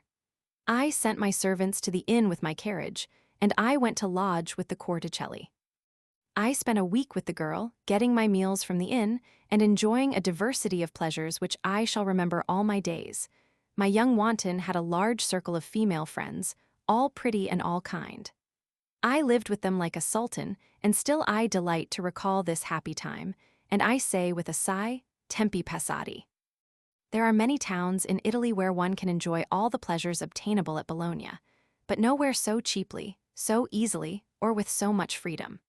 The living is excellent, and there are arcades where one can walk in the shade in learned and witty company. It is a great pity that either from the air, the water, or the wine-fur men of science have not made up their minds on the subject persons who live at Bologna are subject to a slight itch. The Bolognese, however, far from finding this unpleasant, seem to think it an advantage. It gives them the pleasure of scratching themselves. In springtime, the ladies distinguish themselves by the grace with which they use their fingers. Towards mid-Lent I left the Corticelli, wishing her a pleasant journey, for she was going to fulfill a year's engagement at Prague as second dancer. I promised to fetch her and her mother to Paris, and my readers will see how I kept my word. I got to Modena the evening after I left Bologna, and I stopped there, with one of those sudden whims to which I have always been subject. Next morning, I went out to see the pictures, and as I was returning to my lodging for dinner, a blackguardly-looking fellow came up and ordered me, on the part of the government, to continue my journey on the day following at latest. Very good, said I, and the fellow went away. Who is that man? I said to the landlord. A spy. A spy, and the government dares to send such a fellow to me. The Borgello must have sent him. Then the Borgello is the governor of Modena, the infamous wretch. Hush, hush, all the best families speak to him in the street. Then the best people are very low here, I suppose. Not more than anywhere else. He is the manager of the opera house, and the greatest noblemen dine with him and thus secure his favor. It's incredible, but why should the high and mighty Borgello send me away from Modena? I don't know, but do you take my advice and go and speak to him. You will find him a fine fellow. Instead of going to see this bee, I called on the Abbé Testagrossa, whom I had known at Venice in 1753. Although he was a man of low extraction, he had a keen wit. At this time he was old and resting on his laurels. He had fought his way into favor by the sheer force of merit, and his master, the Duke of Modena, had long chosen him as his representative with other powers. Abbé Testagrossa recognized me and gave me the most gracious reception. But when he heard of what had befallen me, he seemed much annoyed. What can I do? Said I. You had better go, as the man may put a much more grievous insult on you. I will do so, but could you oblige me by telling me the reason for such a high-handed action? Come again this evening. I shall probably be able to satisfy you. I called on the abbé again in the evening, for I felt anxious to learn in what way I had offended the Lord Borgello, to whom I thought I was quite unknown. The abbé satisfied me. The Borgello, said he, saw your name on the bill which he receives daily containing a list of the names of those who enter or leave the city. He remembered that you were daring enough to escape from the Leads, and as he does not at all approve of that sort of thing, he resolved not to let the Modenese be contaminated by so egregious an example of the defiance of justice, however unjust it may be. And in short, he has given you the order to leave the town. I am much obliged, but I really wonder how it is that, while you were telling me this, you did not blush to be a subject of the Duke of Modena's. What an unworthy action! How contrary is such a system of government to all the best interests of the state. You are quite right, my dear sir, but I am afraid that as yet men's eyes are not open to what best serves their interests. That is doubtless due to the fact that so many men are unworthy. I will not contradict you. Farewell, Abbé. Farewell, M. Casanova. Next morning, just as I was going to get into my carriage, a young man between 25 and 30, tall and strong and broad-shouldered, his eyes black and glittering, his eyebrows strongly arched, and his general air being that of a cutthroat, accosted me and begged me to step aside and hear what he had to say. If you like to stop at Parma for 3 days, and if you will promise to give me 50 sequins when I bring you the news that the Borgello is dead, I promise to shoot him within the next 24 hours. Thanks, such an animal as that should be allowed to die a natural death. Here's a crown to drink my health. At the present time, I feel very thankful that I acted as I did, but I confess that if I had felt sure that it was not a trap, I should have promised the money. The fear of committing myself spared me this crime. The next day I got to Parma, and I put up at the posting house under the name of the Chevalier de Seingalt, which I still bear. When an honest man adopts a name which belongs to no one has a right to contest his use of it. It becomes a man's duty to keep the name. I had now borne it for 2 years, but I often subjoined to it my family name. When I got to Parma, I dismissed Costa, but in a week after I had the misfortune to take him on again. His father, who was a poor violin player, as I had once been, with a large family to provide for, excited my pity. I made inquiries about M. Antonio, but he had left the place, and M. Dubois-Leroux, director of the Mint, had gone to Venice with the permission of the Duke of Parma, to set up the beam, which was never brought into use. Republics are famous for their superstitious attachment to old customs. They are afraid that changes for the better may destroy the stability of the state, and the government of aristocratic Venice still preserves its original Greek character. My Spaniard was delighted when I dismissed Costa, and proportionately sorry when I took him back. He's no profligate, said Leduc.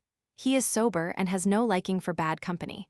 But I think he's a robber, and a dangerous robber, too.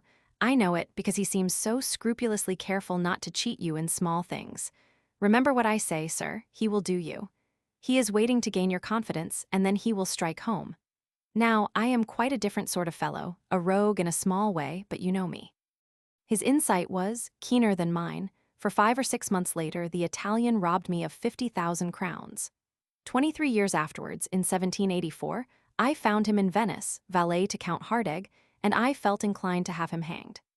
I showed him by proof positive that I could do so if I liked, but he had recourse to tears and supplications, and to the intercession of a worthy man named Bertrand, who lived with the ambassador of the King of Sardinia. I esteemed this individual, and he appealed to me successfully to pardon Costa. I asked the wretch what he had done with the gold and jewels he had stolen from me, and he told me that he had lost the whole of it in furnishing funds for a bank at Biribai, that he had been despoiled by his own associates, and had been poor and miserable ever since. In the same year in which he robbed me, he married Mamelot's daughter, and after making her a mother he abandoned her. To pursue our story. At Turin I lodged in a private house with the Abbé Gama, who had been expecting me. In spite of the good Abbé's sermon on economy, I took the whole of the first floor, and a fine suite it was. We discussed diplomatic topics, and he assured me that I should be accredited in May, and that he would give me instructions as to the part one was to play. I was pleased with his commission, and I told the abbé that I should be ready to go to Augsburg whenever the ambassadors of the belligerent powers met there. After making the necessary arrangements with my landlady with regard to my meals, I went to a coffee house to read the papers, and the first person I saw was the Marquis de Sarmeses, whom I had known in Savoy. The first thing he said was that all games of chance were forbidden, and that the ladies I had met would no doubt be delighted to see me. As for himself, he said that he lived by playing backgammon, though he was not at all lucky at it, as talent went for more than luck at that game. I can understand how, if fortune is neutral, the best player will win, but I do not see how the contrary can take place. We went for a walk in the promenade leading to the citadel, where I saw numerous extremely pretty women. In Turin, the fair sex is most delightful, but the police regulations are troublesome to a degree. Owing to the town being a small one and thinly peopled, the police spies find out everything. Thus one cannot enjoy any little freedoms without great precautions and the aid of cunning procuresses, who have to be well paid, as they would be cruelly punished if they were found out. No prostitutes and no kept women are allowed, much to the delight of the married women, and with results which the ignorant police might have anticipated. As well be imagined, pederasty has a fine field in this town, where the passions are kept under lock and key. Amongst the beauties I looked at, one only attracted me. I asked Desarmes her name, as he knew all of them. "That's the famous Lee," said he. "She is a Jewess and impregnable. She has resisted the attacks of the best strategists in Turin. Her father's a famous horse dealer. You can go and see her easily enough, but there's nothing to be done there." The greater the difficulty, the more I felt spurred on to attempt it. "Take me there," said I to Desarmes. "As soon as you please." I asked him to dine with me, and we were on our way when we met Zirali and 2 or 3 other persons whom I had met at Aix. I gave and received plenty of compliments, but not wishing to pay them any visits, I excused myself on the pretext of business. When we had finished dinner, Desarmes took me to the horse dealer's. I asked if he had a good saddle horse. He called a lad and gave his orders, and whilst he was speaking, the charming daughter appeared on the scene. She was dazzlingly beautiful and could not be more than 22.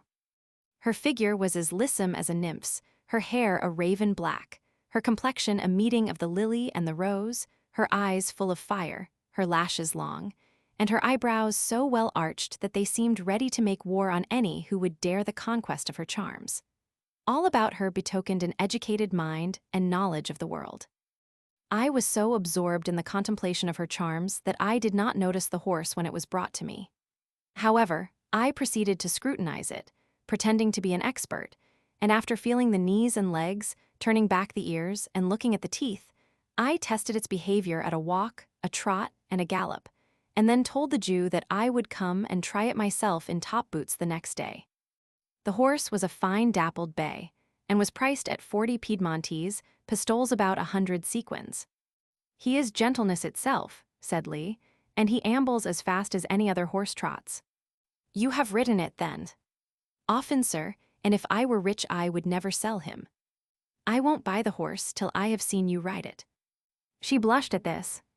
"You must oblige the gentleman," said her father. She consented to do so, and I promised to come again at 9 o'clock the next day. I was exact to time, as may be imagined, and I found Lee in riding costume. What proportions! What a Venus callipyge! I was captivated. 2 horses were ready, and she leapt on hers with the ease and grace of a practiced rider, and I got up on my horse. We rode together for some distance. The horse went well enough, but what of that? All my eyes were for her. As we were turning, I said, "Fair Lee, I will buy the horse, but as a present for you, and if you will not take it, I shall leave Turin today. The only condition I attach to the gift is that you will ride with me whenever I ask you." I saw she seemed favorably inclined to my proposal, so I told her that I should stay 6 weeks at Turin, that I had fallen in love with her on the promenade, and that the purchase of the horse had been a mere pretext for discovering to her my feelings. She replied modestly that she was vastly flattered by the liking I had taken to her, and that I need not have made her such a present to assure myself of her friendship. "The condition you impose on me is an extremely pleasant one, and I am sure that my father will like me to accept it." To this she added, "All I ask is for you to make me the present before him, repeating that you will only buy it on the condition that I will accept it." I found the way smoother than I had expected, and I did what she asked me. Her father, whose name was Moses, thought it a good bargain, congratulated his daughter, took the 40 pistoles and gave me a receipt, and begged me to do them the honor of breakfasting with them the next day. This was just what I wanted. The following morning Moses received me with great respect. Lee, who was in her ordinary clothes, told me that if I liked to ride she would put on her riding habit. "Another day," said I. "Today I should like to converse with you in your own house." But the father, who was as greedy as most Jews are, said that if I liked driving, he could sell me a pretty phaeton with 2 excellent horses. "You must show them to the gentleman," said Lee, possibly in concert with her father. Moses said nothing, but went out to get the horses harnessed. "I will look at them," I said to Lee, "but I won't buy, as I should not know what to do with them. You can take your ladylove out for a drive." "That would be you, but perhaps you would be afraid." "Not at all, if you drove in the country or the suburbs." "Very good, Lee, then I will look at them." The father came in, and we went downstairs. I liked the carriage and the horses, and I told Lee so. "Well," said Moses, "you can have them now for 400 sequins, but after Easter the price will be 500 sequins at least." Lee got into the carriage, and I sat beside her, and we went for an hour's drive into the country. I told Moses I would give him an answer by the next day, and he went about his business, while Lee and I went upstairs again. "It's quite worth 400 sequins," said I, "and tomorrow I will buy it with pleasure. But on the same condition as that on which I bought the horse, and something more, namely, that you will grant me all the favors that a tender lover can desire." "You speak plainly, and I will answer you in the same way. I'm an honest girl, sir, and not for sale." "All women, dear Lee, whether they are honest or not, are for sale. When a man has plenty of time, he buys the woman his heart desires by unremitting attentions. But when he's in a hurry, he buys her with presents and even with money. Then he's a clumsy fellow. He would do better to let sentiment and attention plead his cause and gain the victory. I wish I could give myself that happiness, fair Lee, but I'm in a great hurry." As I finished this sentence, her father came in, and I left the house telling him that if I could not come the next day, I would come the day after, and that we could talk about the phaeton then. It was plain that Lee thought I was lavish of my money and would make a capital dupe. She would relish the phaeton, as she had relished the horse, but I knew that I was not quite such a fool as that. It had not cost me much trouble to resolve to chance the loss of 100 sequins, but beyond that I wanted some value for my money. I temporarily suspended my visits to see how Lee and her father would settle it amongst themselves. I reckoned on the Jew's greediness to work well for me. He was very fond of money, and must have been angry that his daughter had not made me buy the phaeton by some means or another, for so long as the phaeton was bought, the rest would be perfectly indifferent to him. I felt almost certain that they would come and see me. The following Saturday I saw the fair Jewess on the promenade. We were near enough for me to accost her without seeming to be anxious to do so, and her look seemed to say, "Come." "We see no more of you now," said she, "but come and breakfast with me tomorrow, or I will send you back the horse." I promised to be with her in good time, and, as the reader will imagine, I kept my word. The breakfast party was almost confined to ourselves, for though her aunt was present, she was only there for decency's sake. After breakfast, we resolved to have a ride, and she changed her clothes before me, but also before her aunt. She first put on her leather breeches, then let her skirts fall, took off her corset, and donned a jacket. With seeming indifference, I succeeded in catching a glimpse of a magnificent breast, but the sly puss knew how much my indifference was worth. "Will you arrange my frill?" said she. This was a warm occupation for me, and I am afraid my hand was indiscreet. Nevertheless, I thought I detected a fixed design under all this seeming complaisance, and I was on my guard. Her father came up just as we were getting on horseback. "If you will buy the phaeton and horses," said he, "I will abate 20 sequins." "All that depends on your daughter," said I. We set off at a walk, and Lee told me that she had been imprudent enough to confess to her father that she could make me buy the carriage, and that if I did not wish to embroil her with him, I would be kind enough to purchase it. "Strike the bargain," said she, "and you can give it me when you are sure of my love." "My dear Lee, I am your humble servant, but you know on what condition. I promise to drive out with you whenever you please, without getting out of the carriage, but I know you would not care for that. No, your affection was only a temporary caprice. To convince you of the contrary, I will buy the phaeton and put it in a coach-house. I will see that the horses are taken care of, though I shall not use them.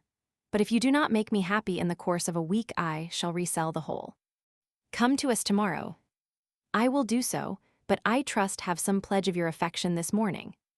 This morning, it's impossible. Excuse me, I will go upstairs with you, and you can show me more than one kindness while you are undressing. We came back, and I was astonished to hear her telling her father that the phaeton was mine, and all he had to do was to put in the horses. The Jew grinned, and we all went upstairs, and Lee coolly said, "Count out the money."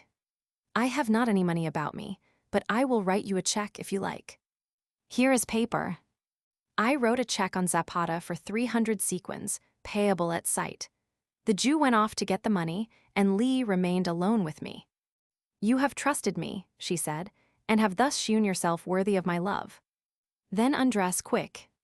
"No, my aunt is about the house, and as I cannot shut the door without exciting suspicion, she might come in, but I promise that you shall be content with me tomorrow.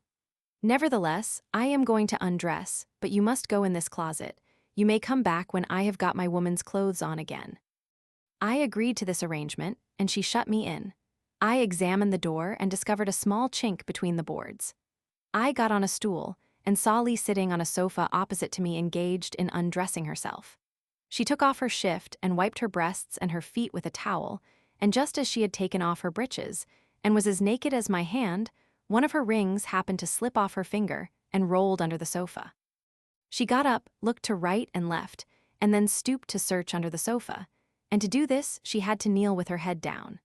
When she got back to couch, the towel came again into requisition, and she wiped herself all over in such a manner that all her charms were revealed to my eager eyes. I felt sure that she knew I was a witness of all these operations, and she probably guessed what a fire the sight would kindle in my inflammable breast. At last her toilette was finished, and she let me out. I clasped her in my arms with the words, "I have seen everything."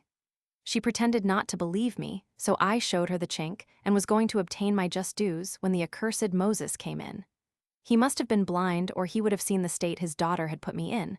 However, he thanked me and gave me a receipt for the money, saying, "Everything in my poor house is at your service." I bade them adieu, and I went away in an ill temper. I got into my phaeton and drove home and told the coachman to find me a stable for the horses and a coach house for the carriage. I did not expect to see Lee again, and I felt enraged with her. She had pleased me only too much by her voluptuous attitudes, but she had set up an irritation wholly hostile to love. She had made love a robber, and the hungry boy had consented, but afterwards, when he craved more substantial fare, she refused him, and ardor was succeeded by contempt. Lee did not want to confess herself to be what she really was, and my love would not declare itself knavish. I made the acquaintance of an amiable chevalier, a soldier, a man of letters, and a great lover of horses, who introduced me to several pleasant families. However, I did not cultivate them, as they only offered me the pleasures of sentiment, while I longed for lustier fare for which I was willing to pay heavily. The Chevalier de Brise was not the man for me. He was too respectable for a profligate like myself. He bought the phaeton and horses, and I only lost 30 sequins by the transaction. A certain M. Baretti, who had known me at Aix and had been the Marquis de Pry's croupier, took me to see the Matsali, formerly a dancer, and then mistress to the Chevalier Rayberty, a hard-headed but honest man who was then Secretary for Foreign Affairs. Although the Matsali was by no means pretty, she was extremely complacent and had several girls at her house for me to see, but I did not think any of them worthy of occupying Lee's place. I fancied I no longer loved Lee, but I was wrong. The Chevalier Cocona, who had the misfortune to be suffering from a venereal disease, gave me up his mistress, a pretty little soubrette. But in spite of the evidence of my own eyes, and in spite of the assurances she gave me, I could not make up my mind to have her, and my fear made me leave her untouched. Count Trana, a brother of the Chevalier's whom I had known at Aix, introduced me to Madame de Sc, a lady of high rank and very good-looking, but she tried to involve me in a criminal transaction, and I ceased to call on her. Shortly after, Count Trana's uncle died and he became rich and got married, but he lived an unhappy life. I was getting bored, and Desarmeses, who had all his meals with me, did not know what to do. At last, he advised me to make the acquaintance of a certain Madame R., a Frenchwoman, and well known in Turin as a milliner and dressmaker. She had 6 or 8 girls working for her in a room adjoining her shop. Desarmeses thought that if I got in there I might possibly be able to find one to my taste. As my purse was well furnished, I thought I should not have much difficulty, so I called on Madame R. I was agreeably surprised to find Lee there, bargaining for a quantity of articles, all of which she pronounced to be too dear. She told me kindly, but reproachfully, that she had thought I must be ill. I have been very busy, I said, and felt all my old ardor revive. She asked me to come to a Jewish wedding where there would be a good many people and several pretty girls. I knew that ceremonies of this kind are very amusing, and I promised to be present. She proceeded with her bargaining, but the price was still too high and she left the shop. Madame R. was going to put back all the trifles in their places, but I said, "I will take the lot myself." She smiled, and I drew out my purse and paid the money. "Where do you live, sir?" said she, "and when shall I send you your purchases?" "You may bring them tomorrow yourself, and do me the honor of breakfasting with me." "I can never leave the shop, sir." In spite of her 35 years, Madame R. was still what would be called a tasty morsel, and she had taken my fancy. "I want some dark lace," said I. "Then kindly follow me, sir." I was delighted when I entered the room to see a lot of young work girls, all charming, hard at work, and scarcely daring to look at me. Madame R. opened several cupboards and showed me some magnificent lace. I was distracted by the sight of so many delicious nymphs, and I told her that I wanted the lace for 2 bayouts in the Venetian style. She knew what I meant. The lace cost me upwards of 100 sequins. Madame R. told 2 of her girls to bring me the lace the next day, together with the goods which Lee had thought too dear. They meekly replied, "Yes, mother." They rose and kissed the mother's hand, which I thought a ridiculous ceremony. However, it gave me an opportunity of examining them, and I thought them delicious. We went back to the shop, and sitting down by the counter I enlarged on the beauty of the girls, adding, though not with strict truth, that I vastly preferred their mistress. She thanked me for the compliment and told me plainly that she had a lover, and soon after named him. He was the Comte de St. Giles, an infirm and elderly man, and by no means a model lover. I thought Madame R. was jesting, but next day I ascertained that she was speaking the truth. Well, everyone to his taste, and I suspect that she was more in love with the Count's purse than his person. I had met him at the Exchange Coffee House. The next day the 2 pretty milliners brought me my goods. I offered them chocolate, but they firmly and persistently declined. The fancy took me to send them to Lee with all the things she had chosen, and I bade them return and tell me what sort of a reception they had had. They said they would do so, and waited for me to write her a note. I could not give them the slightest mark of affection. I dared not shut the door, and the mistress and the ugly young woman of the house kept going and coming all the time.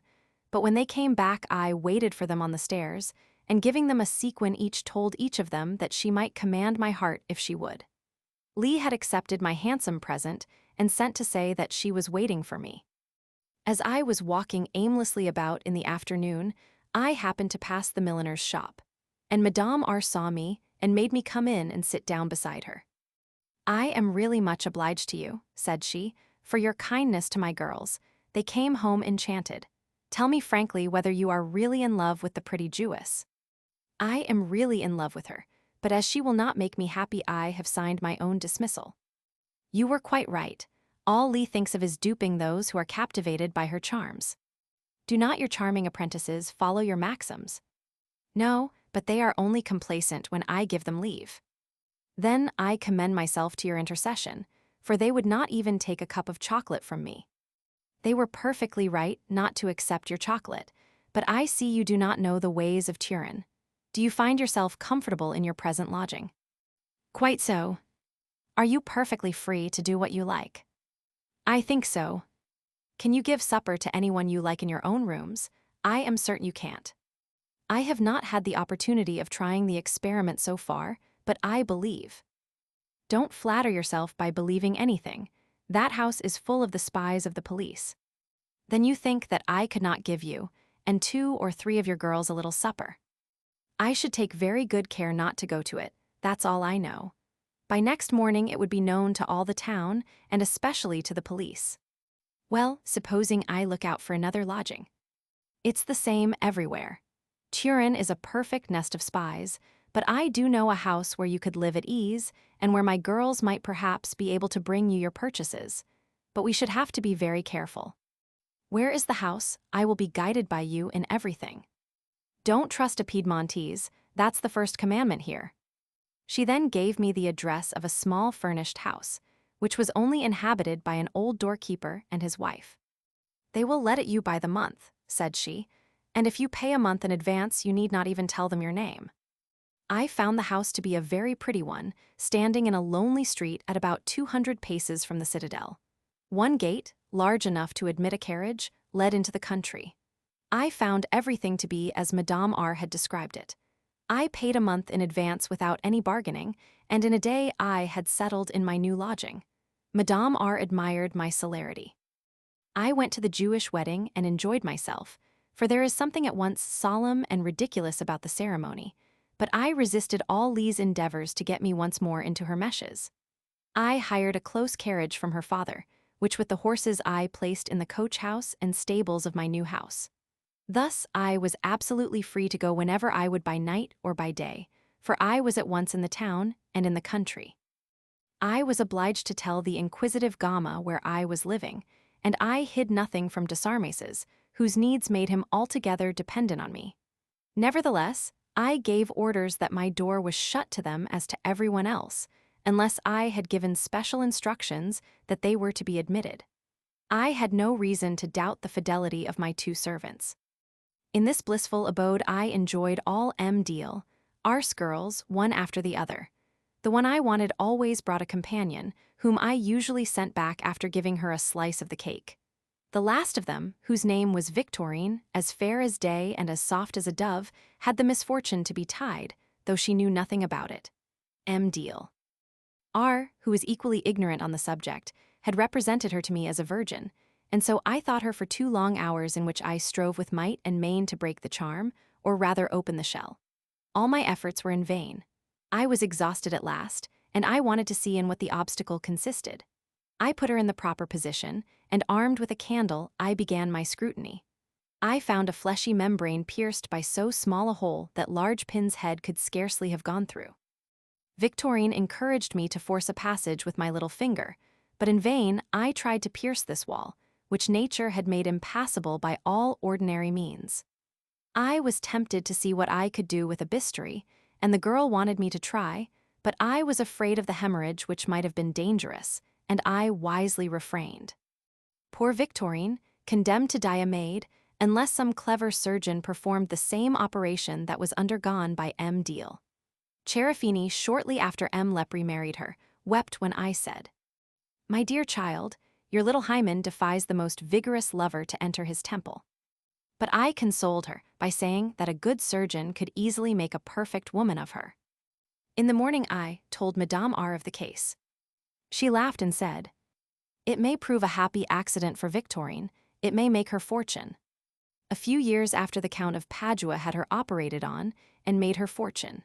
When I came back from Spain, I found that she was with child, so that I could not exact the due reward for all the trouble I had taken with her.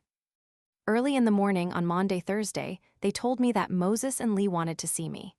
I had not expected to see them, but I welcomed them warmly. Throughout Holy Week, the Jews dared not show themselves in the streets of Turin, and I advised them to stay with me till the Saturday. Moses began to try and get me to purchase a ring from him, and I judged from that I should not have to press them very much. "I can only buy this ring from Lee's hands," said I. He grinned, thinking doubtless that I intended to make her a present of it, but I was resolved to disappoint him. I gave them a magnificent dinner and supper, and in the evening they were shewn a double-bedded room not far from mine. I might have put them in different rooms, and Lee in a room adjoining mine, which would have facilitated any nocturnal excursions, but after all I had done for her I was resolved to owe nothing to a surprise. She should come of herself. The next day Moses, who noticed that I had not yet bought the ring, was obliged to go out on business, and asked for the loan of my carriage for the whole day, telling me that he would come for his daughter in the evening. I had the horses harnessed, and when he was gone I bought the ring for 600 sequins, but on my own terms. I was in my own house, and Lee could not deceive me. As soon as the father was safely out of the way, I possessed myself of the daughter. She proved a docile and amorous subject the whole day. I had reduced her to a state of nature, and though her body was as perfect as can well be imagined, I used it and abused it in every way imaginable. In the evening, her father found her looking rather tired, but he seemed as pleased as I was. Lee was not quite so well satisfied, for till the moment of their departure, she was expecting me to give her the ring, but I contented myself with saying that I should like to reserve myself the pleasure of taking it to her. On Easter Monday, a man brought me a note summoning me to appear at the police office. Chapter 12. My victory over the deputy chief of police, my departure, Chambery de Sarmoises's daughterem Morinem, M. at Aix the young borderly on Paris. This citation, which did not promise to lead to anything agreeable, surprised and displeased me exceedingly. However, I could not avoid it, so I drove to the office of the deputy superintendent of police. I found him sitting at a long table, surrounded by about a score of people in a standing posture. He was a man of 60, hideously ugly, his enormous nose half destroyed by an ulcer hidden by a large black silk plaster, his mouth of huge dimensions, his lips thick, with small green eyes and eyebrows which had partly turned white. As soon as this disgusting fellow saw me, he began. "You are the Chevalier de Seingalt." "That is my name, and I have come here to ask how I can oblige you. I have summoned you here to order you to leave the place in 3 days at latest.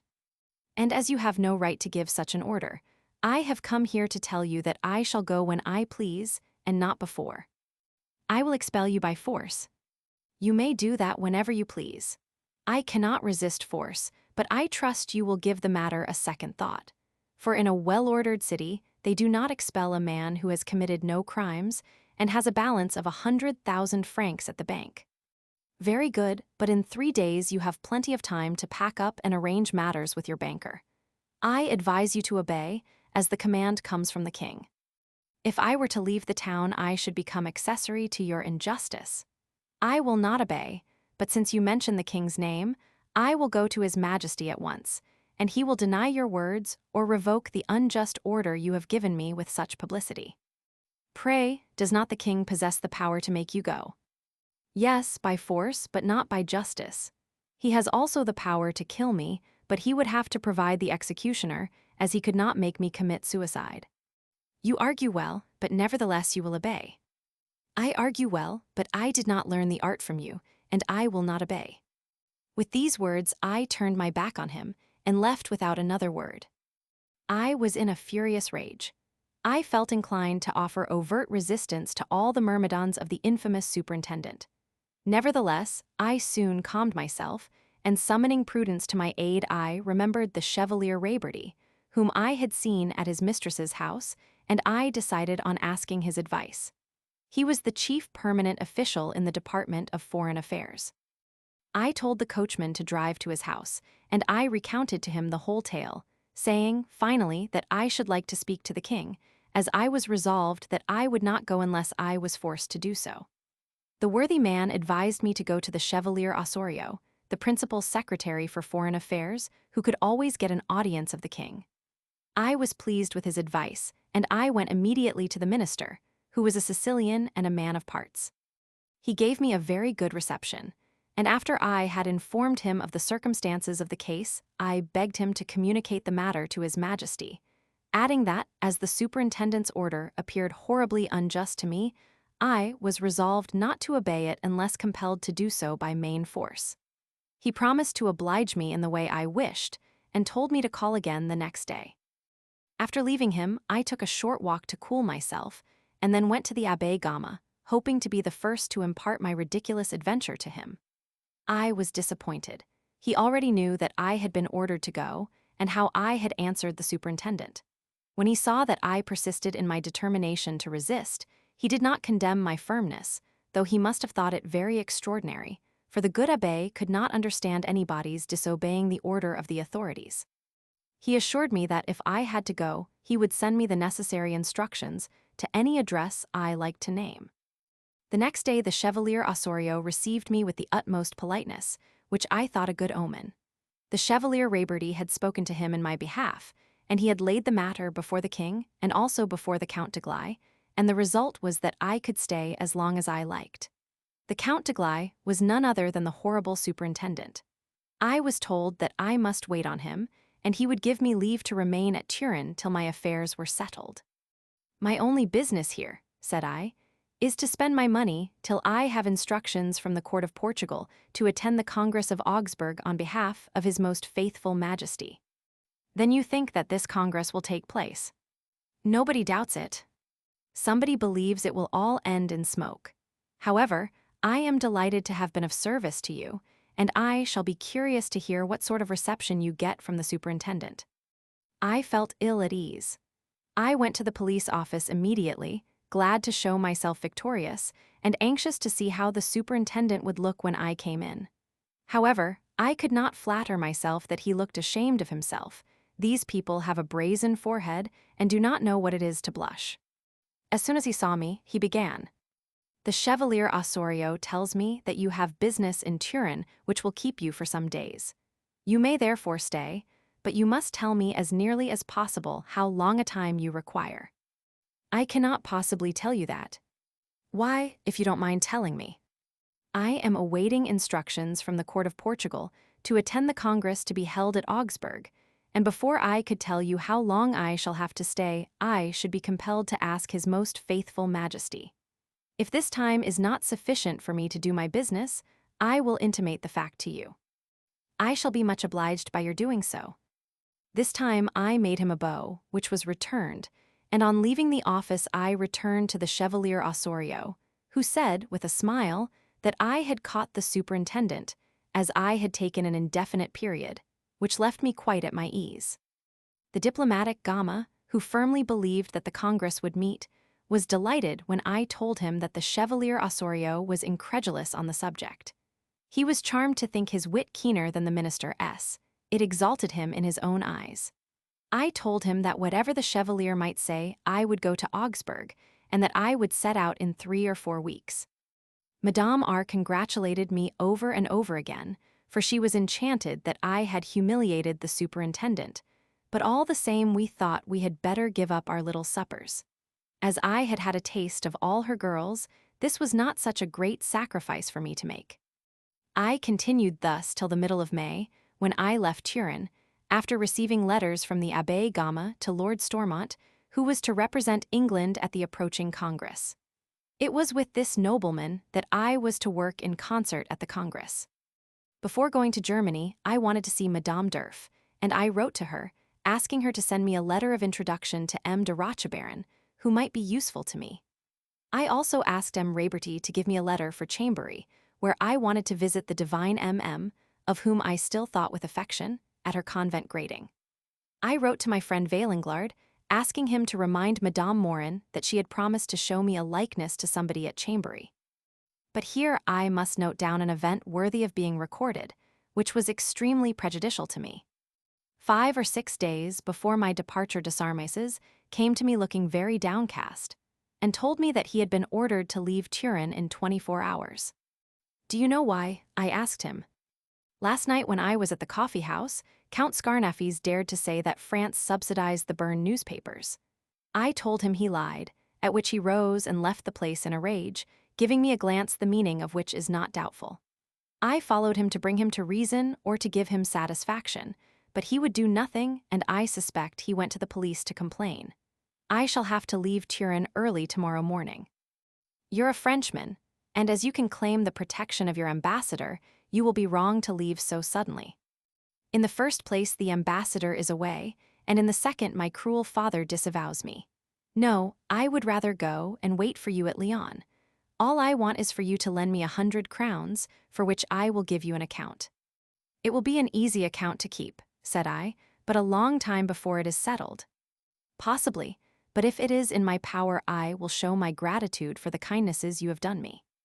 I gave him 100 crowns and wished him a pleasant journey, telling him that I should stop some time at Lyon. I got a letter of credit on an Augsburg house, and 3 days after I left Turin I was at Chambery.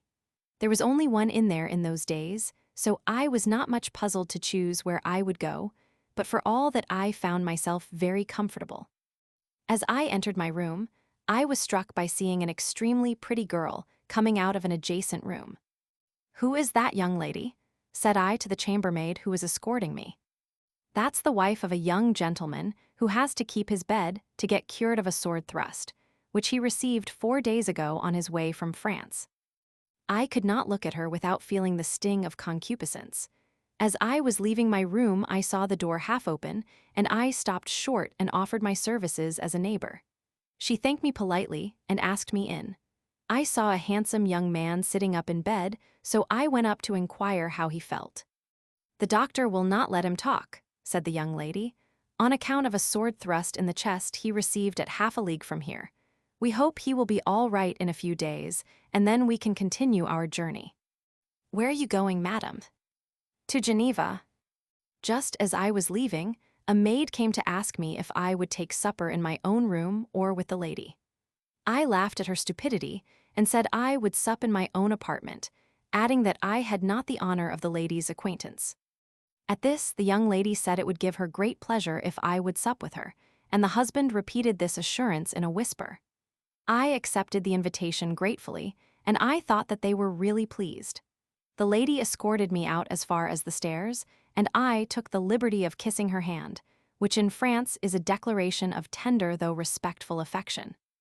At the post office, I found a letter from Valenglard, telling me that Madame Morin would wait on me at Chambéry if I would send her a carriage, and another from Desarmes's dated from Lyon. He told me that as he was on his way from Chambéry, he had encountered his daughter in company with a rascal who had carried her off. He had buried his sword in his body, and would have killed them if he had been able to stop their carriage. He suspected that they had been staying in Chambéry, and he begged me to try and persuade his daughter to return to Lyon, and he added that if she would not do so I ought to oblige him by sending her back by force. He assured me that they were not married, and he begged me to answer his letter by express, for which purpose he sent me his address.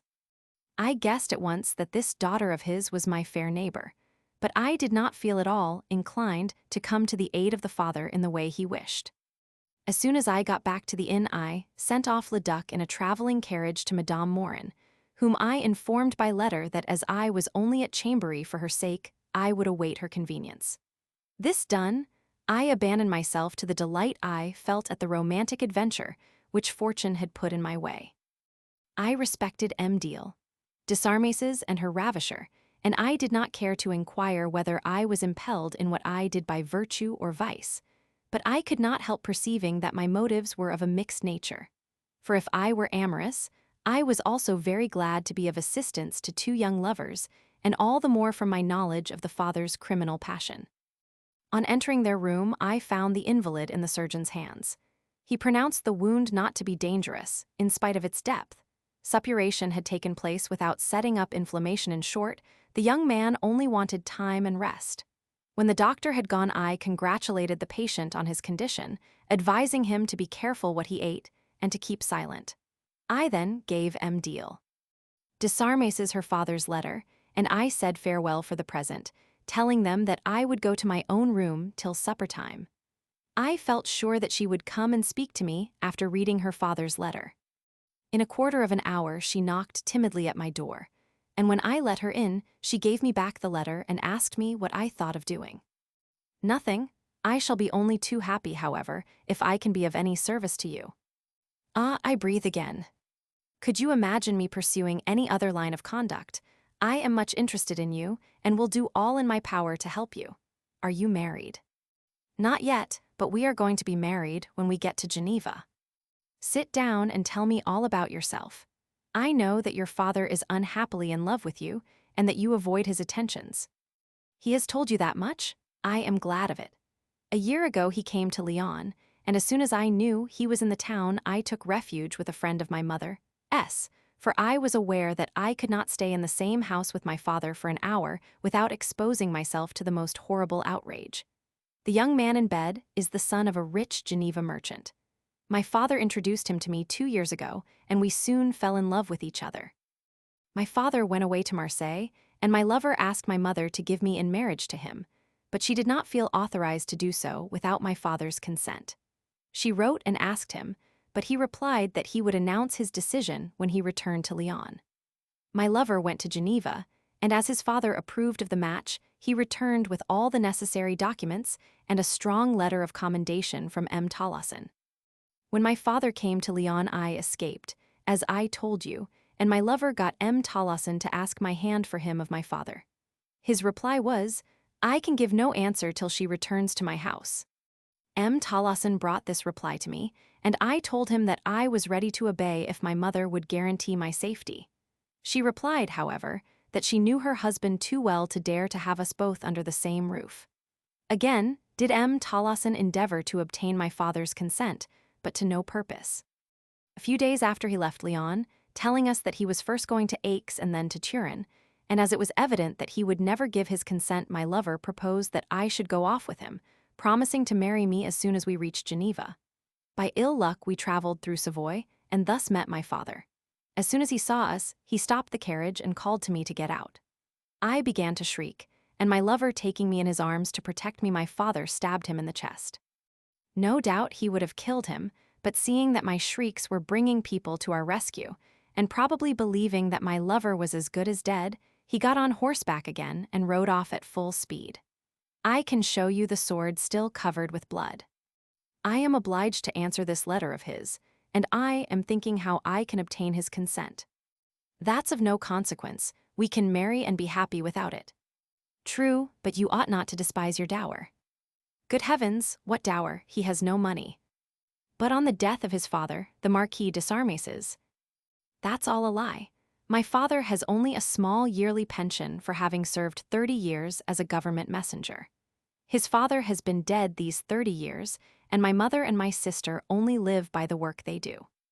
I was thunderstruck at the impudence of the fellow, who, after imposing on me so long, had himself put me in a position to discover his deceit. I said nothing. Just then we were told that supper was ready, and we sat at table for 3 hours talking the matter over. The poor wounded man had only to listen to me to know my feelings on the subject. His young mistress, as witty as she was pretty, jested on the foolish passion of her father, who had loved her madly ever since she was 11.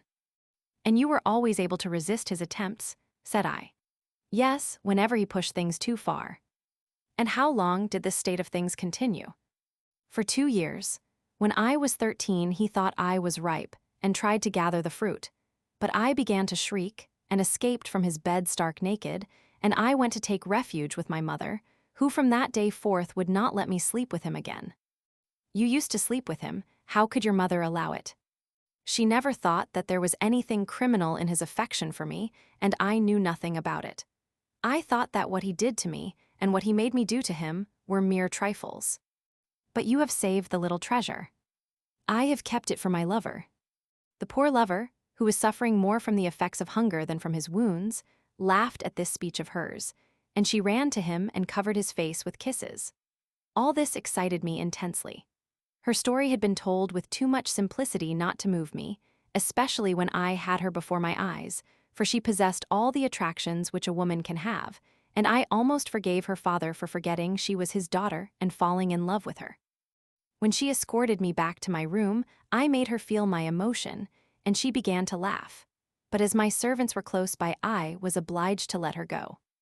Early next morning, I wrote to her father that his daughter had resolved not to leave her lover, who was only slightly wounded, that they were in perfect safety and under the protection of the law at Chambéry, and finally that having heard their story and judging them to be well matched, I could only approve of the course they had taken.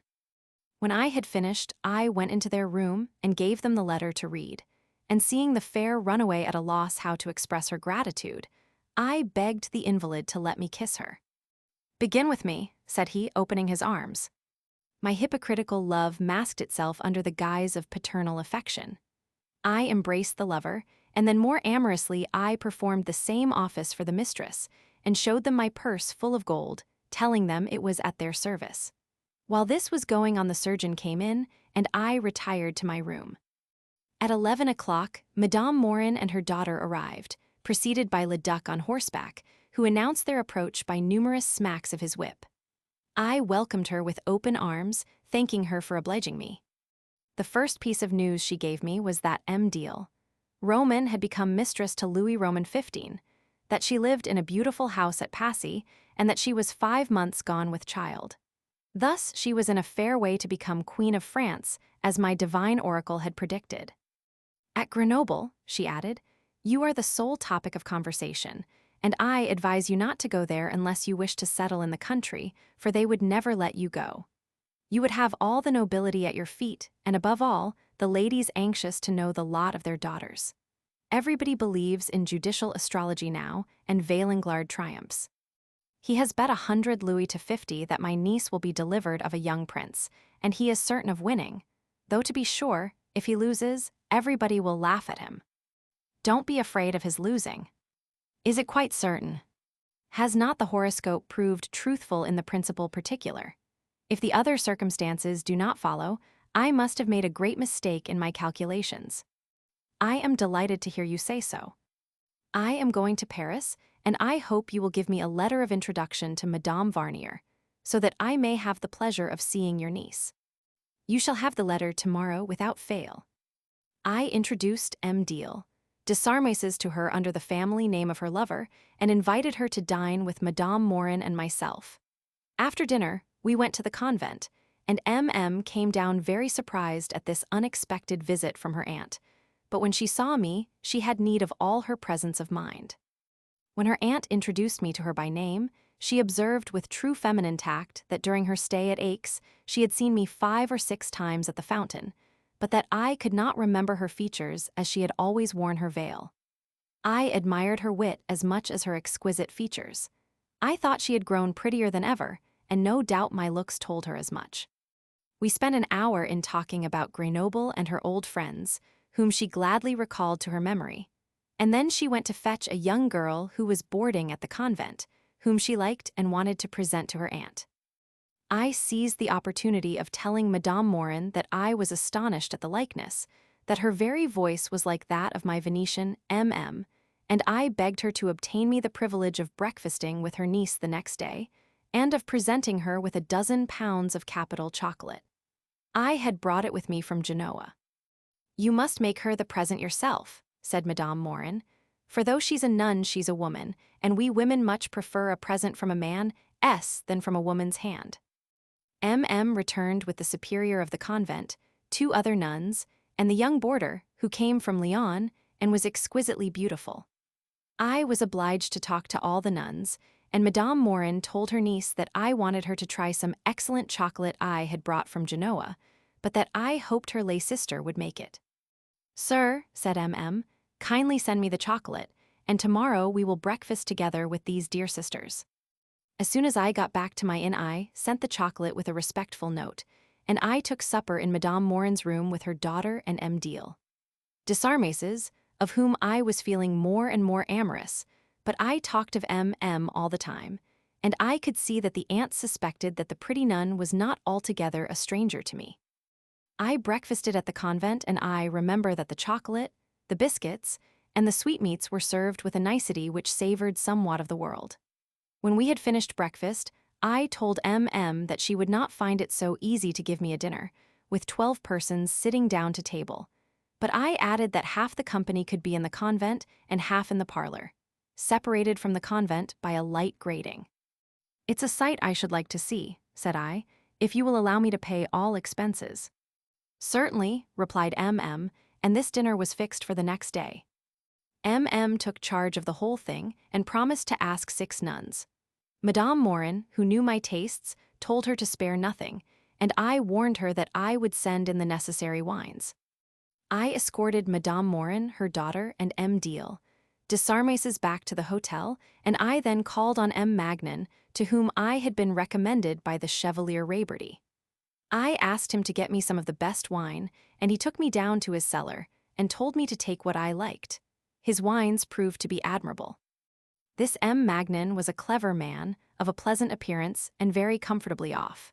He occupied an extremely large and convenient house outside the town, and there his agreeable wife dispensed hospitality. She had 10 children, amongst whom there were 4 pretty daughters. The eldest, who was 19, was especially good-looking.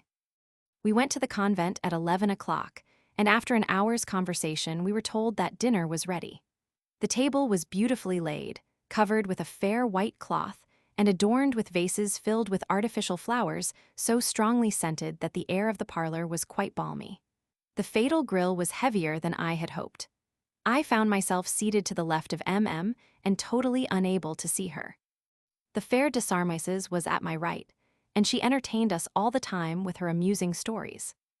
We in the parlor were waited on by Leduc and Costa, and the nuns were served by their lay sisters.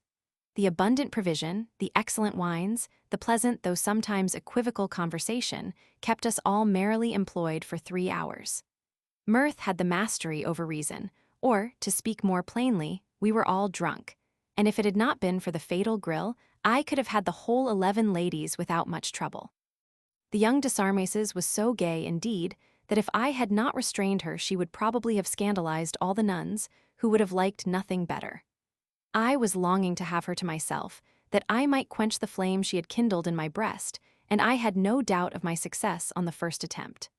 After coffee had been served, we went into another parlor and stayed there till night came on. Madame Morin took leave of her niece, and the handshakings, thanks, and promises of remembrance between me and the nuns lasted for a good quarter of an hour. After I had said aloud to M.M. that I hoped to have the pleasure of seeing her before I left, we went back to the inn in high good humor with our curious party, which I still remember with pleasure. Madame Morin gave me a letter for her cousin Madame Varnier, and I promised to write to her from Paris and tell her all about the fair M. deal. Roman. I presented the daughter with a beautiful pair of earrings, and I gave Madame Morin 12 pounds of good chocolate which M. Magnan got me, and which the lady thought had come from Genoa. She went off at 8 o'clock, preceded by Leduc, who had orders to greet the doorkeeper's family on my behalf. At Magnan's I had a dinner worthy of Lucullus, and I promised to stay with him whenever I passed Chambery, which promise I have faithfully performed. On leaving the gourmands I went to the convent, and M.M. came down alone to the grating. She thanked me for coming to see her, and added that I had come to disturb her peace of mind. I am quite ready, dearest, to climb the garden wall, and I shall do it more dexterously than your wretched humpback. Alas, that may not be, for, trust me, you are already spied upon. Everybody here is sure that we knew each other at Aix. Let us forget all, and thus spare ourselves the torments of vain desires. Give me your hand. No, all is over. I love you still, probably I shall always love you, but I long for you to go, and by doing so, you will give me a proof of your love. This is dreadful, you astonish me. You appear to me in perfect health, you are prettier than ever, you are made for the worship of the sweetest of the gods, and I can't understand how, with a temperament like yours, you can live in continual abstinence. Alas, lacking the reality we console ourselves by pretending. I will not conceal from you that I love my young boarder. It is an innocent passion, and keeps my mind calm. Her caresses quench the flame which would otherwise kill me. And that is not against your conscience. I do not feel any distress on the subject. But you know it is a sin. Yes, so I confess it. And what does the confessor say? Nothing, he absolves me, and I am quite content. And does the pretty boarder confess too? Certainly, but she does not tell the father of a matter which she thinks is no sin. I wonder the confessor has not taught her, for that kind of instruction is a great pleasure. Our confessor is a wise old man. Am I to leave you then, without a single kiss? Not one. May I come again tomorrow? I must go the day after. You may come, but I cannot see you by myself as the nuns might talk. I will bring my little one with me to save appearances. Come after dinner, but into the other parlor. If I had not known M.M. at Aix, her religious ideas would have astonished me, but such was her character. She loved God, and did not believe that the kind Father who made us with passions would be too severe because we had not the strength to subdue them. I returned to the inn, feeling vexed that the pretty nun would have no more to do with me, but sure of consolation from the fair de Sarmises. I found her sitting on her lover's bed. His poor diet and the fever had left him in a state of great weakness. She told me that she would sup in my room to leave him in quiet, and the worthy young man shook my hand in token of his gratitude. As I had a good dinner at Magnan's, I ate very little supper, but my companion who had only had a light meal ate and drank to an amazing extent. I gazed at her in a kind of wonder, and she enjoyed my astonishment. When my servants had left the room, I challenged her to drink a bowl of punch with me, and this put her into a mood which asked for nothing but laughter, and which laughed to find itself deprived of reasoning power. Nevertheless, I cannot accuse myself of taking an advantage of her condition, for in her voluptuous excitement, she entered eagerly into the pleasure to which I excited her till 2 o'clock in the morning. By the time we separated, we were both of us exhausted. I slept till 11, and when I went to wish her good day, I found her smiling and as fresh as a rose. I asked her how she had passed the rest of the night. "Very pleasantly," said she, "like the beginning of the night." "What time would you like to have dinner?" "I won't dine. I prefer to keep my appetite for supper." Here her lover joined in, saying in a weak voice, "It is impossible to keep up with her." "In eating or drinking?" I asked. "In eating, drinking, and in other things," he replied with a smile. She laughed and kissed him affectionately. This short dialogue convinced me that Deal. Desarmoises must adore her lover, for besides his being a handsome young man, his disposition was exactly suitable to hers. I dined by myself, and Leduc came in as I was having dessert. He told me that the doorkeeper's daughters and their pretty cousin had made him wait for them to write to me, and he gave me 3 letters and 3 dozen of gloves which they had presented me. The letters urged me to come and spend a month with them, and gave me to understand that I should be well pleased with my treatment.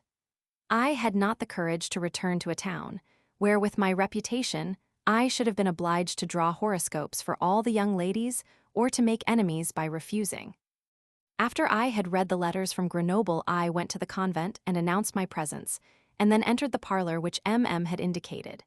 She soon came down with the pretty boarder, who feebly sustained my part in her amorous ecstasies.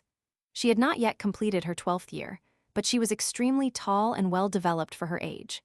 Gentleness, liveliness, candor, and wit were united in her features, and gave her expression an exquisite charm. She wore a well-made corset which disclosed a white throat, to which the fancy easily added the 2 spheres which would soon appear there. Her entrancing face, her raven locks, and her ivory throat indicated what might be concealed, and my vagrant imagination made her into a budding Venus. I began by telling her that she was very pretty, and would make her future husband a happy man. I knew she would blush at that. It may be cruel, but it is thus that the language of seduction always begins. A girl of her age who does not blush at the mention of marriage is either an idiot or already an expert in profligacy. In spite of this, however, the blush which mounts to a young girl's cheek at the approach of such ideas is a puzzling problem. Whence does it arise? It may be from pure simplicity, it may be from shame, and often from a mixture of both feelings. Then comes the fight between vice and virtue, and it is usually virtue which has to give in. The desires the servants of vice usually attain their ends. As I knew the young boarder from M.'s description, I could not be ignorant of the source of those blushes, which added a fresh attraction to her youthful charms. Pretending not to notice anything, I talked to M.M. for a few moments, and then returned to the assault. She had regained her calm. "What age are you, pretty one?" said I. "I am 13. "You are wrong," said M.M. "You have not yet completed your 12th year." "The time will come," said I, "when you will diminish the tale of your years instead of increasing it." "I shall never tell a lie, sir, I am sure of that." "So you want to be a nun, do you?"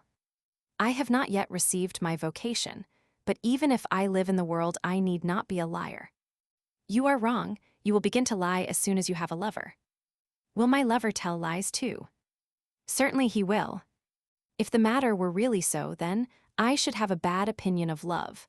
But I do not believe it, for I love my sweetheart here, and I never conceal the truth from her." "Yes, but loving a man is a different thing to loving a woman." "No, it isn't, it's just the same." "Not so, for you do not go to bed with a woman, and you do with your husband." "That's no matter, my love would be the same." "What, you would not rather sleep with me than with M.M.? "No, indeed I should not, because you are a man and would see me." "You don't want a man to see you, then?" "No." "Do you think you are so ugly, then?" At this she turned to M.M. and said, with evident vexation, "I am not really ugly, am I?" "No, darling," said M.M., bursting with laughter, "it is quite the other way, you are very pretty." With these words, she took her on her knee and embraced her tenderly. Your corset is too tight. You can't possibly have such a small waist as that. You make a mistake. You can put your hand there and see for yourself. I can't believe it. Then held her close to the grill and told me to see for myself. At the same moment, she turned up her dress. You were right, said I, and I owe you an apology. But in my heart, I cursed the grating and the chemise. My opinion is, said I to that we have here a little boy. I did not wait for a reply, but satisfied myself by my sense of touch as to her sex, and I could see that the little one and her governess were both pleased, that my mind was at rest on the subject. I drew my hand away, and the little girl looked at and reassured by her smiling air asked if she might go away for a moment. I must have reduced her to a state in which a moment's solitude was necessary, and I myself was in a very excited condition. As soon as she was gone, I said to do you know that what you have shewn me has made me unhappy? Has it? Why? Because your boarder is charming, and I am longing to enjoy her. I am sorry for that, for you can't possibly go any further. And besides, I know you, and even if you could satisfy your passion without danger to her, I would not give her up to you, you would spoil her. How? Do you think that after enjoying you she would care to enjoy me? I should lose too heavily by the comparison. Give me your hand. No. Stay 1 moment. I don't want to see anything. Not a little bit. Nothing at all. Are you angry with me then? Not at all. If you have been pleased, I am glad, and if you have filled her with desires, she will love me all the better. How pleasant it would be, sweetheart, if we could all 3 of us be together alone and at liberty. Yes, but it is impossible. Are you sure that no inquisitive eye is looking upon us? Quite sure. The height of that fatal grill has deprived me of the sight of many charms. Why didn't you go to the other parlor? It is much lower there. Let us go there then. Not today. I should not be able to give any reason for the change. I will come again tomorrow and start for Lyon in the evening. The little boarder came back, and I stood up facing her. I had a number of beautiful seals and trinkets hanging from my watch chain, and I had not had the time to put myself in a state of perfect decency again. She noticed it, and by way of pretext she asked if she might look at them. As long as you like, you may look at them and touch them as well. Foresaw what would happen and left the room, saying that she would soon be back. I had intended to deprive the young boarder of all interest in my seals by showing her a curiosity of another kind. She did not conceal her pleasure in satisfying her inquisitiveness on an object which was quite new to her, and which she was able to examine minutely for the first time in her life. But soon an effusion changed her curiosity into surprise, and I did not interrupt her in her delighted gaze. I saw coming back slowly, and I lowered my shirt again and sat down. My watch and chains were still on the ledge of the grating, and asked her young friend if the trinkets had pleased her. Yes, she replied, but in a dreamy and melancholy voice. She had learnt so much in the course of less than 2 hours that she had plenty to think over. I spent the rest of the day in telling the adventures I had encountered since I had left her, but as I had not time to finish my tale, I promised to return the next day at the same time. The little girl, who had been listening to me all the time, though I appeared to be only addressing her friend, said that she longed to know the end of my adventure with the Duke of Maitlone's mistress. I supped with the fair Desarmeses, and after giving her sundry proofs of my affection till midnight, and telling her that I only stopped on for her sake, I went to bed. The next day after dinner I returned to the convent, and having sent up my name to I entered the room where the grating was more convenient. Before long arrived alone, but she anticipated my thoughts by telling me that her pretty friend would soon join her. You have fired her imagination. She has told me all about it, playing 1,000 wanton tricks and calling me her dear husband. You have seduced the girl, and I am very glad you are going, or else you would drive her mad. You will see how she has dressed herself. Are you sure of her discretion? Perfectly, but I hope you won't do anything in my presence. When I see the time coming, I will leave the room. You are an angel, dearest, but you might be something better than that if you would. I want nothing for myself, it is out of the question. You could. No, I will have nothing to do with a pastime which would rekindle fires that are hardly yet quenched. I have spoken. I suffer, but let us say no more about it. At this moment the young adept came in smiling, with her eyes full of fire. She was dressed in a short pelisse, open in front, and an embroidered muslin skirt which did not go beyond her knees. She looked like a sylph. We had scarcely sat down when she reminded me of the place where my tale had stopped. I continued my recital, and when I was telling them how Donna Lucrezia showed me Leonilda naked, went out, and the sly little puss asked me how I assured myself that my daughter was a maid. I took bold of her through the fatal grating, against which she placed her pretty body, and showed her how assured myself of the fact, and the girl liked it so much that she pressed my hand to the spot.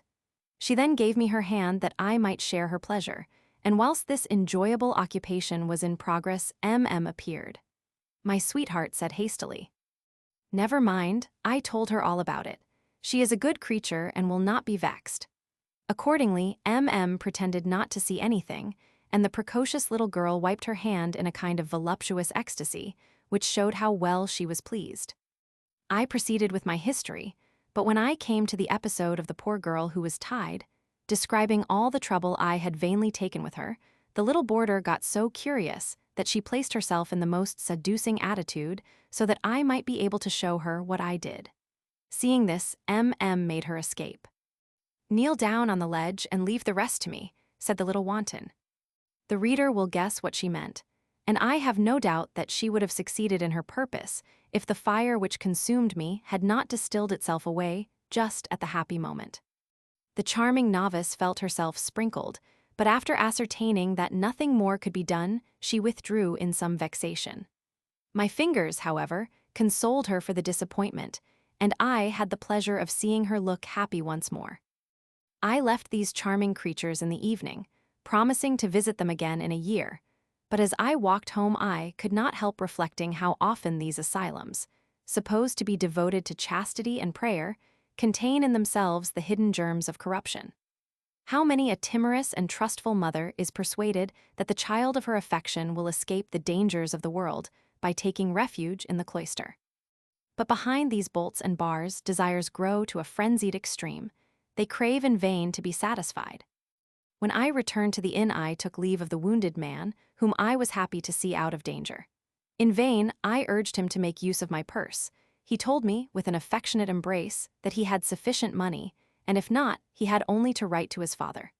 I promised to stop at Lyon, and to oblige de Sarmoises to desist from any steps he might be taking against them, telling them I had a power over him which would compel him to obey. I kept my word. After we had kissed and said goodbye, I took his future bride into my room that we might sup together and enjoy ourselves till midnight. But she could not have been very pleased with my farewell salute, for I was only able to prove my love for her once, as M's young friend had nearly exhausted me. I started at daybreak, and the next day I reached the Hôtel du Parc, at Lyon. I sent for de Sarmoises and told him plainly that his daughter's charms had seduced me, that I thought her lover worthy of her, and that I expected him out of friendship for me to consent to the marriage. I went further, and told him that if he did not consent to everything that very instant I could no longer be his friend, and at this he gave in. He executed the requisite document in the presence of 2 witnesses, and I sent it to Chambery by an express messenger. This false marquis made me dine with him in his poor house. There was nothing about his younger daughter to remind me of the elder, and his wife inspired me with pity. Before I left, I managed to wrap up 6 louis in a piece of paper and gave it to her without the knowledge of her husband. A grateful look showed me how welcome the present was. I was obliged to go to Paris, so I gave de Sarmoises sufficient money for him to go to Strasbourg and await me there in company with my Spaniard. I thought myself wise in only taking Costa, but the inspiration came from my evil genius. I took the Bourbonnais way, and on the 3rd day I arrived at Paris and lodged at the Hôtel du Saint-Esprit in the street of the same name. Before going to bed I sent Costa with a note to Madame d'Urf, promising to come and dine with her the next day. Costa was a good-looking young fellow, and as he spoke French badly and was rather a fool, I felt sure that Madame d'Urf would take him for some extraordinary being. She wrote to say that she was impatiently expecting me. How did the lady receive you, Costa? She looked into a mirror, sir, and said some words I could make nothing of. Then she went round the room 3 times burning incense. Then she came up to me with a majestic air and looked me in the face, and at last she smiled very pleasantly and told me to wait for a reply in the antechamber. Episode 19, Back Again to Paris. Chapter 13. My stay at Paris and my departure for Strasbourg, where I find the Renaud my misfortunes at Munich and my sad visit to Augsburg. At 10 o'clock in the morning, cheered by the pleasant feeling of being once more in that Paris which is so imperfect, but which is the only true town in the world, I called on my dear Madame Durf, who received me with open arms. She told me that the young Count Duranda was quite well, and if I liked, she would ask him to dinner the next day. I told her I should be delighted to see him, and then I informed her that the operation by which she was to become a man could not be performed till Querolinto, one of the 3 chiefs of the Fraternity of the Rosy Cross, was liberated from the dungeons of the Inquisition at Lisbon. This is the reason, I added, that I am going to Augsburg in the course of next month, where I shall confer with the Earl of Stormont as to the liberation of the adept, under the pretext of a mission from the Portuguese government. For these purposes, I shall require a good letter of credit, and some watches and snuff-boxes to make presents with, as we shall have to win over certain of the profane. I will gladly see to all that, but you need not hurry yourself, as the Congress will not meet till September. Believe me, it will never meet at all, but the ambassadors of the belligerent powers will be there all the same. If, contrary to my expectation, the Congress is held, I shall be obliged to go to Lisbon. In any case, I promise to see you again in the ensuing winter. The fortnight that I have to spend here will enable me to defeat a plot of Saint Germain. Saint Germain he would never dare to return to Paris. I am certain that he is here in disguise.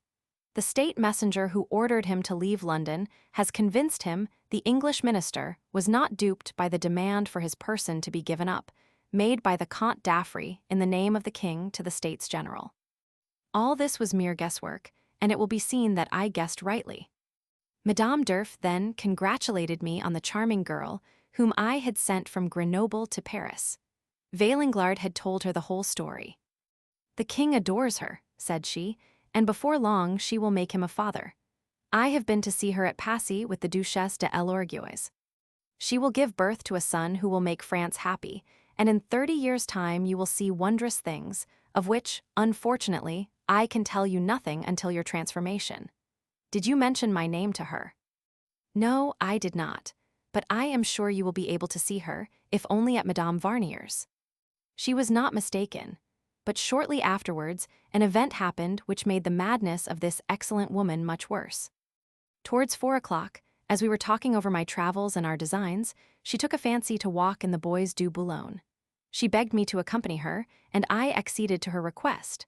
We walked into the deepest recesses of the wood and sat down under a tree. "It is 18 years ago," said she, "since I fell asleep on the same spot that we now occupy. During my sleep the divine Horismates came down from the sun and stayed with me till I awoke.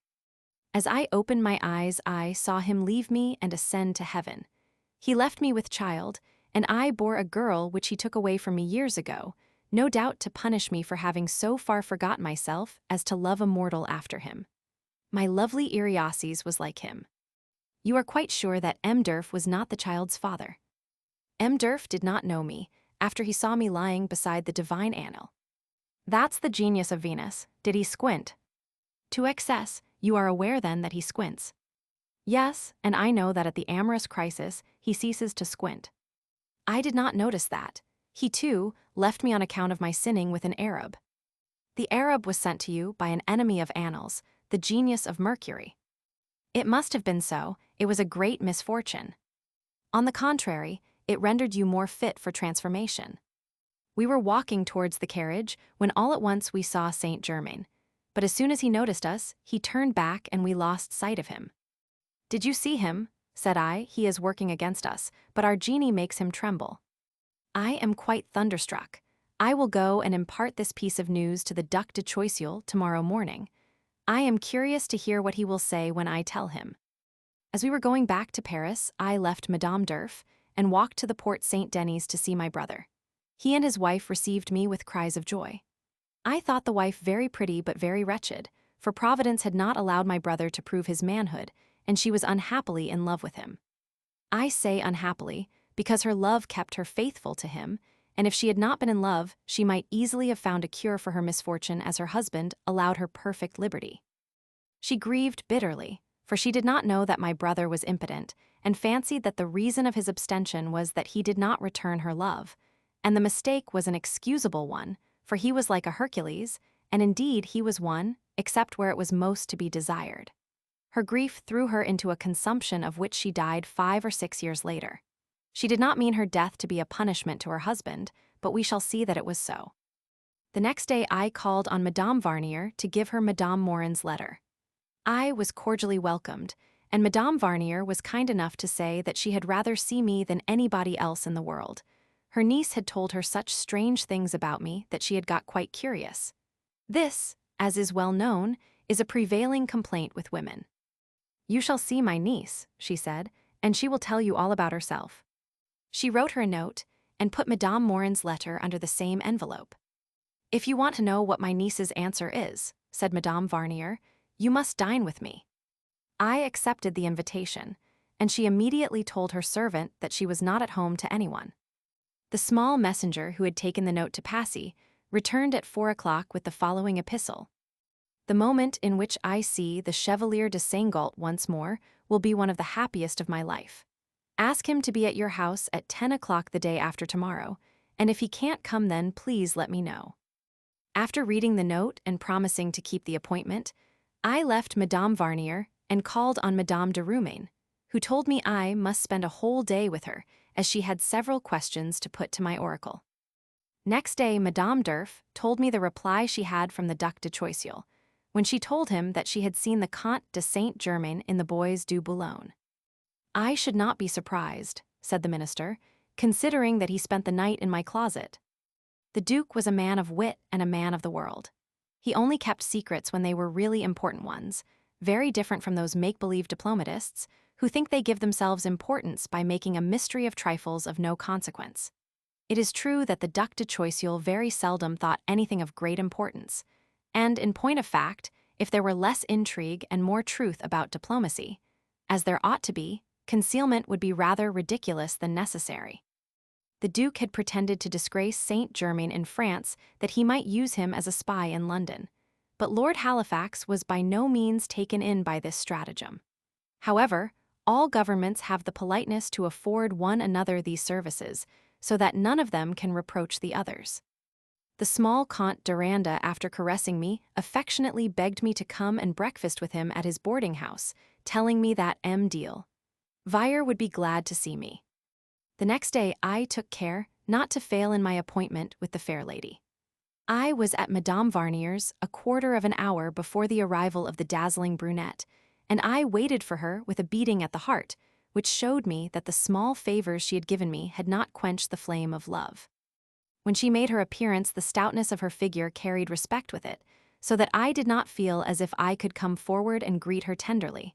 But she was far from thinking that more respect was due to her than when she was at Grenoble, poor but also pure. She kissed me affectionately and told me as much. "They think I am happy," said she, "and envy my lot, but can one be happy after the loss of one's self-respect? For the last 6 months I have only smiled, not laughed, while at Grenoble I laughed heartily from true gladness.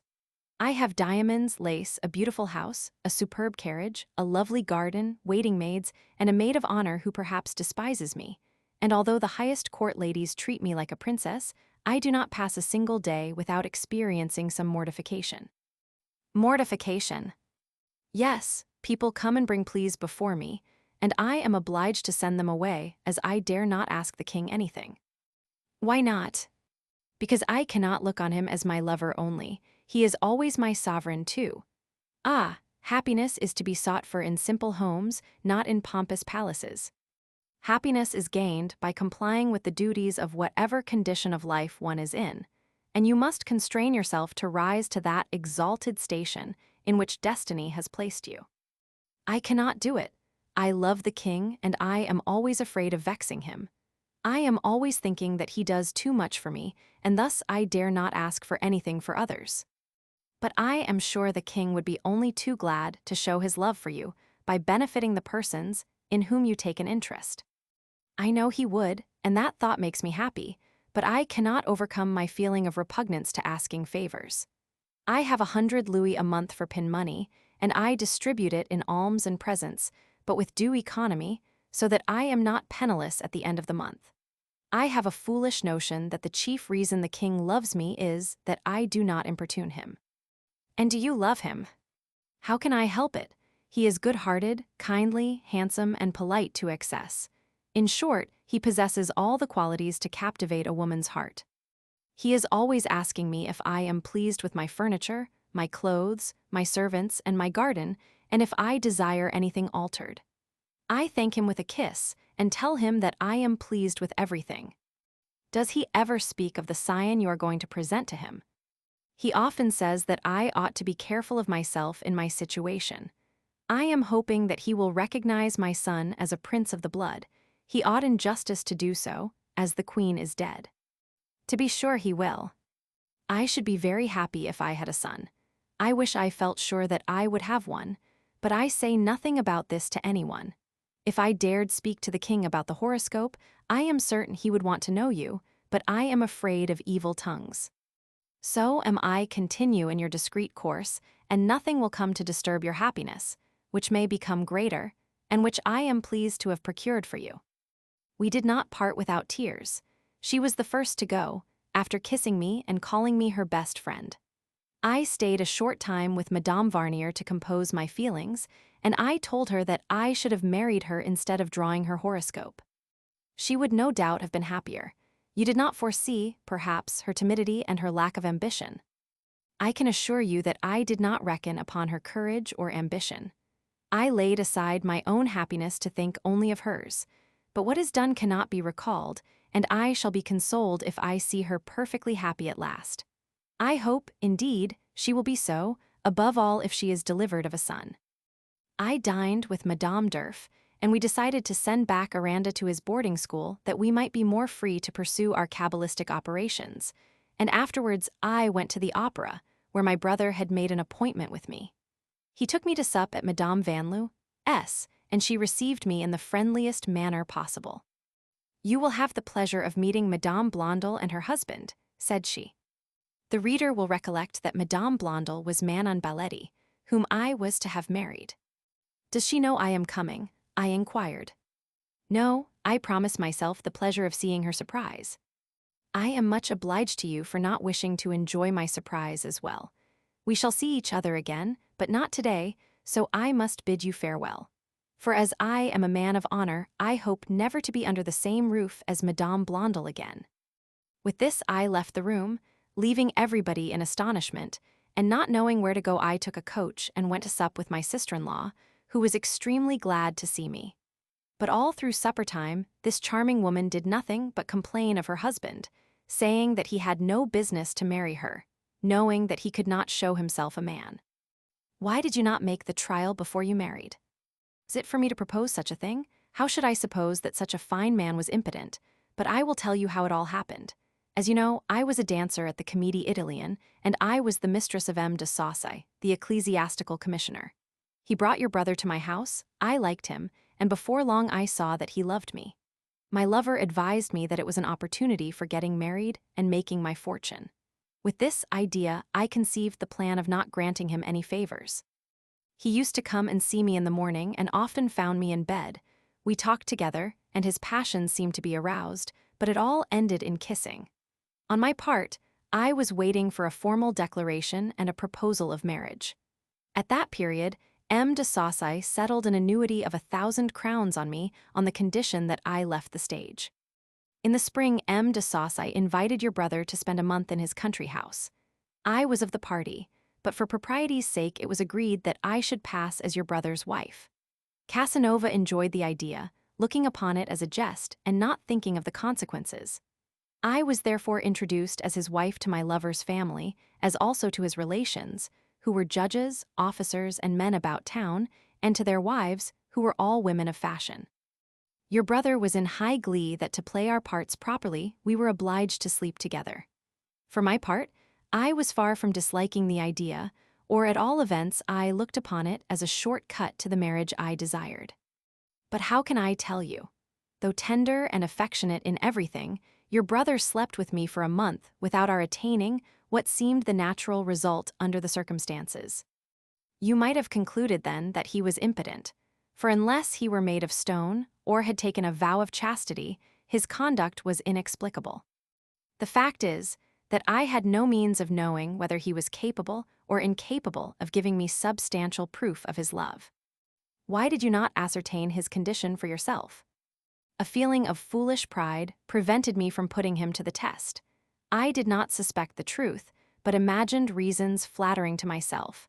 I thought that he loved me so truly that he would not do anything before I was his wife. That idea prevented me humiliating myself by making him give me some positive proof of his powers. That supposition would have been tenable, though highly improbable, if you had been an innocent young maid. But he knew perfectly well that your novitiate was long over. Very true, but what can you expect of a woman impelled by love and vanity? Your reasoning is excellent, but it comes rather late. Well, at last we went back to Paris, your brother to his house and I to mine, while he continued his courtship, and I could not understand what he meant by such strange behavior. M. de Saussay, who knew that nothing serious had taken place between us, tried in vain to solve the enigma. No doubt he is afraid of getting you with child, he said, and of thus being obliged to marry you. I began to be of the same opinion, but I thought it a strange line for a man in love to take. M. de Nesle, an officer in the French Guards, who had a pretty wife I had met in the country, went to your brother, S. to call on me. Not finding me there, he asked why we did not live together. Your brother replied openly that our marriage had been a mere jest. M. de Nesle then came to me to inquire if this were the truth, and when he heard that it was he asked me how I would like him to make Casanova marry me. I answered that I should be delighted, and that was enough for him. He went again to your brother, and told him that his wife would never have associated with me on equal terms if I had not been introduced to her as a married woman, that the deceit was an insult to all the company at the country house, which must be wiped out by his marrying me within the week or by fighting a duel.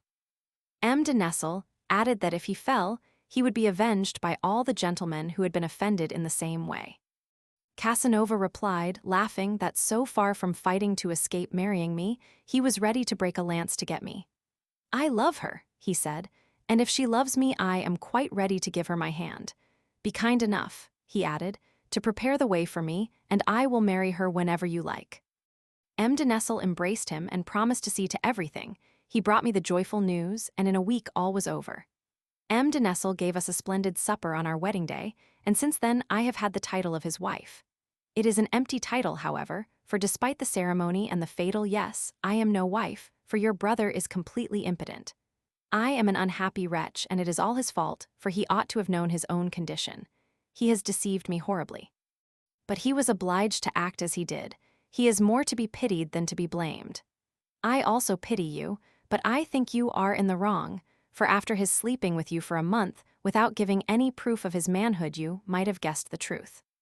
Even if you had been a perfect novice, M. de Saussay ought to have known what was the matter.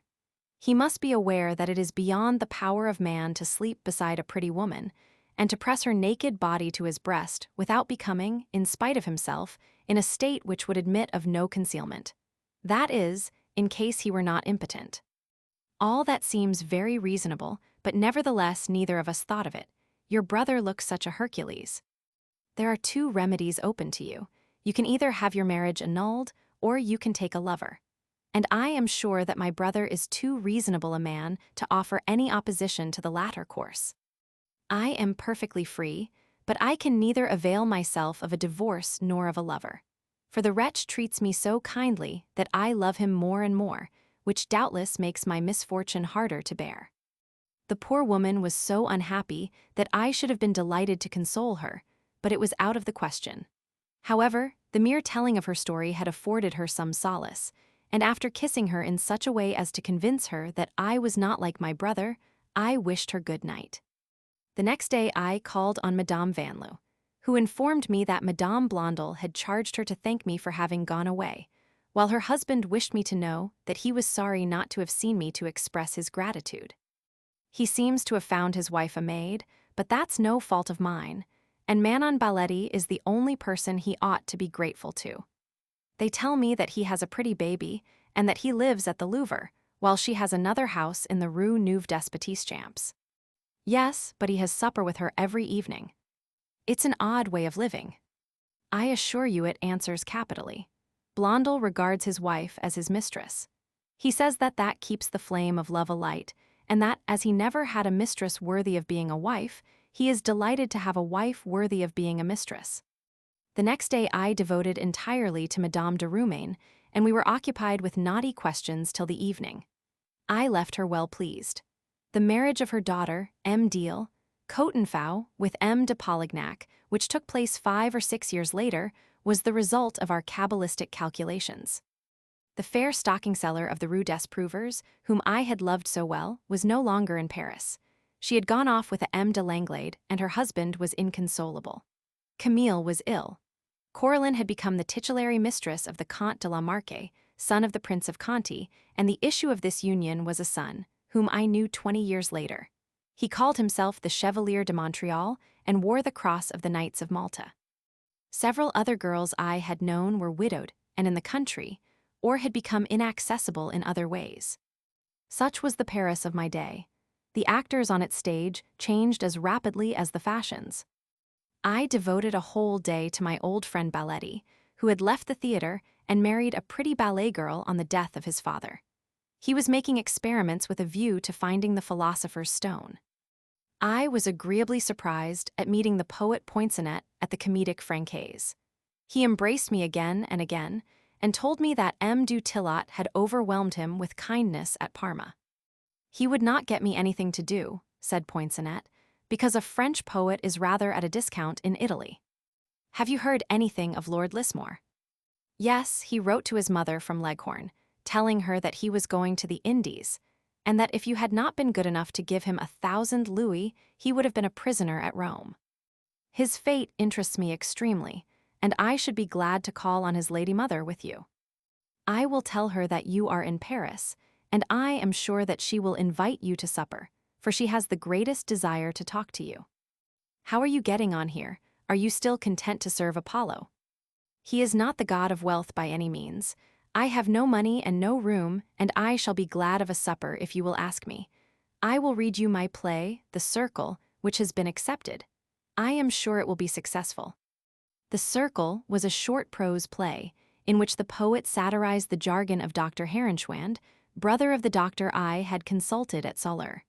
The play proved to be a great success. I took Poinçonnet home to supper, and the poor nursling of the Muses ate for 4. In the morning, he came to tell me that the Countess of Lismore expected me to supper. I found the lady, still pretty, in company with her aged lover, M. de St. Alban, Archbishop of Cambrai, who spent all the revenues of his see on her. This worthy prelate was one of the illegitimate children of the Duc d'Orleans, the famous regent, by an actress. He supped with us, but he only opened his mouth to eat, and his mistress only spoke of her son, whose talents she lauded to the skies, though he was in reality a mere scamp. But I felt in duty bound to echo what she said. It would have been cruel to contradict her. I promised to let her know if I saw anything more of him.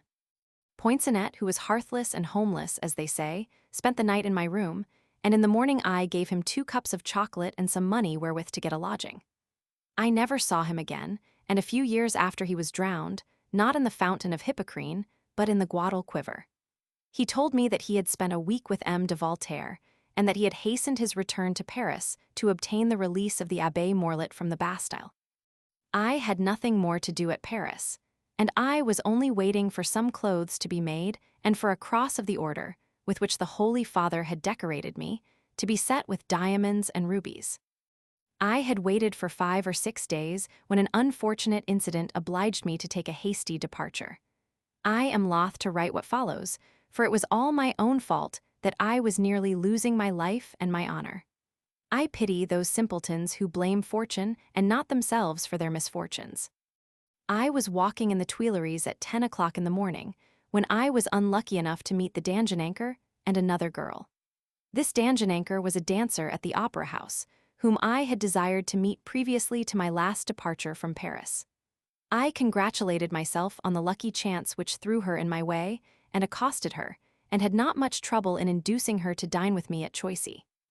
We walked towards the Pontroyal, where we took a coach. After dinner had been ordered, we were taking a turn in the garden, when I saw a carriage stop and two adventurers whom I knew getting out of it, with two girls, friends of the ones I had with me. The wretched landlady, who was standing at the door, said that if we liked to sit down together she could give us an excellent dinner, and I said nothing, or rather I assented to the yes of my two nymphs. The dinner was excellent, and after the bill was paid, and we were on the point of returning to Paris, I noticed that a ring, which I had taken off to show to one of the adventurers named Santis, was still missing. It was an exceedingly pretty miniature, and the diamond setting had cost me 25 louis. I politely begged Santis to return me the ring, and he replied with the utmost coolness that he had done so already. "If you had returned it," said I, "it would be on my finger, and you see that it is not." He persisted in his assertion. The girl said nothing, but Santis's friend, a Portuguese named Xavier, dared to tell me that he had seen the ring returned. "You're a liar," I exclaimed, and without more ado I took hold of Santis by the collar and swore I would not let him go till he returned me my ring. The Portuguese rose to come to his friend's rescue, while I stepped back and drew my sword, repeating my determination not to let them go. The landlady came on the scene and began to shriek, and Santis asked me to give him a few words apart. I thought in all good faith that he was ashamed to restore the ring before company, but that he would give it me as soon as we were alone. I sheathed my sword and told him to come with me. Xavier got into the carriage with the four girls, and they all went back to Paris. Santis followed me to the back of the inn, and then, assuming a pleasant smile, he told me that he had put the ring into his friend's pocket for a joke, but that I should have it back at Paris. "That's an idle tale," I exclaimed. "Your friend said that he saw you return it, and now he has escaped me. Do you think that I am green enough to be taken in by this sort of thing? You're a couple of robbers." So saying, I stretched out my hand for his watch chain, but he stepped back and drew his sword. I drew mine, and we had scarcely crossed swords when he thrust, and I, parrying, rushed in and ran him through and through. He fell to the ground, calling, "Help!" I sheathed my sword, and without troubling myself about him, got into my coach and drove back to Paris.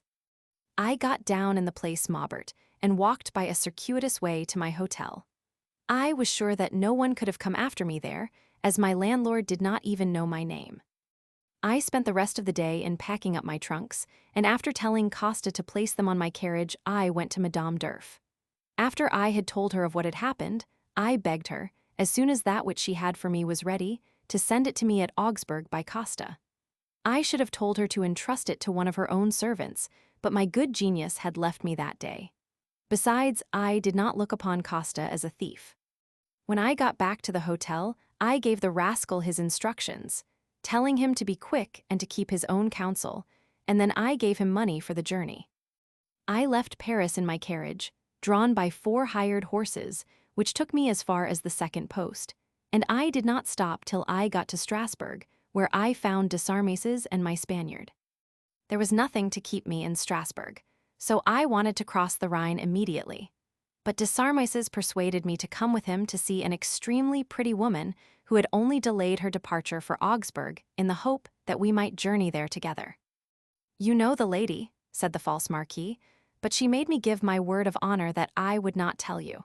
She has only her maid with her, and I am sure you will be pleased to see her." My curiosity made me give in. I followed Desarmases and came into a room where I saw a nice-looking woman whom I did not recognize at first. I collected my thoughts, and the lady turned out to be a dancer whom I had admired on the Dresden boards 8 years before. She was then mistress to Count Bruhl, but I had not even attempted to win her favor. She had an excellent carriage, and as she was ready to go to Augsburg, I immediately concluded that we could make the journey together very pleasantly. After the usual compliments had passed, we decided on leaving for Augsburg the following morning. The lady was going to Munich, but as I had no business there, we agreed that she should go by herself. "I am quite sure," she said afterwards, "that you will come too, for the ambassadors do not assemble at Augsburg till next September. We supped together, and next morning we started on our way, she in her carriage with her maid, and I in mine with Desarmais's, preceded by Le Duc on horseback. At Rastatt, however, we made a change, the Renaud, as she was called, thinking that she would give less opportunity for curious surmises by riding with me, while Desarmais's went with the servant. We soon became intimate. She told me about herself, or pretended to, and I told her all that I did not want to conceal. I informed her that I was an agent of the court of Lisbon, and she believed me, while, for my part, I believed that she was only going to Munich and Augsburg to sell her diamonds. We began to talk about Desarmais's, and she said that it was well enough for me to associate with him, but I should not countenance his styling himself Marquis. But, said I, he is the son of the Marquis Desarmais's of Nancy. No, he isn't. He is only a retired messenger, with a small pension from the Department of Foreign Affairs. I know the Marquis Desarmais's. He lives at Nancy, and is not so old as our friend. Then one can't see how he can be Desarmais's father. The landlord of the inn at Strasbourg knew him when he was a messenger. How did you make his acquaintance? We met at the table d'hôte. After dinner he came up to my room and told me he was waiting for a gentleman who was going to Augsburg and that we might make the journey together. He told me the name, and after questioning him, I concluded that the gentleman was yourself, so here we are, and I am very glad of it. But listen to me, I advise you to drop all false styles and titles. Why do you call yourself Seingalt? Because it's my name, but that doesn't prevent my old friends calling me Casanova, for I am both. You understand? Oh, yes, I understand. Your mother is at Prague, and as she doesn't get her pension on account of the war, I am afraid she must be rather in difficulties. I know it, but I do not forget my filial duties. I have sent her some money. That's right. Where are you going to stay at Augsburg? I shall take a house, and if you like you shall be the mistress and do the honors. That would be delightful. We will give little suppers and play cards all night. Your program is an excellent one. I will see that you get a good cook. All the Bavarian cooks are good. We shall cut a fine figure, and people will say we love each other madly. You must know, dearest, that I do not understand jokes at the expense of fidelity. You may trust me for that. You know how I lived at Dresden. I will trust you, but not blindly, I promise you. And now let us address each other in the same way. You must call me too. You must remember we are lovers. Kiss me. The fair Renaud did not like traveling by night. She preferred to eat a good supper, to drink heavily, and to go to bed just as her head began to whirl. The heat of the wine made her into a bacchante, hard to appease, but when I could do no more I told her to leave me alone, and she had to obey. When we reached Augsburg, we alighted at the Three Moors, but the landlord told us that though he could give us a good dinner, he could not put us up, as the whole of the hotel had been engaged by the French ambassador. I called on M. Cordy, the banker to whom I was accredited, and he soon got me a furnished house with a garden, which I took for 6 months. The Renaud liked it immensely. No one had yet arrived at Augsburg. The Renaud contrived to make me feel that I should be lonely at Augsburg without her, and succeeded in persuading me to come with her to Munich. We put up at the Stag, and made ourselves very comfortable, while Desarmais's went to stay somewhere else. As my business and that of my new mate had nothing in common, I gave her a servant and a carriage to herself, and made myself the same allowance. The Abbé Gama had given me a letter from the Commandant or Almada for Lord Stormont, the English ambassador at the court of Bavaria. This nobleman being then at Munich, I hastened to deliver the letter. He received me very well, and promised to do all he could as soon as he had time, as Lord Halifax had told him all about it. On leaving his Britannic lordships, I called on M. de Follard, the French ambassador, and gave him a letter from M. de Choiseul. M. de Follard gave me a hearty welcome, and asked me to dine with him the next day, and the day after introduced me to the elector. During the 4 fatal weeks I spent at Munich, the ambassador's house was the only one I frequented. I call these weeks fatal, and with reason, for in them I lost all my money. I pledged jewels, which I never recovered, to the amount of 40,000 francs, and finally I lost my health. My assassins were the Renaud and Desarmais's, who owed me so much and paid me so badly. The 3rd day after my arrival I had to call on the Dowager Electress of Saxony. It was my brother-in-law, who was in her train, that made me go, by telling me that it must be done, as she knew me and had been inquiring for me. I had no reason to repent of my politeness in going, as the electress gave me a good reception and made me talk to any extent. She was extremely curious, like most people who have no employment and have not sufficient intelligence to amuse themselves. I have done a good many foolish things in the course of my existence. I confess it as frankly as Rousseau, and my memoirs are not so egotistic as those of that unfortunate genius. But I never committed such an act of folly as I did when I went to Munich, where I had nothing to do. But it was a crisis in my life. My evil genius had made me commit one folly after another since I left Turin. The evening at Lord Lismore's, my connection with Desarmais's, my party at Choisy, my trust in Costa, my union with the Renaud, and worse than all, my folly in letting myself play at faro at a place where the knavery of the gamesters is renowned all over Europe, followed one another in fatal succession. Among the players was the famous, or rather infamous, Officio, the friend of the Duc de Dupont, whom the Duke called his aide-de-camp, and who was known for the keenest rogue in the world. I played every day, and as I often lost money on my word of honor, the necessity of paying the next day often caused me the utmost anxiety. When I had exhausted my credit with the bankers, I had recourse to the Jews who require pledges, and in this Desarmais's and the Renaud were my agents, the latter of whom ended by making herself mistress of all my property. This was not the worst thing she did to me, for she gave me a disease which devoured her interior parts and left no marks outwardly, and was thus all the more dangerous, as the freshness of her complexion seemed to indicate the most perfect health. In short, this serpent, who must have come from hell to destroy me, had acquired such a mastery over me that she persuaded me that she would be dishonored if I called in a doctor during our stay at Munich, as everybody knew that we were living together as man and wife.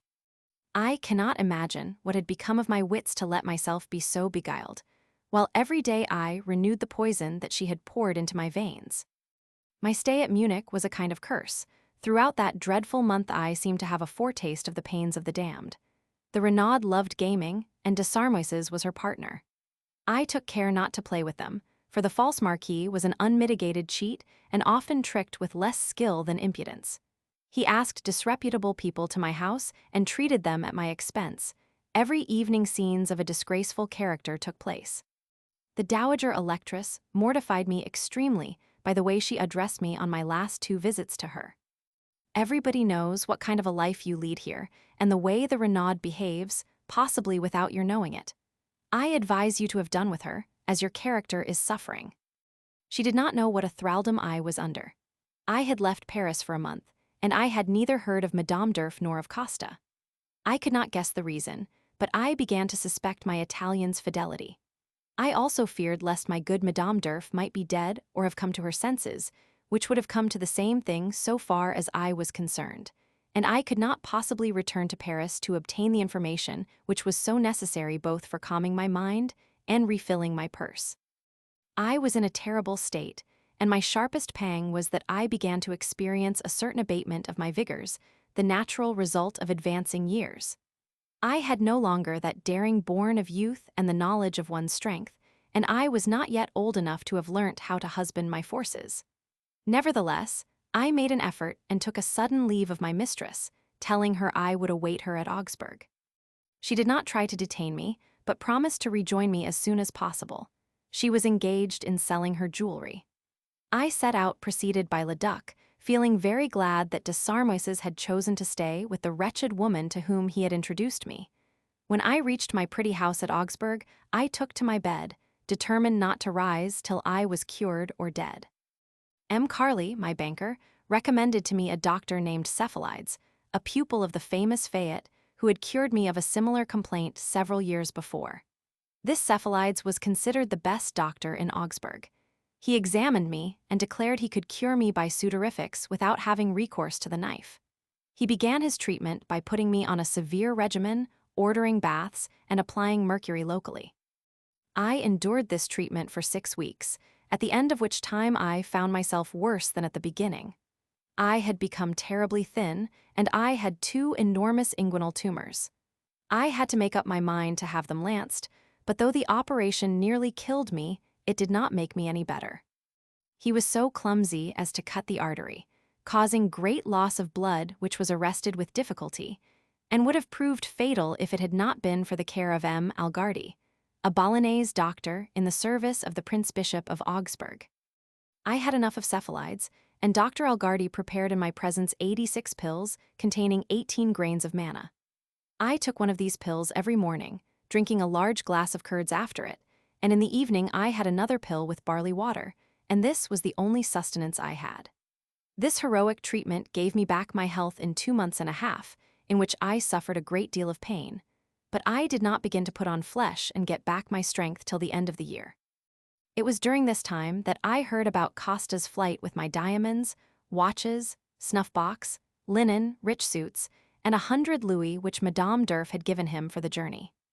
The worthy lady sent me a bill of exchange for 50,000 francs, which she had happily not entrusted to the robber, and the money rescued me very opportunely from the state to which my imprudence had reduced me. At this period I made another discovery of an extremely vexatious character, namely, that Leduc had robbed me. I would have forgiven him if he had not forced me to a public exposure, which I could only have avoided with the loss of my honor. However, I kept him in my service till my return to Paris at the commencement of the following year. Towards the end of September, when everybody knew that the Congress would not take place, the Renaud passed through Augsburg with de Saint-Anois's on her way to Paris. But she dared not come and see me for fear I should make her return my goods, of which she had taken possession without telling me. 4 or 5 years later, she married a man named Boehmer, the same that gave the Cardinal de Rohan the famous necklace, which he supposed was destined for the unfortunate Marie Antoinette. The Renaud was at Paris when I returned, but I made no endeavor to see her, as I wished, if possible, to forget the past. I had every reason to do so, for amongst all the misfortunes I had gone through during that wretched year, the person I found most at fault was myself. Nevertheless, I would have given myself the pleasure of cutting off de Sarmes's ears. But the old rascal, who, no doubt, foresaw what kind of treatment I was likely to meet to him, made his escape. Shortly after, he died miserably of consumption in Normandy. My health had scarcely returned, when I forgot all my woes and began once more to amuse myself. My excellent cook, Anna Medel, who had been idle so long, had to work hard to satisfy my ravenous appetite. My landlord and pretty Gertrude, his daughter, looked at me with astonishment as I ate, fearing some disastrous results. Dr. Algardi, who had saved my life, prophesied a dyspepsia which would bring me to the tomb, but my need of food was stronger than his arguments, to which I paid no kind of attention. And I was right, for I required an immense quantity of nourishment to recover my former state, and I soon felt in a condition to renew my sacrifices to the deity for whom I had suffered so much. I fell in love with the cook and Gertrude, who were both young and pretty. I imparted my love to both of them at once, for I had foreseen that if I attacked them separately I should conquer neither. Besides, I felt that I had not much time to lose, as I had promised to sup with Madame Durf on the first night of the year 1761 in a suite of rooms she had furnished for me in the Rue de Bac. She had adorned the rooms with superb tapestry made for René of Savoy, on which were depicted all the operations of the great work. She wrote to me that she had heard that Santis had recovered from the wound I had given him and had been committed to the Bicetre for fraud. Gertrude and Anna Medel occupied my leisure moments agreeably enough during the rest of my stay at Augsburg, but they did not make me neglect society. I spent my evenings in a very agreeable manner with Count Max de Lamberg, who occupied the position of field marshal to the Prince Bishop. His wife had all the attractions which collect good company together. At this house I made the acquaintance of the Baron von Sellentin, a captain in the Prussian service, who was recruiting for the King of Prussia at Augsburg. I was particularly drawn to the Count Lamberg by his taste for literature. He was an extremely learned man and has published some excellent works. I kept up a correspondence with him till his death, by his own fault, in 1792, 4 years from the time of my writing. I say by his fault, but I should have said by the fault of his doctors, who treated him mercurially for a disease which was not venereal. And this treatment not only killed him, but took away his good name. His widow is still alive and lives in Bavaria, loved by her friends and her daughters, who all made excellent marriages. At this time, a miserable company of Italian actors made their appearance in Augsburg, and I got them permission to play in a small and wretched theater. As this was the occasion of an incident which diverted me, the hero, I shall impart it to my readers in the hope of its amusing them also. Chapter 14. The actors Basset the girl from Strasbourg the female Count Mai return to Paris go to Metzbridi Rotonda, pretended Countess Lascaris. A woman, ugly enough, but lively like all Italians, called on me, and asked me to intercede with the police to obtain permission for her company to act in Augsburg. In spite of her ugliness, she was a poor fellow countrywoman, and without asking her name, or ascertaining whether the company was good or bad, I promised to do my best, and had no difficulty in obtaining the favor. I went to the first performance, and saw to my surprise that the chief actor was a Venetian, and a fellow student of mine, 20 years before, at St. Cyprian's College. His name was Basset, and like myself he had given up the priesthood. Fortune had made an actor of him, and he looked wretched enough, while I, the adventurer, had a prosperous air. I felt curious to hear his adventures, and I was also actuated by that feeling of kindliness which draws one towards the companions of one's youthful and especially one's school days, so I went to the back as soon as the curtain fell. He recognized me directly, gave a joyful cry, and after he had embraced me, he introduced me to his wife, the woman who had called on me, and to his daughter, a girl of 13 or 14, whose dancing had delighted me. He did not stop here, but turning to his mates, of whom he was chief, introduced me to them as his best friend. These worthy people, seeing me dressed like a lord, with a cross on my breast, took me for a cosmopolitan charlatan who was expected at Augsburg, and Basset, strange to say, did not undeceive them. When the company had taken off its stage rags and put on its everyday rags, Basset's ugly wife took me by the arm and said I must come and sup with her. I let myself be led, and we soon got to just the kind of room I had imagined. It was a huge room on the ground floor, which served for kitchen, dining room, and bedroom all at once.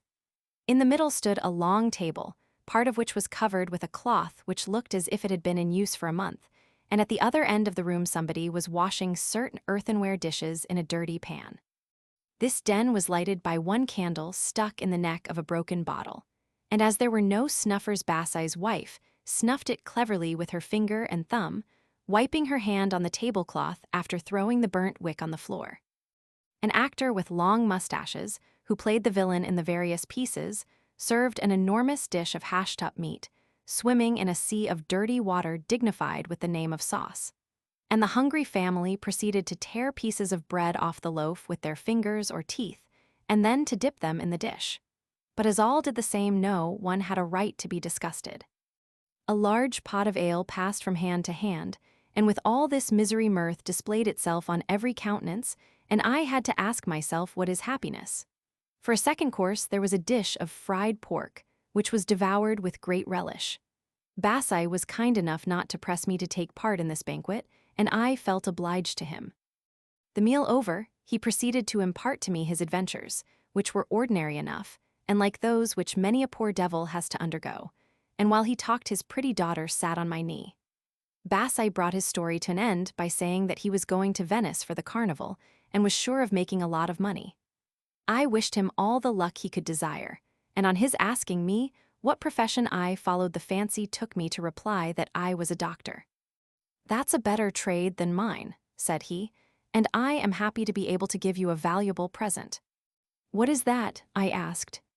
"The receipt for the Venetian specific, which you can sell at 2 florins a pound, while it will only cost you 4 gross. "I shall be delighted, but tell me, how is the treasury?" "Well, I can't complain for a first night. I have paid all expenses and have given my actors a florin apiece. But I am sure I don't know how I am to play tomorrow, as the company has rebelled.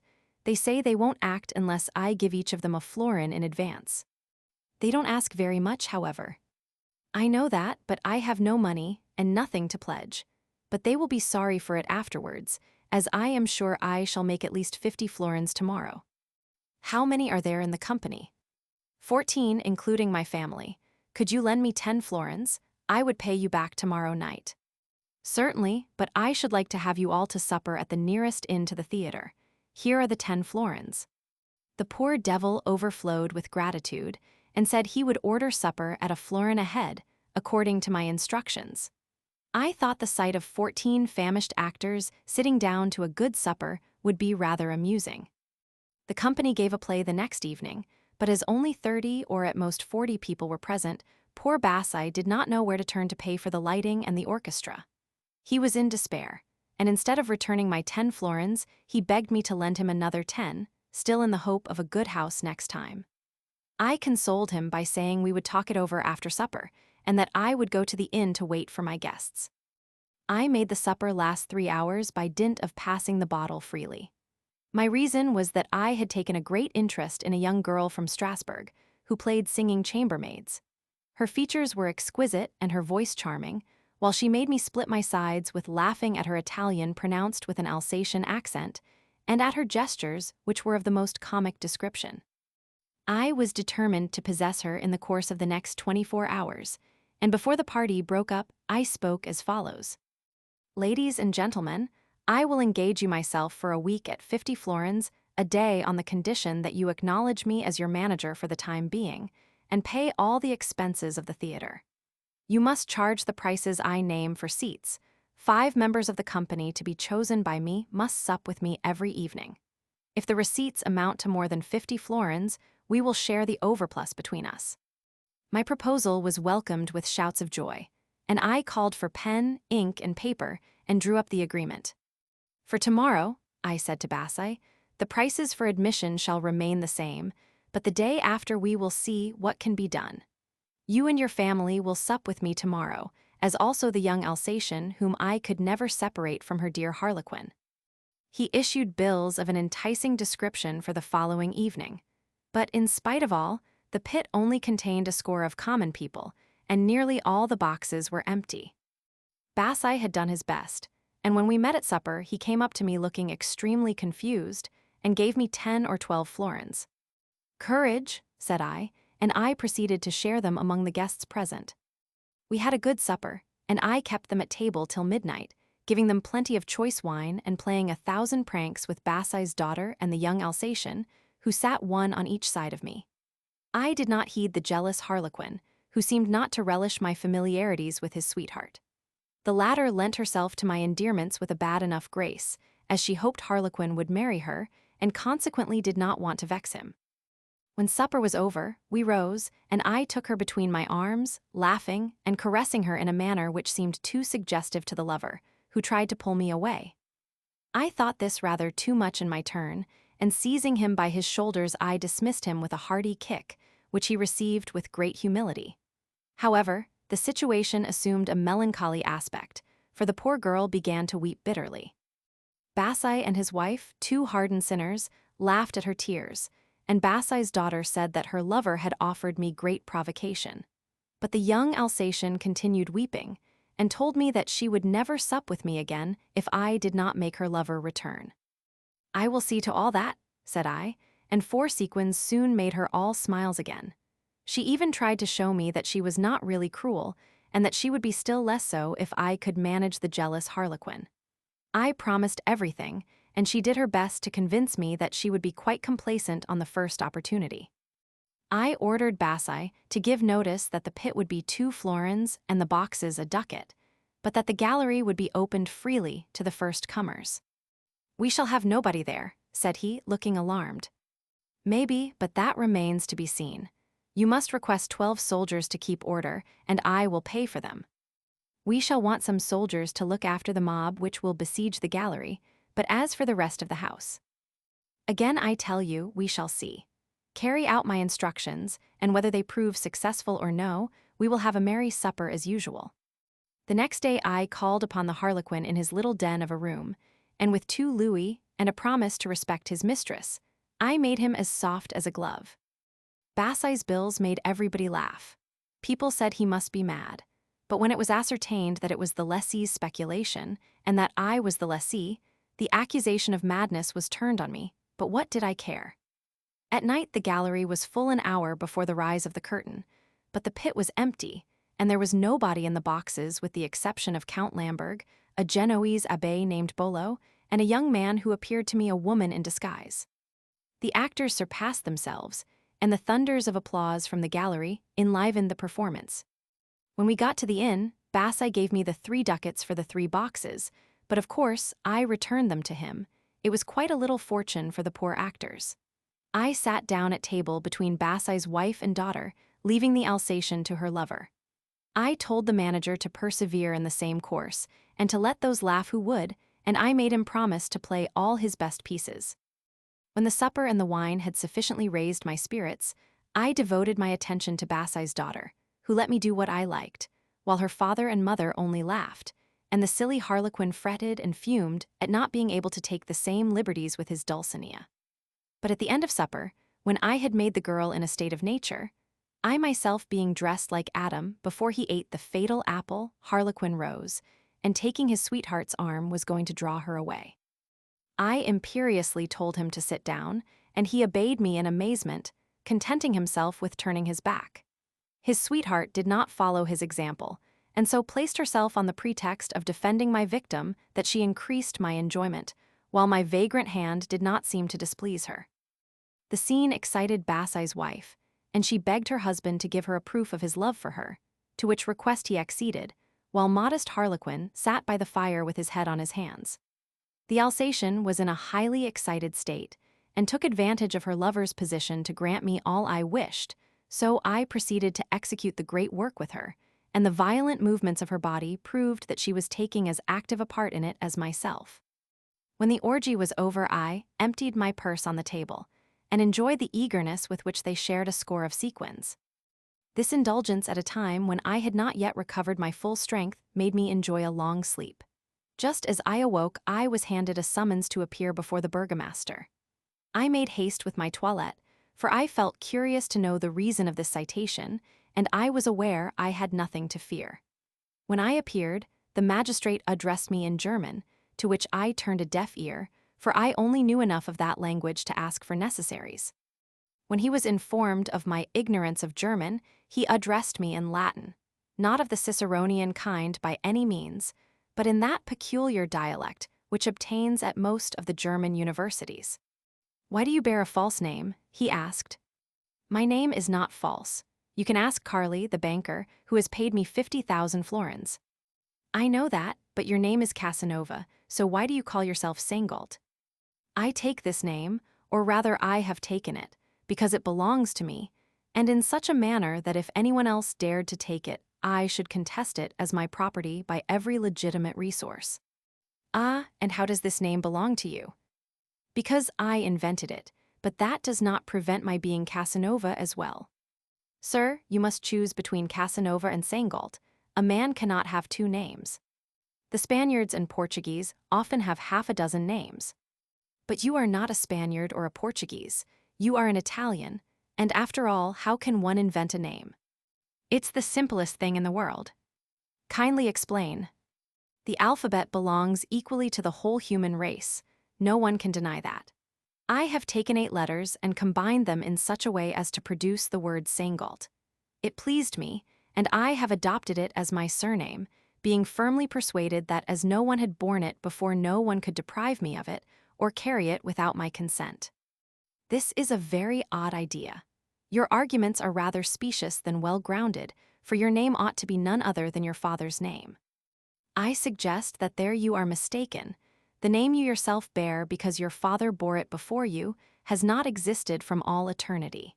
It must have been invented by an ancestor of yours who did not get it from his father, or else your name would have been Adam. Does your worship agree to that?"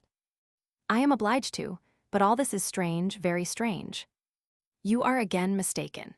It's quite an old custom, and I engage to give you by tomorrow a long list of names invented by worthy people still living, who are allowed to enjoy their names in peace and quietness without being cited to the town hall to explain how they got them."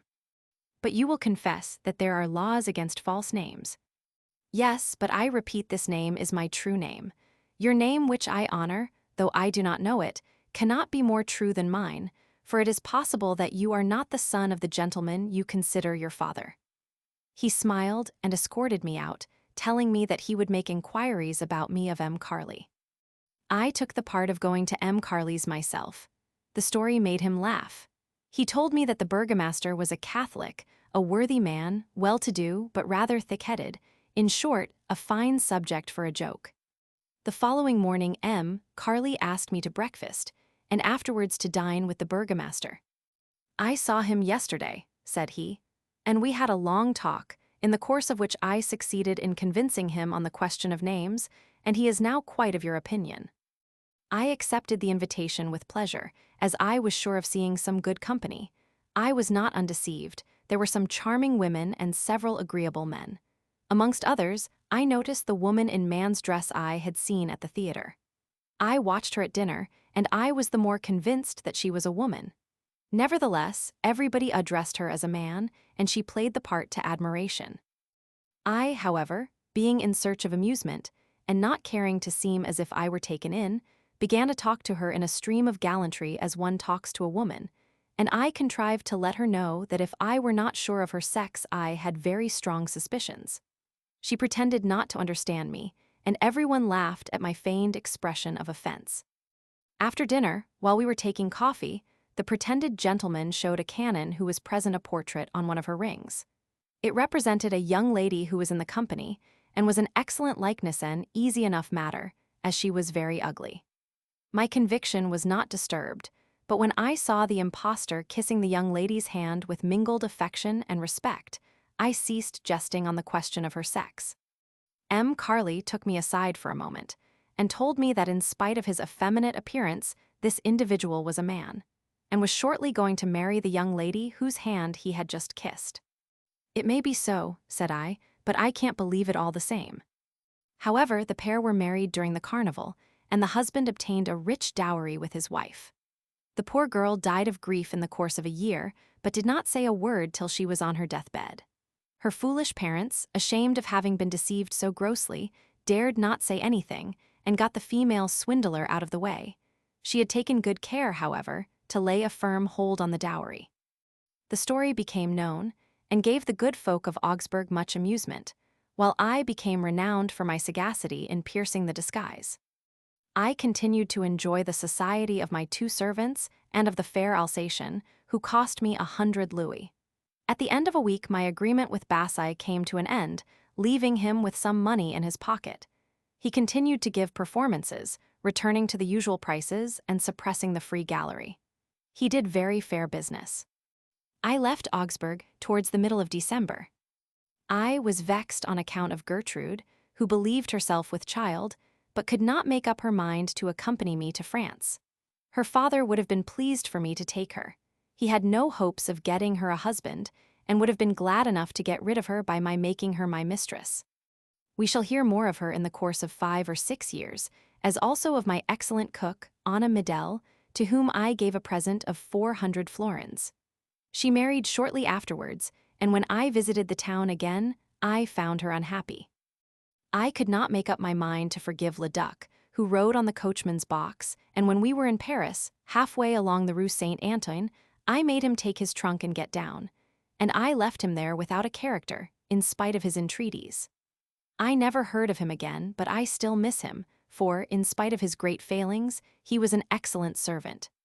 Perhaps I should have called to mind the important services he had rendered me at Stuttgart, Soleure, Naples, Florence, and Turin, but I could not pass over his impudence in compromising me before the Augsburg magistrate.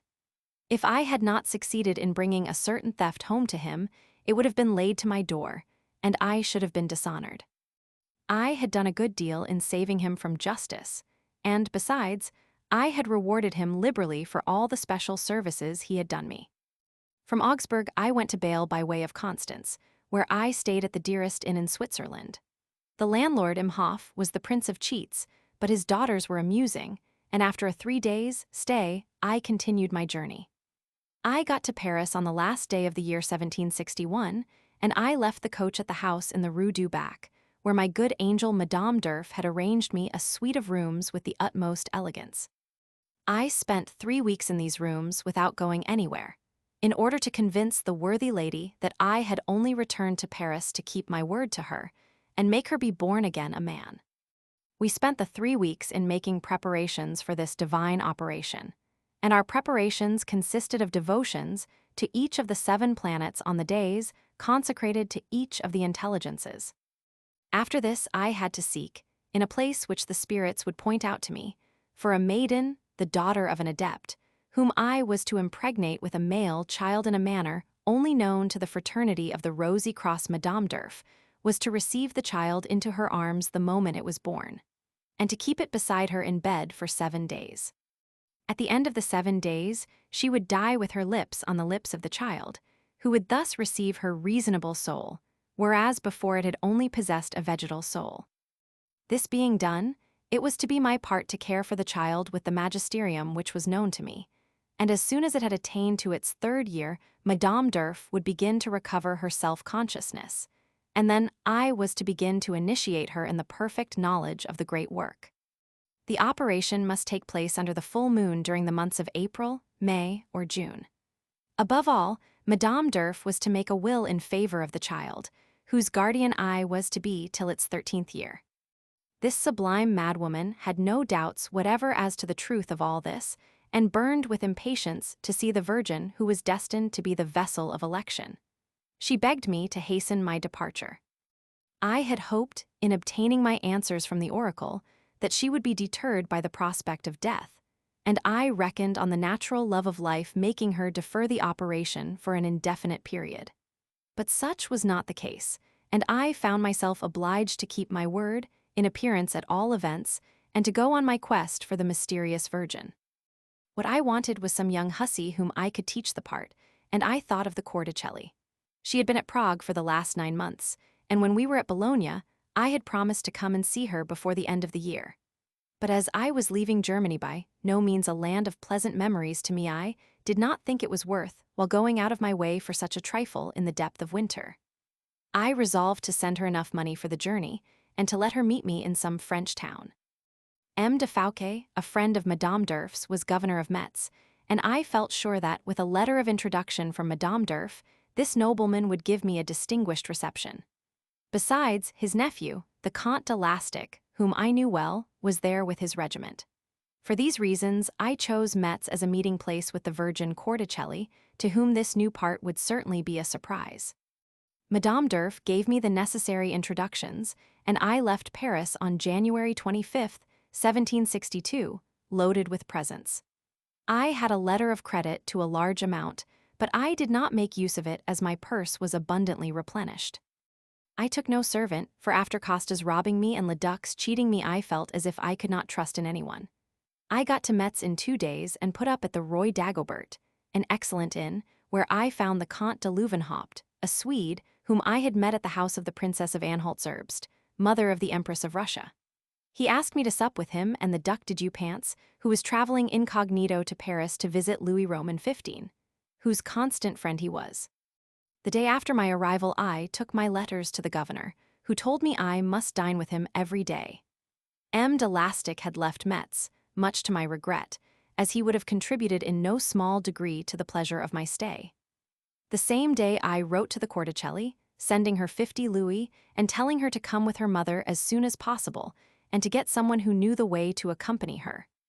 She could not leave Prague before the beginning of Lent, and to make sure of her coming I promised that I would make her fortune. In 4 or 5 days I knew my way about the town, but I did not frequent polite assemblies, preferring to go to the theater, where a comic opera singer had captivated me.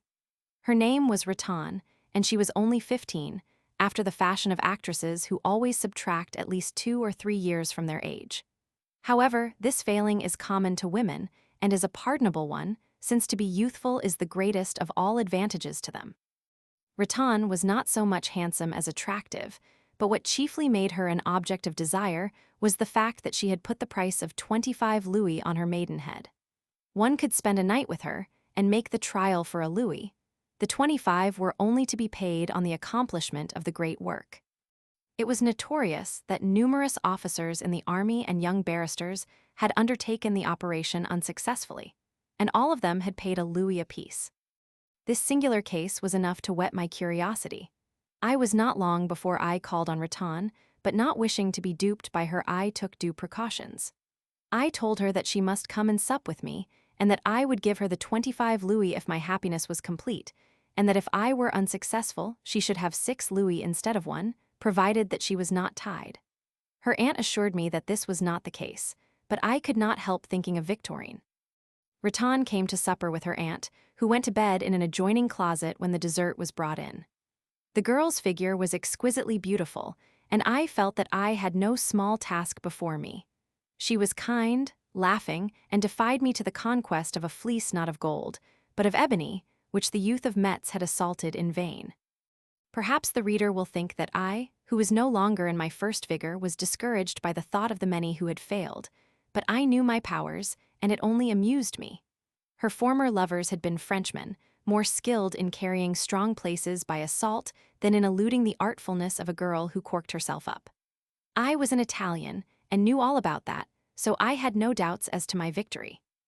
However, my preparations were superfluous, for as soon as Raton felt from my mode of attack that the trick would be of no avail, she met my desires halfway, without trying the device which had made her seem to be what she was no longer to her inexpert lovers. She gave herself up in good faith, and when I had promised to keep the secret, her ardors were equal to mine. It was not her first trial, and I consequently need not have given her the 25 louis, but I was well satisfied, and not caring much for maidenheads rewarded her as if I had been the first to bite at the cherry. I kept Raton at a louis a day till the arrival of the Corticelli, and she had to be faithful to me, as I never let her go out of my sight. I liked the girl so well and found her so pleasant that I was sorry that the Corticelli was coming. However, I was told of her arrival one night just as I was leaving my box at the theater. My footman told me in a loud voice that my lady wife, my daughter, and a gentleman had just arrived from Frankfurt and were awaiting me at the inn. "Idiot," I exclaimed, "I have no wife and no daughter." However, all Metz heard that my family had arrived. The Corticelli threw her arms round my neck, laughing as usual, and her mother presented me to the worthy man who had accompanied them from Prague to Metz. He was an Italian named Month, who had lived for a long time at Prague, where he taught his native language. I saw that Month and the old woman were suitably accommodated, and I then led the young fool into my room. I found her changed for the better. She had grown, her shape was improved, and her pleasant manners made her a very charming girl. Chapter 15. I returned to Paris with the Corticelli. Now Countess Lascaris the hypostasis, fails aix la chapelle duel mimi dake the Corticelli, turns traitress to her own disadvantaged journey to Sulzbach. Why did you allow your mother to call herself my wife, little simpleton? Do you think that's a compliment to my judgment? She might have given herself out for your governess, as she wishes to pass you off as my daughter. My mother is an obstinate old woman who would rather be whipped at the cart-tail than call herself my governess. She has very narrow ideas and always thinks that governess and procuress mean the same thing. She's an old fool, but we will make her hear reason either with her will or in spite of it. But you look well dressed. Have you made your fortune? At Prague I captivated the affections of Count N, and he proved a generous lover. But let your first action be to send back Month. The worthy man has his family at Prague to look after. He can't afford to stay long here. True, I will see about it directly. The coach started for Frankfurt the same evening, and summoning Month I thanked him for his kindness and paid him generously, so he went off well pleased. I had nothing further to do at Metz, so I took leave of my new friends, and in 2 days' time I was at Nancy, where I wrote to Madame Durf that I was on my way back with a virgin, the last of the family of Lascaris, who had once reigned at Constantinople. I begged her to receive her from my hands at a country house which belonged to her, where we should be occupied for some days in cabalistic ceremonies. She answered that she would await us at Pontcar, an old castle 4 leagues distant from Paris, and that she would welcome the young princess with all possible kindness. I owe her all the more friendship, added the sublime madwoman, as the family of Lascaris is connected with the family of Durf, and as I am to be born again in the seed of the happy Virgin. I felt that my task would be not exactly to throw cold water on her enthusiasm, but to hold it in check and to moderate its manifestations. I therefore explained to her by return of post that she must be content to treat the Virgin as a countess, not a princess, and I ended by informing her that we should arrive, accompanied by the countess's governess, on the Monday of Holy Week. I spent 12 days at Nancy, instructing the young madcap in the part she had to play, and endeavoring to persuade her mother that she must content herself with being the Countess Lascaris's humble servant.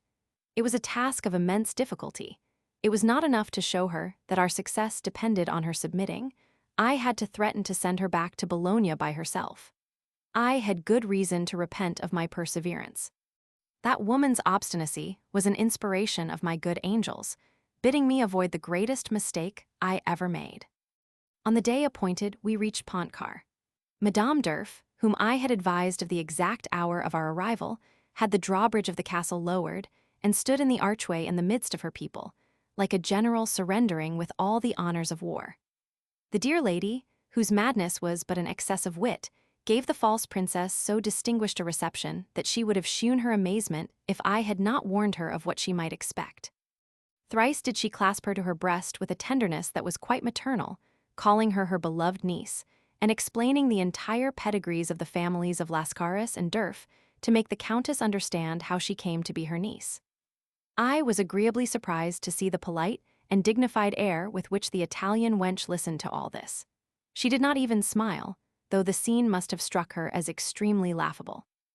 As soon as we got into the castle, Madame d'Urf proceeded to cense the newcomer, who received the attention with all the dignity of an opera queen, and then threw herself into the arms of the priestess, who received her with enthusiastic affection.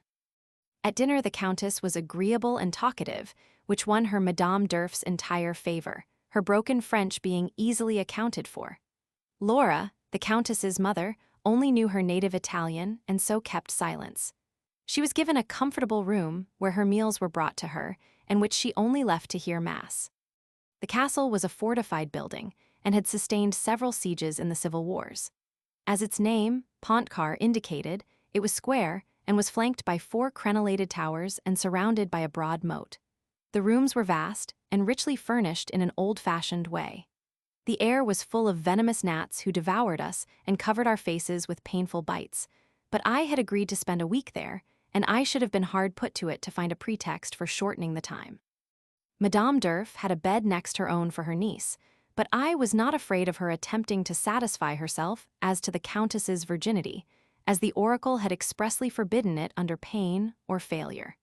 The operation was fixed for the 14th day of the April moon.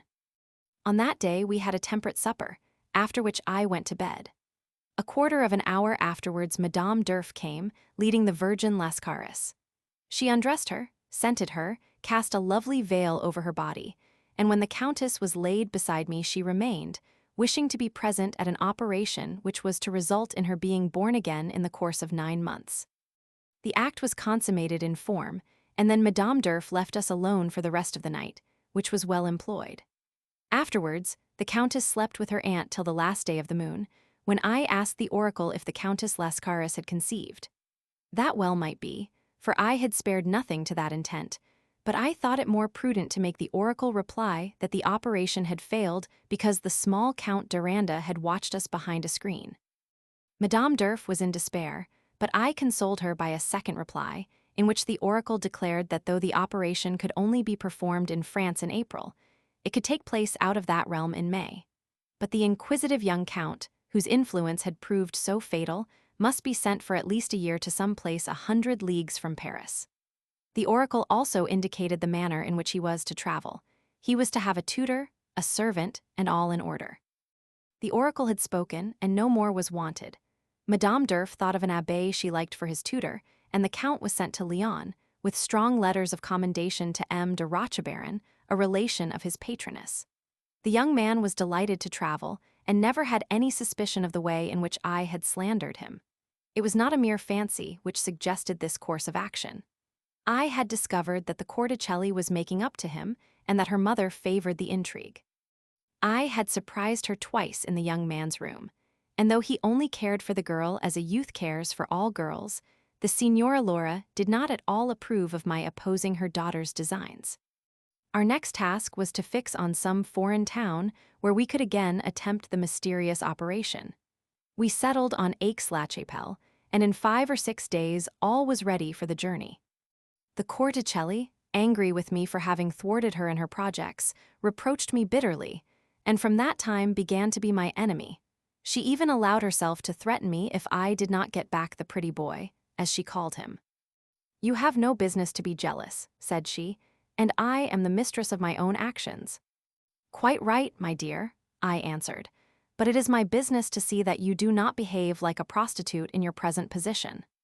The mother was in a furious rage, and said that she and her daughter would return to Bologna, and to quiet them I promised to take them there myself as soon as we had been to Aix-la-Chapelle.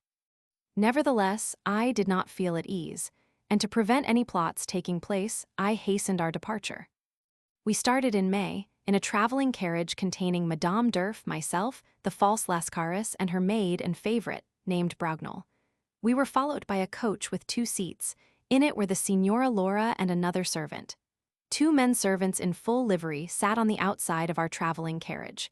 We stopped a day at Brussels and another at Liege. At Aix there were many distinguished visitors, and at the first ball we attended, Madame Durf presented the Lascaris to 2 princesses of Mecklenburg as her niece. The false countess received their embraces with much ease and modesty, and attracted the particular attention of the Margrave of Baruth and the Duchess of Württemberg, his daughter, who took possession of her, and did not leave her till the end of the ball. I was on thorns the whole time, in terror lest the heroine might make some dreadful slip. She danced so gracefully that everybody gazed at her, and I was the person who was complimented on her performance. I suffered a martyrdom, for these compliments seemed to be given with malicious intent. I suspected that the ballet girl had been discovered beneath the countess, and I felt myself dishonored. I succeeded in speaking privately to the young wanton for a moment, and begged her to dance like a young lady and not like a chorus girl. But she was proud of her success, and dared to tell me that a young lady might know how to dance as well as a professional dancer, and that she was not going to dance badly to please me. I was so enraged with her impudence that I would have cast her off that instant if it had been possible. But as it was not, I determined that her punishment should lose none of its sharpness by waiting, and whether it be a vice or a virtue, the desire of revenge is never extinguished in my heart till it is satisfied. The day after the ball, Madame Durf presented her with a casket containing a beautiful watch set with brilliants, a pair of diamond earrings, and a ring containing a ruby of 15 carats. The whole was worth 60,000 francs. I took possession of it to prevent her going off without my leave. In the meanwhile, I amused myself with play and making bad acquaintances. The worst of all was a French officer, named Jacques, who had a pretty wife and a daughter prettier still. Before long, the daughter had taken possession of the heart which the Corticelli had lost, but as soon as Madame Jacques saw that I preferred her daughter to herself, she refused to receive me at her house. I had lent Jacques 10 louis, and I consequently felt myself entitled to complain of his wife's conduct. But he answered rudely that as I only went to the house after his daughter, his wife was quite right, that he intended his daughter to make a good match, and that if my intentions were honorable, I had only to speak to the mother. His manner was still more offensive than his words, and I felt enraged, but knowing the brutal drunken characteristics of the man, and that he was always ready to draw cold steel for a yes or a no, I was silent and resolved to forget the girl, not caring to become involved with a man like her father. I had almost cured myself of my fancy when, a few days after our conversation, I happened to go into a billiard room where Jacques was playing with a Swiss named Schmidt, an officer in the Swedish army. As soon as Jacques saw me, he asked whether I would lay the 10 louis he owed me against him. "Yes," said I, "that will make double or quits." Towards the end of the match, Jacques made an unfair stroke, which was so evident that the marker told him of it. But as this stroke made him the winner, Jacques seized the stakes and put them in his pocket without heeding the marker or the other player, who, seeing himself cheated before his very eyes, gave the rascal a blow across the face with his cue. Jacques parried the blow with his hand, and drawing his sword rushed at Schmidt, who had no arms. The marker, a sturdy young fellow, caught hold of Jacques round the body and thus prevented murder. The Swiss went out, saying, "We shall see each other again." The rascally Frenchman cooled down and said to me, "Now you see we are quits." "Very much quits."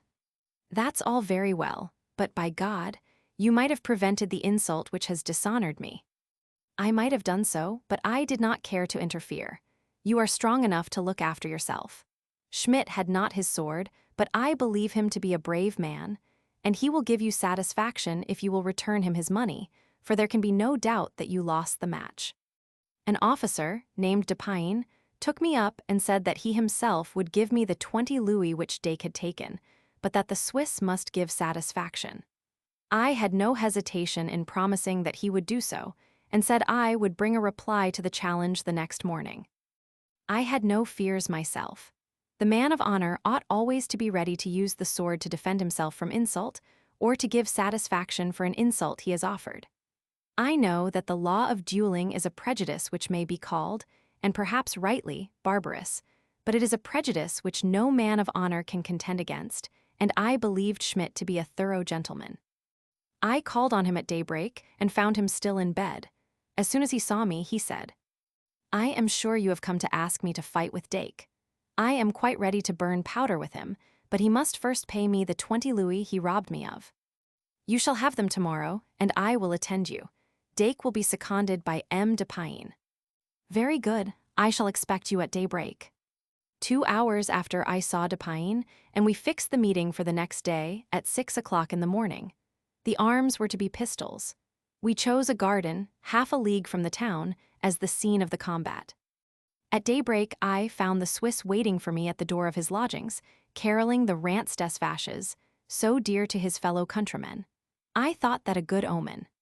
"Here you are," said he, "let us be off then."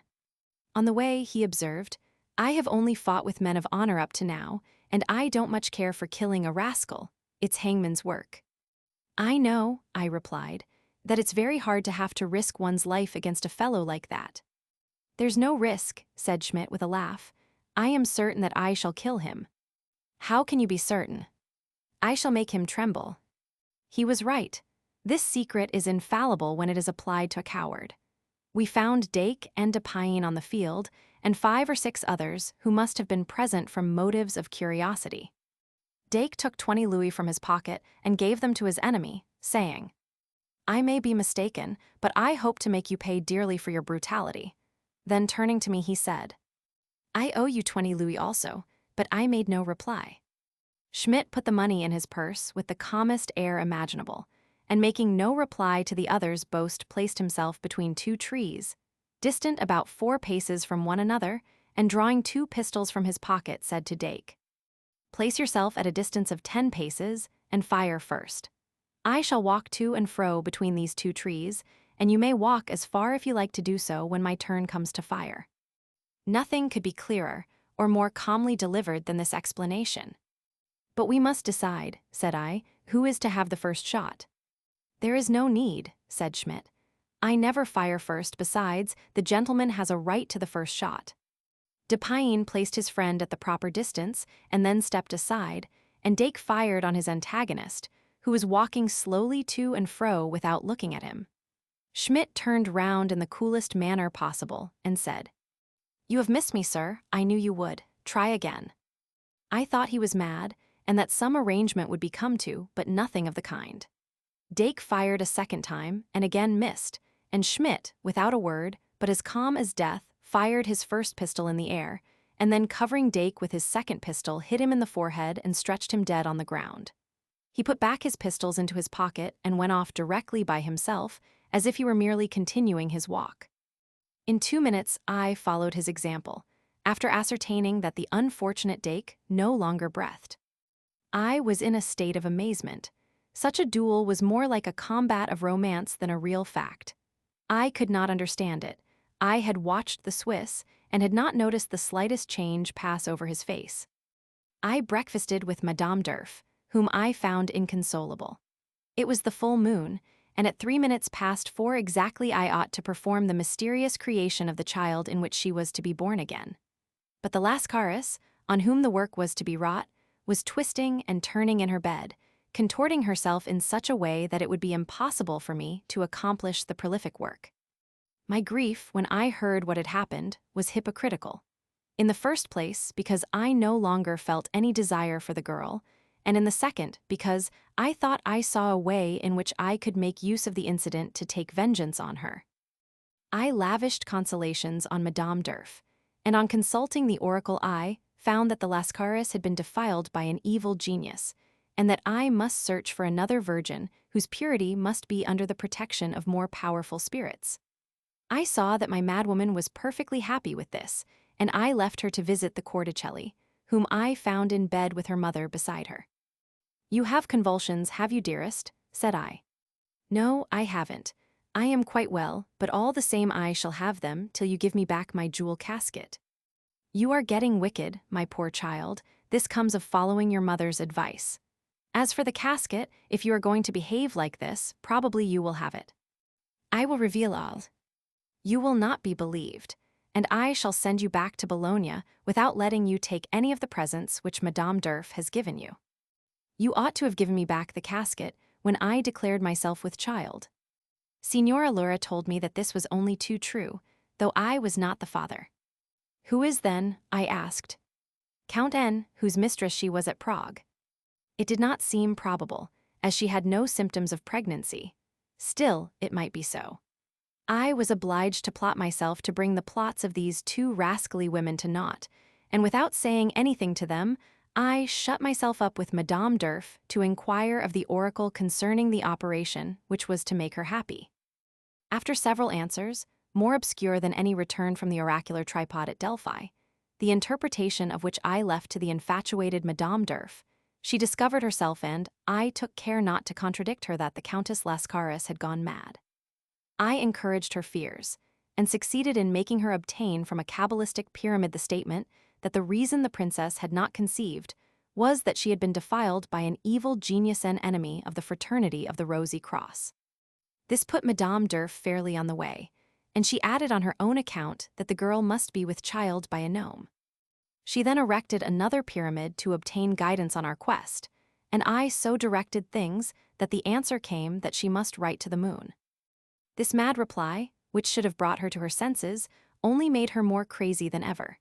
She was quite ecstatic, and I am sure that if I had endeavored to show her the nothingness of all this, I should have had nothing for my trouble. Her conclusion would probably have been that I was possessed by an evil spirit, and was no longer a true Rosy Cross. But I had no idea of undertaking a cure which would have done me harm and her no good. Her chimerical notions made her happy, and the cold naked truth would doubtless have made her unhappy.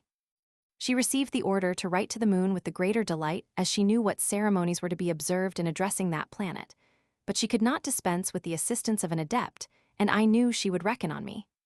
I told her I should always be ready to serve her, but that, as she knew herself, we should have to wait for the first phase of the new moon. I was very glad to gain time, for I had lost heavily at play, and I could not leave Aix-la-Chapelle before a bill, which I had drawn on Mdo. Of Amsterdam, was cashed. In the meantime, we agreed that as the Countess Lascaris had become mad, we must not pay any attention to what she might say, as the words would not be hers, but would proceed from the evil spirit who possessed her. Nevertheless, we determined that as her state was a pitiable one, and should be as much alleviated as possible, she should continue to dine with us, but that in the evening she was to go to her governess and sleep with her.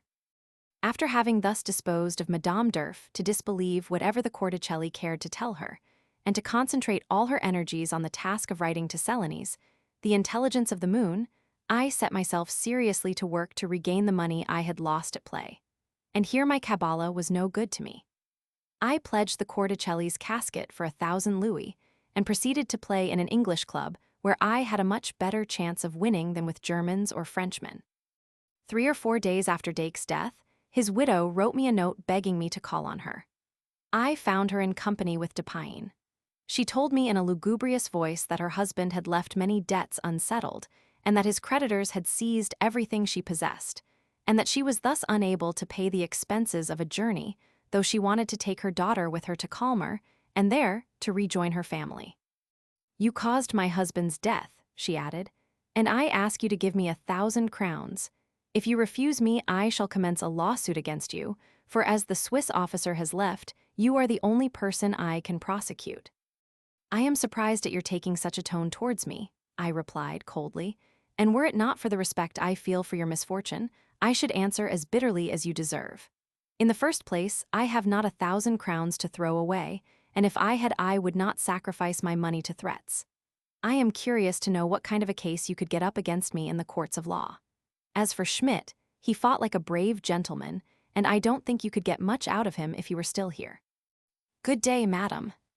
I had scarcely got 50 paces from the house when I was joined by de Payne, who said that rather than Madame Dake should have to complain of me, he would cut my throat on the spot. We neither of us had swords. Your intention is not a very flattering one, said I, and there is something rather brutal about it. I had rather not have any affair of the kind with a man whom I don't know and to whom I owe nothing. You are a coward. I would be, you mean, if I were to imitate you. It is a matter of perfect indifference to me what opinion you may have on the subject.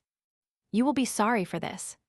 Maybe, but I warn you that I never go out unattended by a pair of pistols, which I keep in good order and know how to use. So saying, I showed him the pistols and took one in my right hand. At this the bully uttered an oath, and we separated. At a short distance from the place where this scene had occurred, I met a Neapolitan named Malaterny, a lieutenant colonel and aide to the Prince de Conde, commander-in-chief of the French army. This Malaterny was a boon companion, always ready to oblige and always short of money. We were friends, and I told him what had happened. I should be sorry, said I, to have anything to do with a fellow like de Payne, and if you can rid me of him, I promise you 100 crowns. I dare say that can be managed, he replied, and I will tell you what I can do tomorrow. In point of fact, he brought me news the next day that my cutthroat had received orders from his superior officer to leave Aix-la-Chapelle at daybreak, and at the same time he gave me a passport from the Prince de Conde. I confess that this was very pleasant tidings. I have never feared to cross my sword with any man, though never sought the barbarous pleasure of spilling men's blood. But on this occasion, I felt an extreme dislike to a duel with a fellow who was probably of the same caste as his friend Dake. I therefore gave Malaterny my heartiest thanks, as well as the 100 crowns I had promised him, which I considered so well employed that I did not regret their loss. Malaterny, who was a jester of the first water and a creature of the Marshal d'Estrees, was lacking neither in wit nor knowledge, but he was deficient in a sense of order and refinement. He was a pleasant companion, for his gaiety was inexhaustible, and he had a large knowledge of the world. He attained the rank of field marshal in 1768, and went to Naples to marry a rich heiress, whom he left a widow a year after. The day after de Payne's departure, I received a note from M. Deal, Dake, begging me, for the sake of her sick mother, to come and see her. I answered that I would be at such a place at such a time, and that she could say what she liked to me. I found her at the place and time I appointed, with her mother, whose illness, it appeared, did not prevent her from going out. She called me her persecutor, and said that since the departure of her best friend, de Payne, she did not know where to turn, that she had pledged all her belongings, and that I, who was rich, ought to aid her, if I were not the vilest of men. I feel for your condition, I replied, as I feel your abuse of me, and I cannot help saying that you have shewn yourself the vilest of women in inciting de Payne, who may be an honest man for all I know, to assassinate me. In fine, rich or not, and though I owe you nothing, I will give you enough money to take your property out of pawn, and I may possibly take you to Calmer myself, but you must first consent to my giving your charming daughter a proof of my affection. And you dare to make this horrible proposal to me. Horrible or not, I do make it. I will never consent. Good day, madam.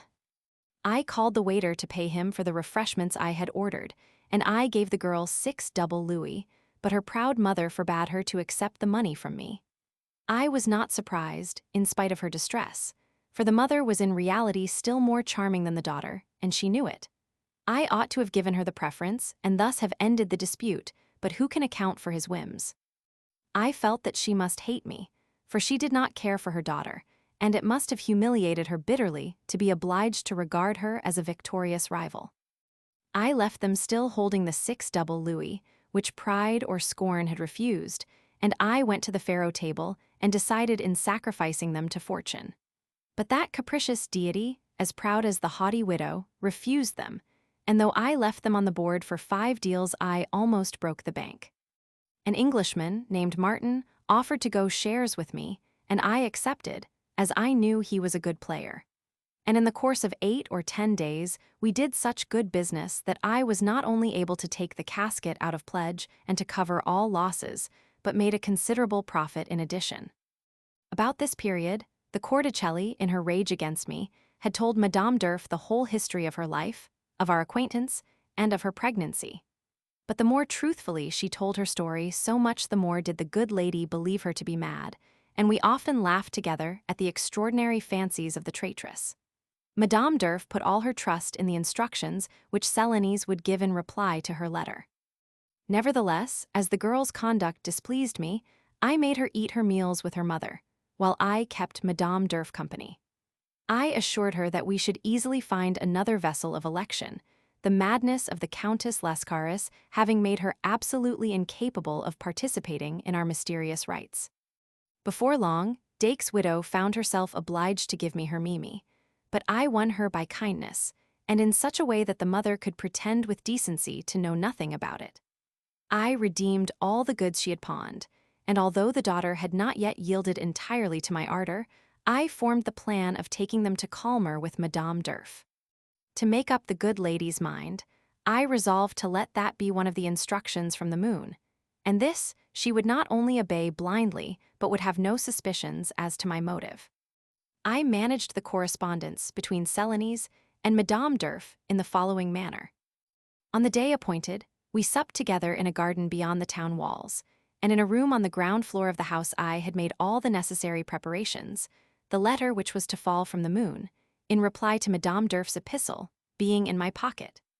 At a little distance from the chamber of ceremonies, I had placed a large bath filled with lukewarm water and perfumes pleasing to the deity of the night, into which we were to plunge at the hour of the moon, which fell at 1 o'clock. When we had burnt incense and sprinkled the essences appropriate to the cult of Célanèse, we took off all our clothes, and holding the letter concealed in my left hand, with the right I graciously led Madame Durf to the brink of the bath. Here stood an alabaster cup containing spirits of wine which I kindled, repeating magical words which I did not understand, but which she said after me, giving me the letter addressed to Célanèse. I burnt the letter in the flame of the spirits, beneath the light of the moon, and the credulous lady told me she saw the characters she had traced ascending in the rays of the planet. We then got into the bath, and the letter, which was written in silver characters on green paper, appeared on the surface of the water in the course of 10 minutes. As soon as Madame Durf saw it, she picked it up reverently and got out of the bath with me. We dried and scented ourselves, and proceeded to put on our clothes. As soon as we were in a state of decency, I told Madame Durf that she might read the epistle, which she had placed on a scented silk cushion.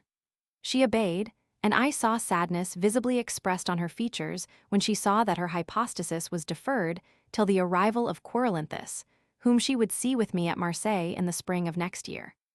The genius also said that the Countess Lascaris could not only do her harm, and that she should consult me as to the best means of getting rid of her. The letter ended by ordering her not to leave at Aix a lady who had lost her husband, and had a daughter who was destined to be of great service to the fraternity of the R.C., she was to take them to Alsace, and not to leave them till they were there, and safe from that danger which threatened them if they were left to themselves. Madame Durf, who with all her folly was an exceedingly benevolent woman, commended the widow to my care enthusiastically, and seemed impatient to hear her whole history. I told her all the circumstances which I thought would strengthen her in her resolution to befriend them, and promised to introduce the ladies to them at the first opportunity. We returned to Aix, and spent the night in discussing the phantoms which coursed through her brain. All was going on well, and my only care was for the journey to Aix, and how to obtain the complete enjoyment of Mimi after having so well deserved her favors. I had a run of luck at play the next day, and in the evening I gave Madame Dake an agreeable surprise by telling her that I should accompany her and her Mimi to Calmer. I told her that I should begin by introducing her to the lady whom I had the honor to accompany, and I begged her to be ready by the next day, as the Marchioness was impatient to see her. I could see that she could scarcely believe her ears, for she thought Madame Durf was in love with me, and she could not understand her desire to make the acquaintance of two ladies who might be dangerous rivals.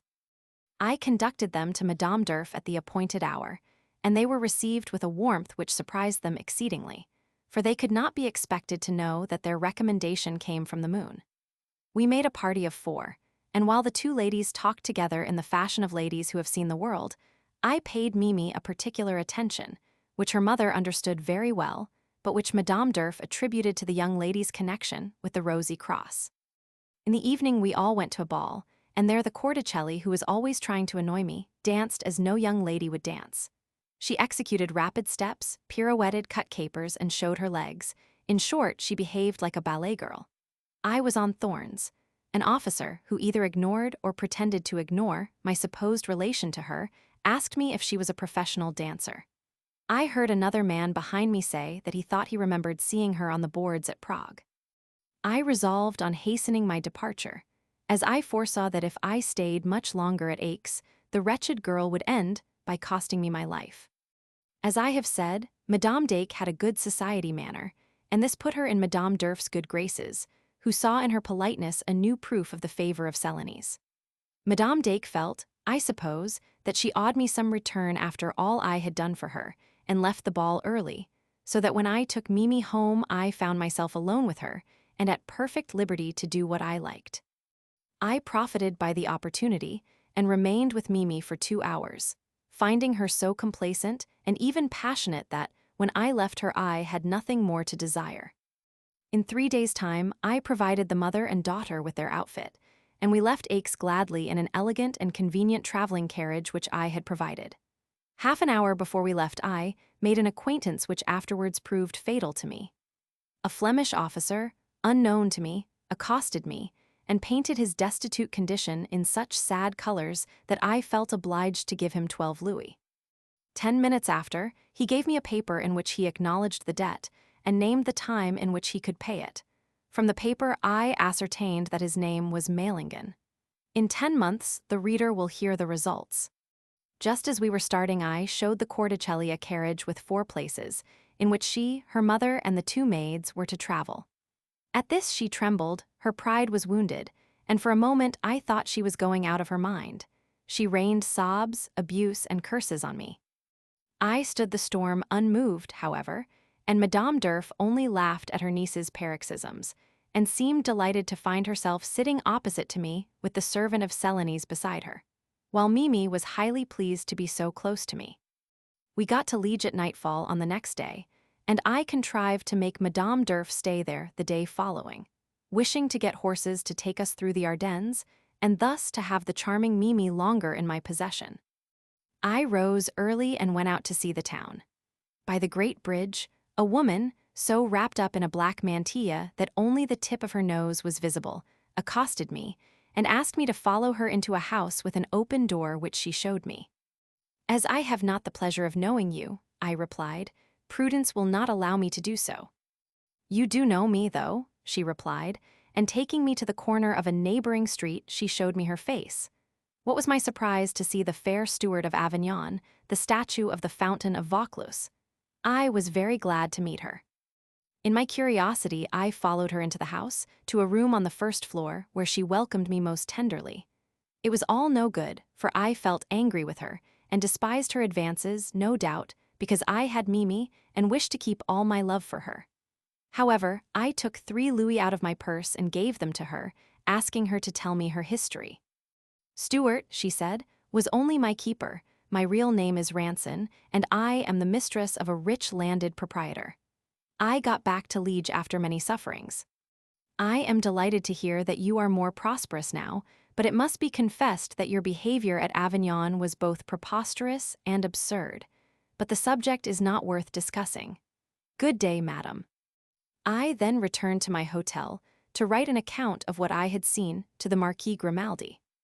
The next day we left Liege, and were 2 days passing through the Ardennes.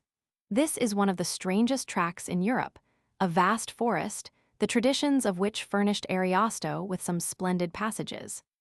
There is no town in the forest, and though one is obliged to cross it to pass from one country to another, hardly any of the necessaries of life are to be found in it.